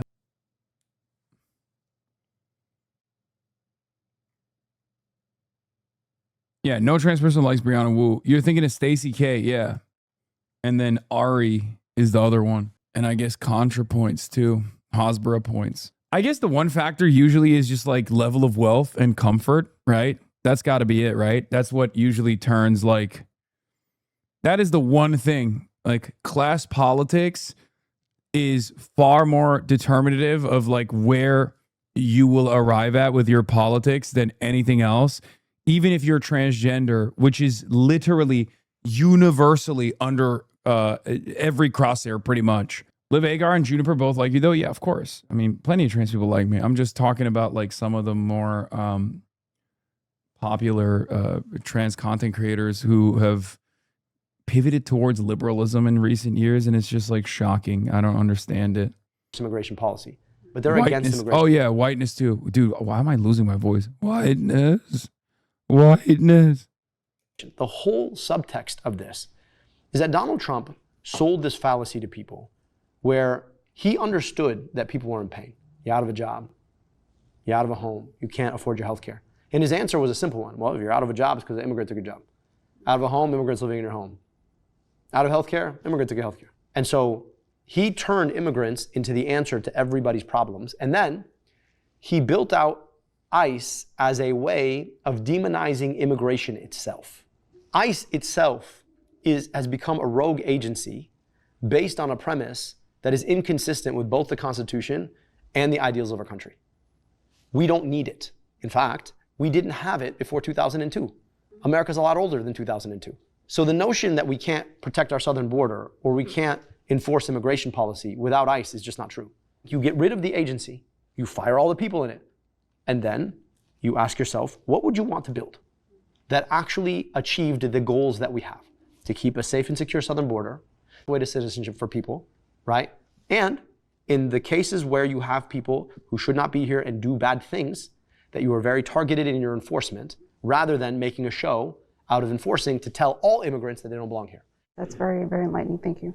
Because I think this goes to like ICE and other things that like our politics. Dog, they're slandering you. They're calling you the spaghetti Rizzler on Twitter. Sloppy spaghetti kid for real. That's fucked up because it's true. I love spaghetti.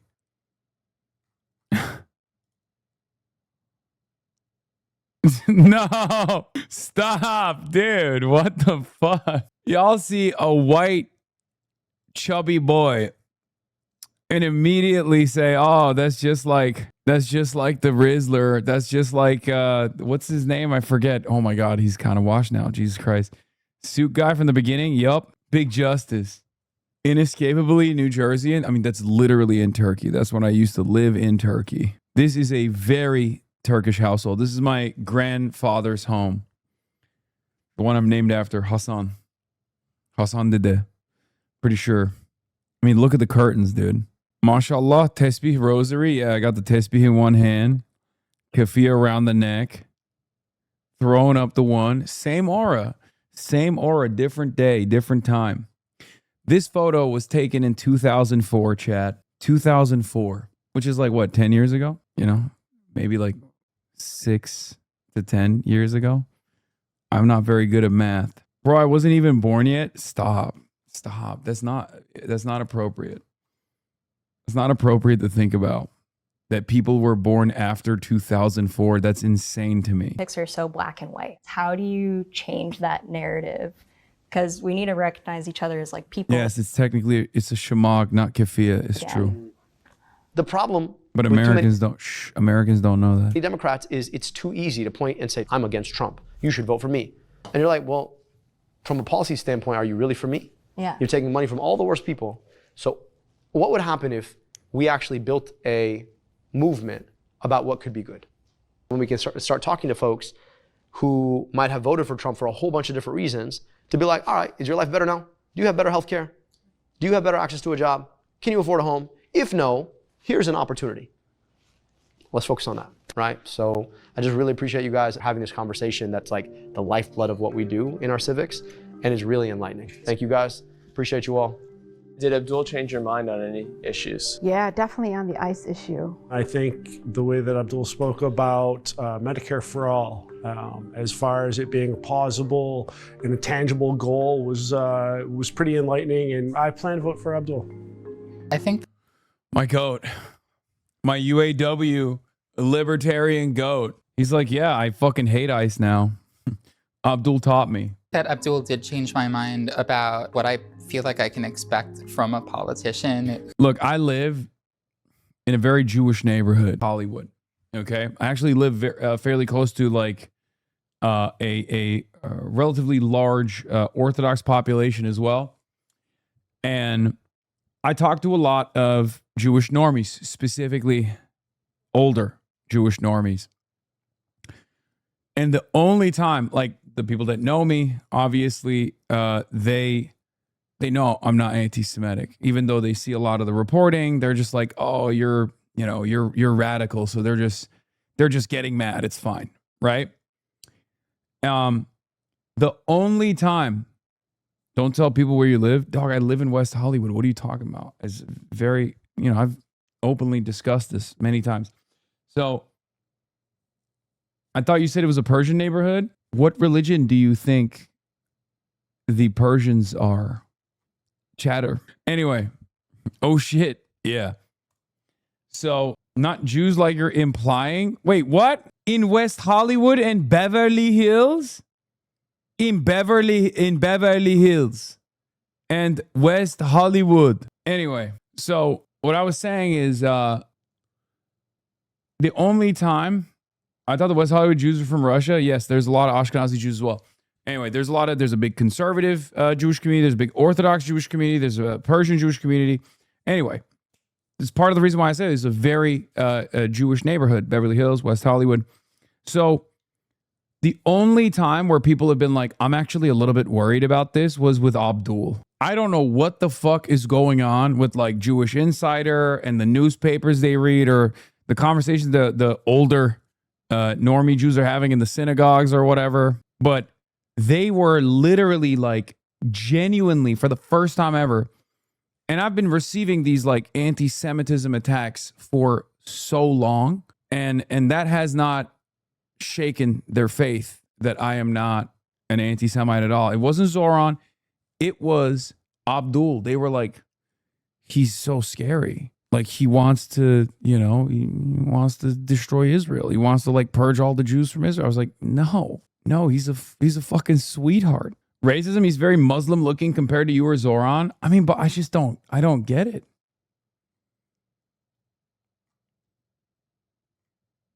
Maybe because he's Egyptian, built not a twink like Zoran. I don't know. What is this bitter ass fucking loser still standing her though?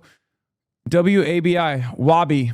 Maine Governor Janet Mills stopped short of endorsing Troy Jackson for the U.S. Senate in Maine. Governor Janet Mills says she has not spoken with the newly nominated Democratic candidate for Senate, Troy Jackson, and declined to endorse him, but believes the Republican Senator Susan Collins should be defeated. Yeah. I don't know if you guys remember this, but Troy Jackson talked about this. Troy Jackson was the most vetoed Democrat in the state Senate in Maine by the governor, Janet Mills. He had more bills vetoed by the governor than any other state senator, just so you understand. When Janet Mills is like, oh, I haven't spoken to him. No, they used to speak all the time. She's the governor. He was the president of the state Senate. So she's very familiar with Troy Jackson. Troy Jackson has been in the state legislature for 26 years, 6 years as the state Senate president. So it's pretty crazy. New races outed themselves in the Abdul race. Yeah, I know. This is not a new race. These are old races.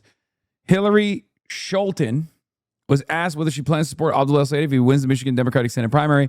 I will not stand beside someone who has allowed distinctly anti-American sentiment to enter our public dialogue. More details on the interview will be published on Semaphor's website this Thursday. I love that these like Israel firsters are so funny, where they just straight up are like, yeah, we're doing the reverse uncommitted, but this time actually for good candidates that abide by the Democratic majority opinion, It's very cool. Sorry, but when the world does this mean? Abdul allowed distinctly anti-American sentiment to enter our public dialogue. If you're going to make an accusation like that, one, be specific, speak English like a normal person. Yeah, no, she's just racist as fuck. She also implied that Abdul was a sexist, was like misogynistic in the same vein as like Graham Plattner, which was disgusting. Yeah, centrists in Congress anonymously threatening to leave the Democratic Party. James Carville calling for a schism. Pouty, also anonymous. Pro-Israel donors in Michigan calling for a donor strike. I wrote about the emerging centrist uncommitted movement. Fuck. The fuck is going on? Jesus Christ, man. Not today. No. Loyalty demands only go left, never right. What is Egghead yapping about? Across the past 10 years of advocacy for Medicare for All, we've gotten more political clout for M4A proponents than ever before, but seem to be further from a situation where it's easy to envision broad-based tax increase to pay for more public services. This is bad. What is Eggboy yapping about? He's just fucking doing the same exact line of attack against Medicare for All, that it would increase people's taxes when it would unironically decrease the overall expenditure on healthcare that comes out of your pockets because you no longer have to fucking pay for premiums. So you wouldn't be paying for premiums. You'd be paying for a modest tax increase instead of those premiums. And the modest tax increase would be far, far cheaper than the premiums that you have to pay, which is, the classic idiotic centrist neoliberal argument against fucking socialized medicine. And it's so stupid. It's been discussed endlessly, but Matt Iglesias, of course, being the centrist neoliberal stooge that he is, making that same dumbass argument. Isn't Hillary Scholten the lady getting her fuck on with a Republican governor candidate? Yes, that's what I've heard. That's what is being alleged about her. Yeah. The rumor is Hillary Scholten and John James had or are currently engaged in a romantic affair. This rumor circulated among anti-John James Republicans in the Michigan GOP months ago, and Perry Johnson, people with connections to Michigan politics in both parties, have been aware of the rumor for a while. Yeah, she cheated on her husband, I think, with a Republican, John James. Yeah, this Rahm Emanuel story is really funny. Rahm Emanuel recounts what he told the Mamdani regarding his Israel stance. Anna Barr, Zoran's comms team, came out and was like, this did not happen. I don't know why he's lying about this. Where quite strong words were spoken between you and Mayor Mamdani in New York. I said, when you're mayor, time goes faster and you got to make choices. What's an A, what's a B? When we got to the Middle East, I said, look, you are your father's son. I'm my father's son. You chant a river to the sea. And that means there will never be a Jewish homeland for Jews. Yeah. Zoran Mamdani's dad, his name is Mahmoud Mamdani, is a post-colonial academic. Your dad was a terrorist in the Irgun militia. Just saying. Like, what the fuck are you saying, Ram? What are you saying? That is an insane thing to say to Zoran Mamdani, who is not Palestinian. It would be even more insane if he was. But it's pretty funny, yeah. Ram's dad was in Etzel, a.k.a. the Irgun, a terrorist organization that perpetrated many atrocities, including the Deir Yassin massacre, the bombing of the King David Hotel, and the murder of hundreds of women and children. Zoran's dad was a college professor at Columbia. The Irgun's tactics were so abhorrent that they were declared illegal by the Israeli government in 1948 and condemned as terrorists who shed innocent blood by the WZC, World Zionist Congress, Conference in 1946. This is an organization that Alan Dershowitz compared to Hamas at one time. This is also the same, like his dad is the reason why Albert Einstein wrote that letter. Albert Einstein wrote that letter saying, we are becoming the thing that we oppose. We are becoming like Nazis. This kind of like ethnic and religious chauvinism is going to turn us into Nazis. This was right after the Holocaust, which, of course, the militia members ended up getting formative roles in what is now known as the Israel Defense Forces. And also, many prominent members ended up, I think, folding into Likud. Yeah, this is an organization that Alan Dershowitz was compared to Hamas at one time. Even among many Zionists, the Irgun occupies the same place as Al-Qaeda. Of course, much of this is a way to separate Etzel from legitimate arms of the Israeli militias and military, all of whom also use terrorism to murder innocent people. So, as I've said before, it's Haganah, Irgun, and Lihi, Stern Gang, which is of course, Menachem Begin, one of its founders, was also the founder of Likud. Exactly. Emmanuel apologized for his father's anti-Arab comments. Haganah was the largest one and also the most, like, I guess, the most moderate, even though they also did a shit ton of violence too. But yeah, Stern Gang was so openly fascist that they openly collaborated with the Nazis and also fascist Italy. Stern Gang did. So to varying degrees of insanity. Stern Gang also, I think Stern Gang was the one that openly called themselves terrorists as well. But yeah, Anna Barr can confirm this did not happen. So yeah, very funny thing to lie about. Also reminding people like who your dad is for no reason in 2026. Who have faced the Holocaust. And I said, I want you to hear this over my dead body. You had a meeting with quite strong words. It's also really funny that Rahm Emanuel thinks he's like hard body in any way, shape, or form. Come on, Rahm. Dog. Fuck you mean? Like there's no generational terrorism genes that carried over from your dad to you. You know what I mean? Just because he was a terrorist doesn't mean that you have any of those skills that carried over. Well, actually, Rahm might have served. Did Rahm serve in the IDF? He might have. But yeah, he's still a fucking fake demon. Finish the video? What? I just finished it. Oh, you mean the other video, the video with Abdul. I thought we ended it already. Who really believes what they say. Him taking a stance on something, even if it's strong and people consider it maybe too strong. I think taking a stance means something. It's an election. Anybody could lose. Haley Stevens could lose. And I'd rather, vote for somebody who I agree with on their policy points rather against Trump. I've got my mail-in ballot at home. I'm going to go home and fill it out and mail it in for Abdul al-Saeed. Let's go. Let's go. That's what I'm talking about. And he's going to win. And he's going to win. Okay, that's good. The narrative in the media is that al-Sayed's policies are too radical to win. But with these voters, who largely distrust both parties, his ideas broke through. El Sayed won't be able to sit down with every skeptical voter in the state, though. So I asked him what he thinks his path to victory in November actually looks like. You talked to a bunch of voters who had voted for Trump, many who identified as Republican for a long time, and they all left the conversation yesterday saying that they're going to vote for you. Are there issues beyond sort of Medicare for All, which is your core, that you think have the potential to win over disaffected Trump voters in a general election? Corporate monopoly, the corruption of our food system, the role of AI in society, the onslaught of data centers. You think about who's taking money from these corporations. Unfortunately, it's Democrats and Republicans. I always wonder why there's so much opposition to this in the Democratic Party. Yeah. And I keep coming back to the same answer, which is it's just laziness. It's laziness, and it's this sort of elitism. The laziness part is, well, if we can't get money from corporations, then we're actually going to have a message and go talk about our message anywhere and everywhere. I've done 450 public events. I challenge my opponent in this race to say how many events she's done where she's actually taking questions. You got to do the work, it turns out.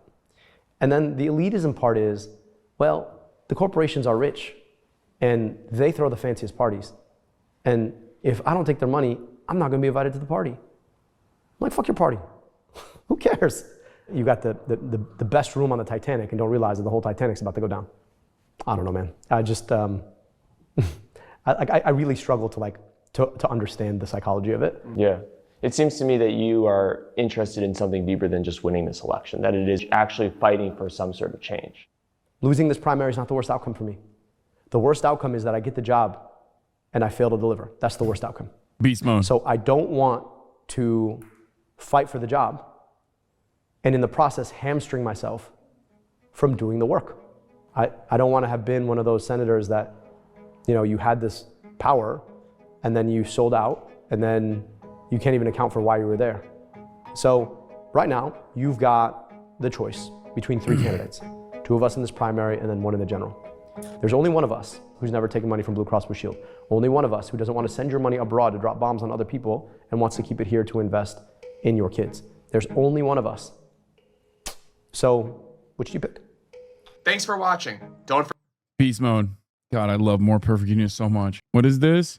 The fact that DC Dems can't uniformly speak out against this is dragging the entire party's brown down into the ditch, is totally corrupt and obscene. It makes all the Dem grandstanding about democracy seem completely hollow. You cannot tolerate this and convince anyone that you actually care about democracy or the rigged political economy. Yeah, they don't. They don't because they like it. Let's be real. But we're going to keep defeating them until they can no longer hide, until they can no longer take money from AIPAC.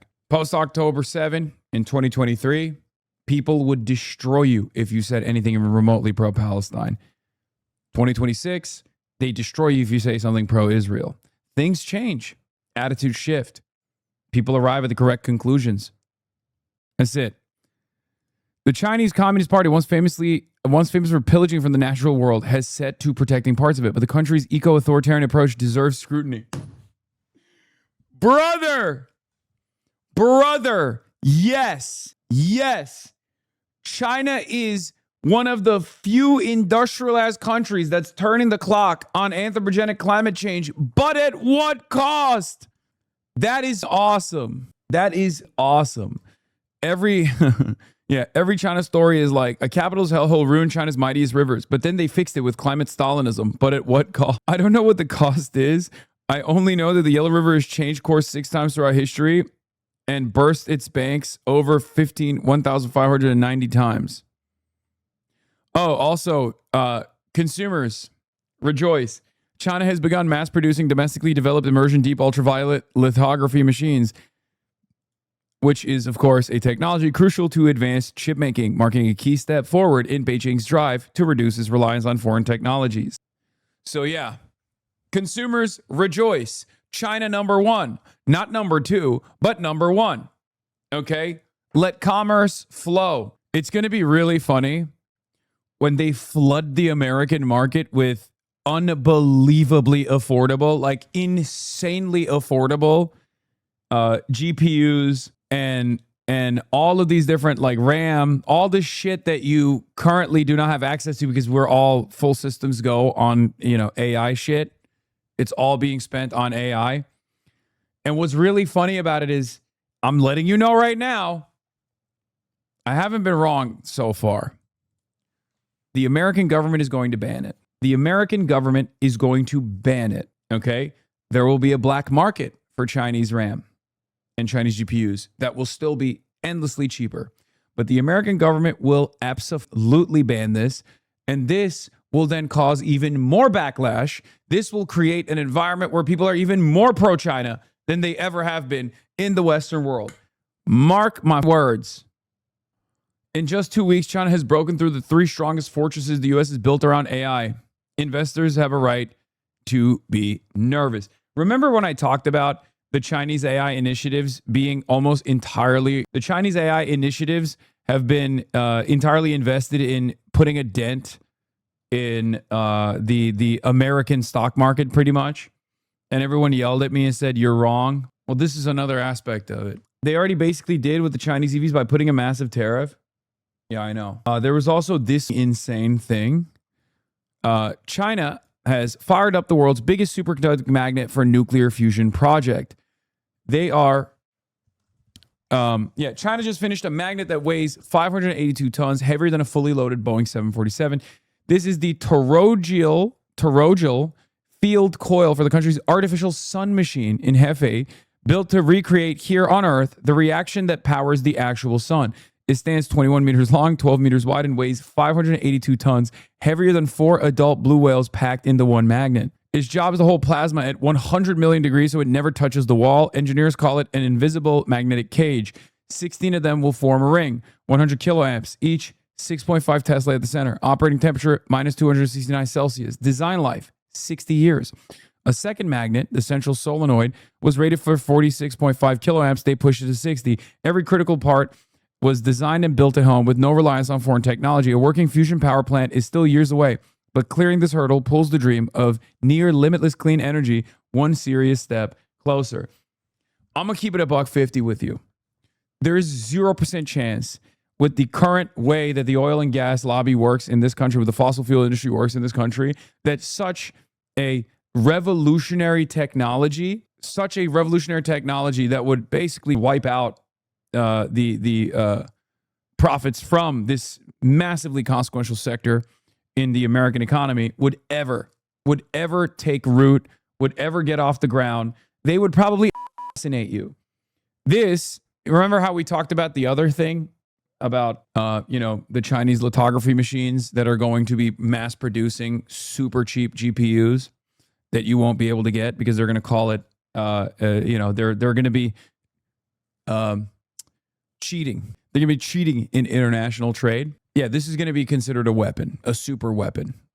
Metal Gear. This is literally the plot of Spider-Man 2, but Chinese. Yeah, I don't know if you know this, American, but this is real life. It's not the plot of a comic book movie. Americans look at something that's happening in the real world in China and go, wow, this is just like a comic book story, which is the only thing that we create. Americans look to this and go, how many burgers can I cook up with this? Yeah. China has spent about $1.5 billion a year on fusion, double the US DOE fusion budget. Instead, America spends about $1 billion a day Iran, so they get infinite energy while we get high gas prices. You're a big Bernie Sanders supporter. What are your thoughts on him staunchly opposed to nuclear energy for his entire career? Regulations have strangled our nuclear energy industry for decades, and those regulations have been largely imposed and surrounded by the political left. Yeah, I'm more. I used to be scared of nuclear technology as well, but nowadays I'm in a more fuck it, we ball kind of attitude. 1 Chinese year is the equivalent to 7 European years. 1 year and a half ago versus today, ASML CEO says China is 10 to 15 years behind in chip making capabilities. ASML drops after news of Chinese chip tool rival. See, leftist Johnny Harris vindicates HasanAbi's global energy predictions even before Epstein America Fury. and China are in a new nuclear arms race. But this time, it's different. We have an energy shortage in America. China is outpacing the United States by at least a decade in developing nuclear power. If American companies don't lead on this, then the jobs, the wealth won't develop here, they'll develop in China.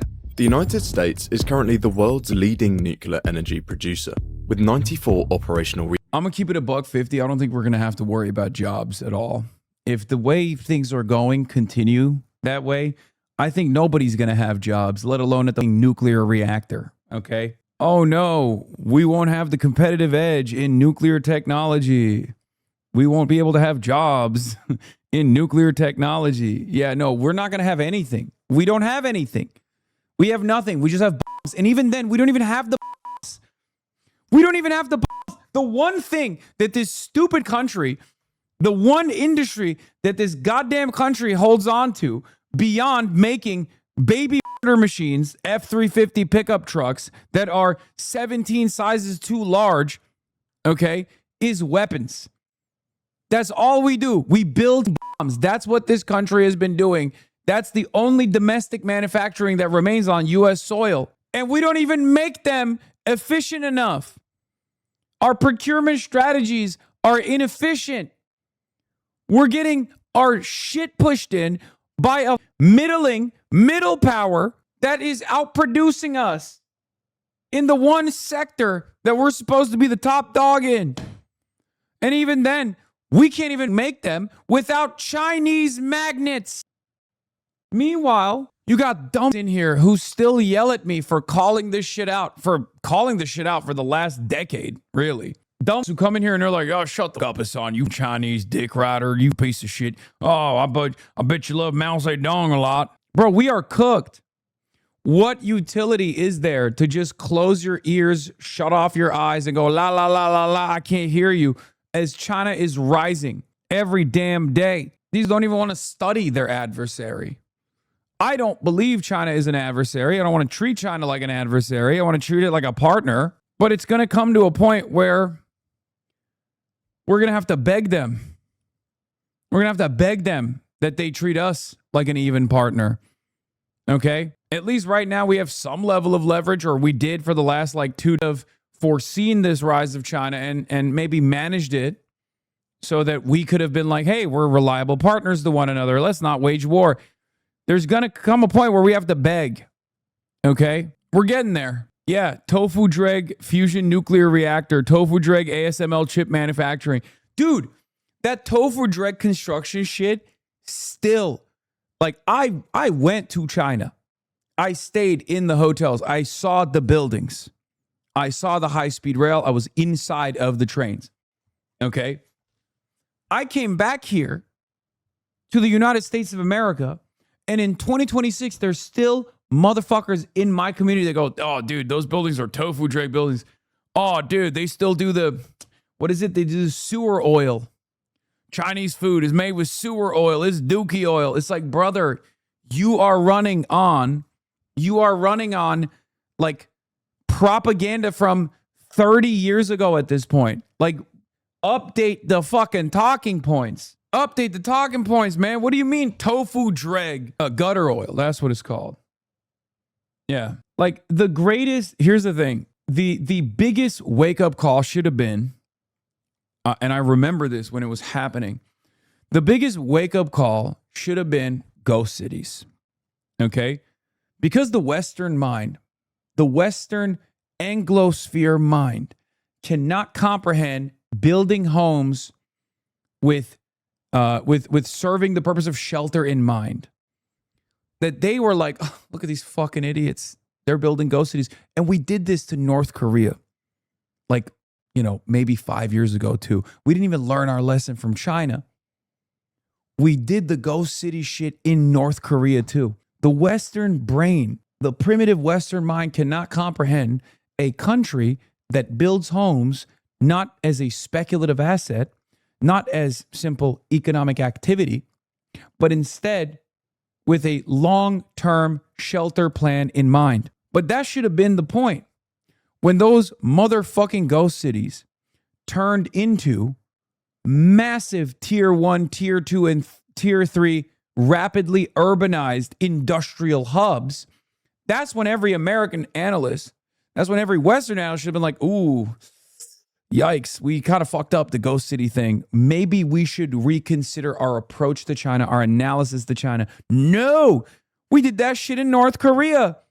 North Korea for like the past half decade has seen a tremendous economic boom. Okay? It's so vast and so rapidly urbanizing that even the Wall Street Journal covered it. like last month. A big part of that is because of China, and another big part of that is because of Russia. Okay? North Korea built more housing units in the last year than California did. I am going to repeat that one more time. The Hermit Kingdom, the Democratic People's Republic of Korea, built more housing units than California did. Now, you tell me which of the two is a fourth world country, not third world, fourth world country. Which of the two? Which of the two is a fourth world country? Is it the fourth largest economy on the planet? Or is it like the smallest economy on the fucking planet that doesn't even have an entry point, a direct entry point to international markets besides Russia and China? I think you've overcorrected this point because, well, yes, a lot of those ghost cities now have residents in China is still plagued by oversupply from years of constant real estate speculation. The non-commodity approach is a 2020 thing. And even that was temporary. If you want to criticize housing speculation, I would never point to China as a model. Brother, at the end of the day, motherfuckers got housing. And they did actually plan ahead of time. It's both. It wasn't just for economic activity to show the Western world. Our criticism of China was, at the time, that they're just building these fucking ghost cities. They're building these ghost cities.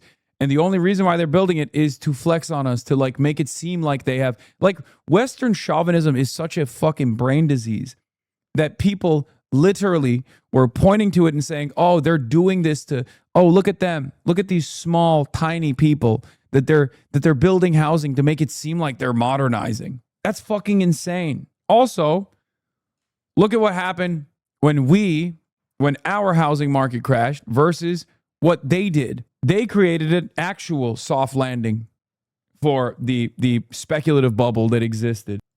Chatter, they literally executed those pyramid scheme housing people, and then the government bailed out the citizens who invested. They literally nationalized the bank that was helping with the fraud. You show off your best. North Korea does that too. We're not interested in your best. What's your average? Go to the countryside or the smaller towns. Dude, this is the funniest argument. In the last decade, the areas that saw rapid growth and rapid urbanization are the countrysides. Those are the happiest Chinese citizens. This is just going down the copium ladder. Okay? Again, the rural countryside in China is on an upwards trajectory. It's actually the people in the fucking big cities that are not doing as well. The job market is not as great in big cities. There is obviously now a youth unemployment crisis that's beginning to become a problem. It's the countryside that's actually doing better overall. Popping the real estate bubble was the right move, and the CPC is making the right choices right now, but decades of government policy is what created the bubble in the first place. This is a direct consequence of central and provincial government policy. Now we turn around and act like this was always the plan. It wasn't. I give them a lot of credit for actually letting it pop. I mean, the Chinese system is highly competitive and designed around making sure that different provinces compete with one another. And in the short term, if one of the provinces is actually yielding promising results, they lean into it. And if it fails, they then turn around and restructure their entire system. It is what it is. It happens. It is clearly the far superior system to what we have, because we have a system that is designed around housing being treated like a speculative asset exclusively. Which one of the two is better? Theirs is clearly demonstrably better. This is not to say China has the best possible system. It's just the better system in comparison to ours. As a representative of the Chinese delegation of the HasanAbi community, I'm very glad that they're letting it pop, but there's also real pain that is coming with that. When you look at the Chinese economy right now, hopefully that rebounds soon with manufacturing growth. As a representative of the Chinese delegation of the HasanAbi community, I'm proud to announce that you are now in the green in terms of approval and appreciation in your coverage of China. Thank you for highlighting the prosperity of the People's Republic. You got it. Please read my previous message. They just built a strategic stockpile of housing. We just don't understand because we're stupid Westoids. Oh no, the government bought too much oil. Good thing it doesn't spoil, and we can release it when the price is too high. Too bad housing spoils. Oh wait. I mean, that's not the whole story. There is truth to some of the. There is truth to housing becoming an issue in China. This is Xiamen, China, the 31st most populated city. America's 31st most populated city is Baltimore. Day in the life of me living alone in What's it China's like ghost spending city. a day living alone in China's ghost city? Wait, this isn't even in China. Isn't this in Malaysia? Oh, this is Hainan. This was supposed to be like this massive business hub, and it failed.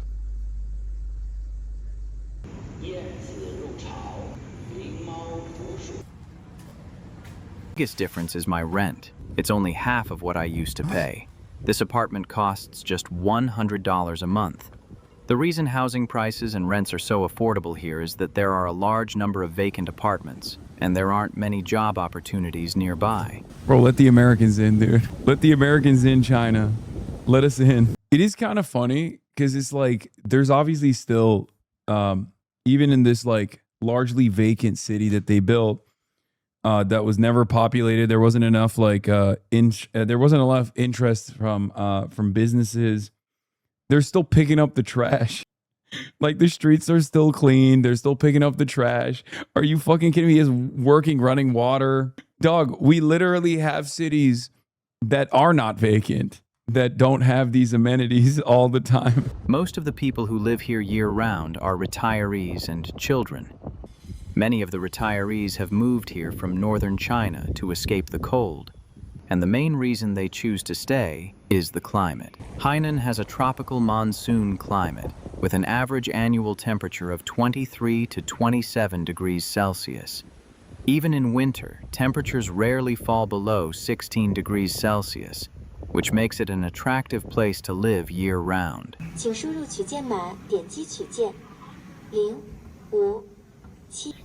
is bullshit, bro. This is actually fucking bullshit. Straight up. These apartments were built during China's real estate boom. Around 2020, China's housing market was at its peak. Yeah, at this is one Gary, point, Indiana. apartments here were selling for as much as $3,800 per square meter. Today, similar... Dude, nothing has bricked boomer brains like that fucking like side by side will be like, this is your city ravaged by socialism. This is your city under capitalism. And then both of the cities are usually cities under capitalism. But I mean, you could unironically do that. This is a communist city that failed. It's not even a successful one. It's a failed city. This is an American city.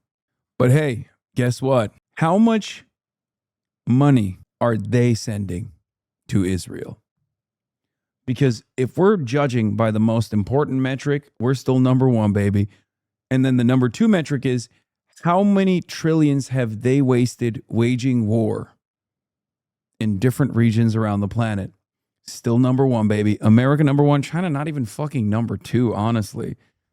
So who cares? Sometimes you got to ask yourself, what truly matters? What truly matters in life? For me, and hopefully for the rest of the American patriots that are tuning in, what matters most is waging wars overseas and giving money to Israel.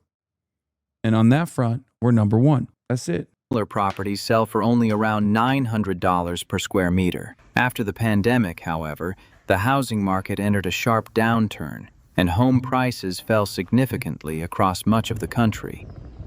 The market has yet to show a strong recovery. At the same time, the Chinese government tightened regulations on the real estate sector, and many developers ran into serious financial difficulty. That's really fucked up, actually. Now that he brought it up, I'll be honest. Yeah, I mean, obviously there's a downside to all of this, right? Like real estate speculators and real estate developers falling on hard times. I mean, that's definitely at what cost, honestly. This is far too high of a cost to bear. Yeah. As a result, the market changed dramatically. Today, prices in the second-hand housing market have fallen well below their previous highs. What have we done recently? News: the Trump administration plans to end a Medicare subsidy program that has helped keep prescription drug plan premiums down for seniors, according to the Wall Street Journal. The program will expire after 2026, potentially leaving millions of seniors facing higher Part D premiums in 2027. Roughly 25 million Americans have Medicare Part D plans and will learn their 2027 rates this fall. Here's Trump pictured saying, "Suck on that, boomers." Not me, though. I'll be fine. I'm the president. It is pretty funny that Trump is so disgusting to his closest fans. Like, he literally is just like, he will just go on stage and be like, I hate the elderly that voted for me. I hate them. And they shouldn't be able to pay for their medication.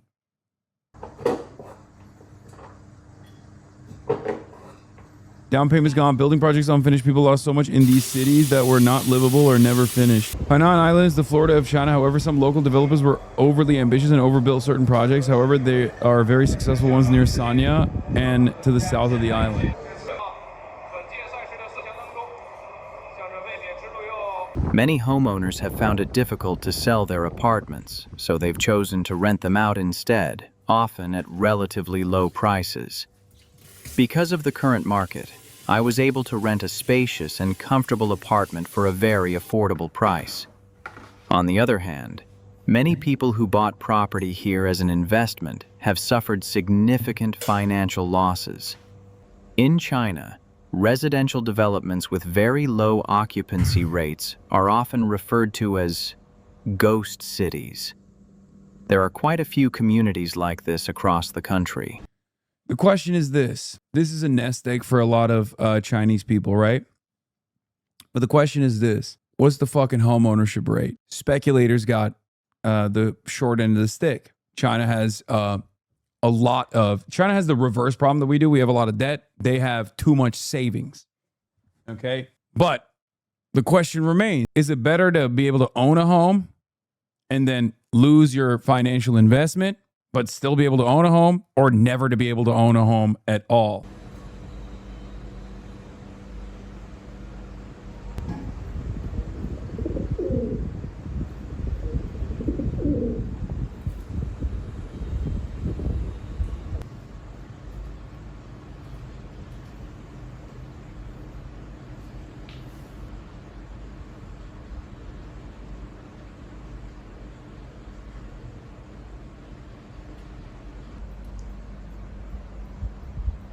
That's crazy. He just let the bird into his house. This guy has the perfect attitude for living in this fucking ghost city, dude. What the hell? Income, my main source right now is a part-time online job editing videos for other people. The pay isn't very high, but the hours are flexible. I'm 37 years old, and in China... Hasan editor? Yeah. Yeah. I pay him unsalted peanuts so that he could feed the birds. All right, I gotta go. Unfortunately.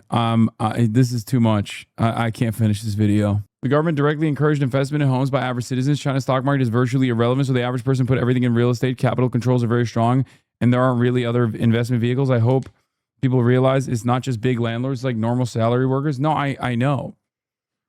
I'm saying that for the average worker, again, the average worker with a shit ton of savings, they wanted to make their savings work for them. They wanted to engage in market speculation. And market speculation is not real market speculation in China.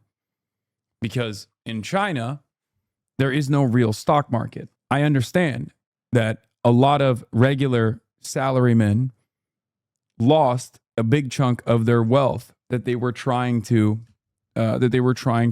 create, or they were trying to grow. This also led to more people just holding on to their money regardless, which is a different issue for China overall.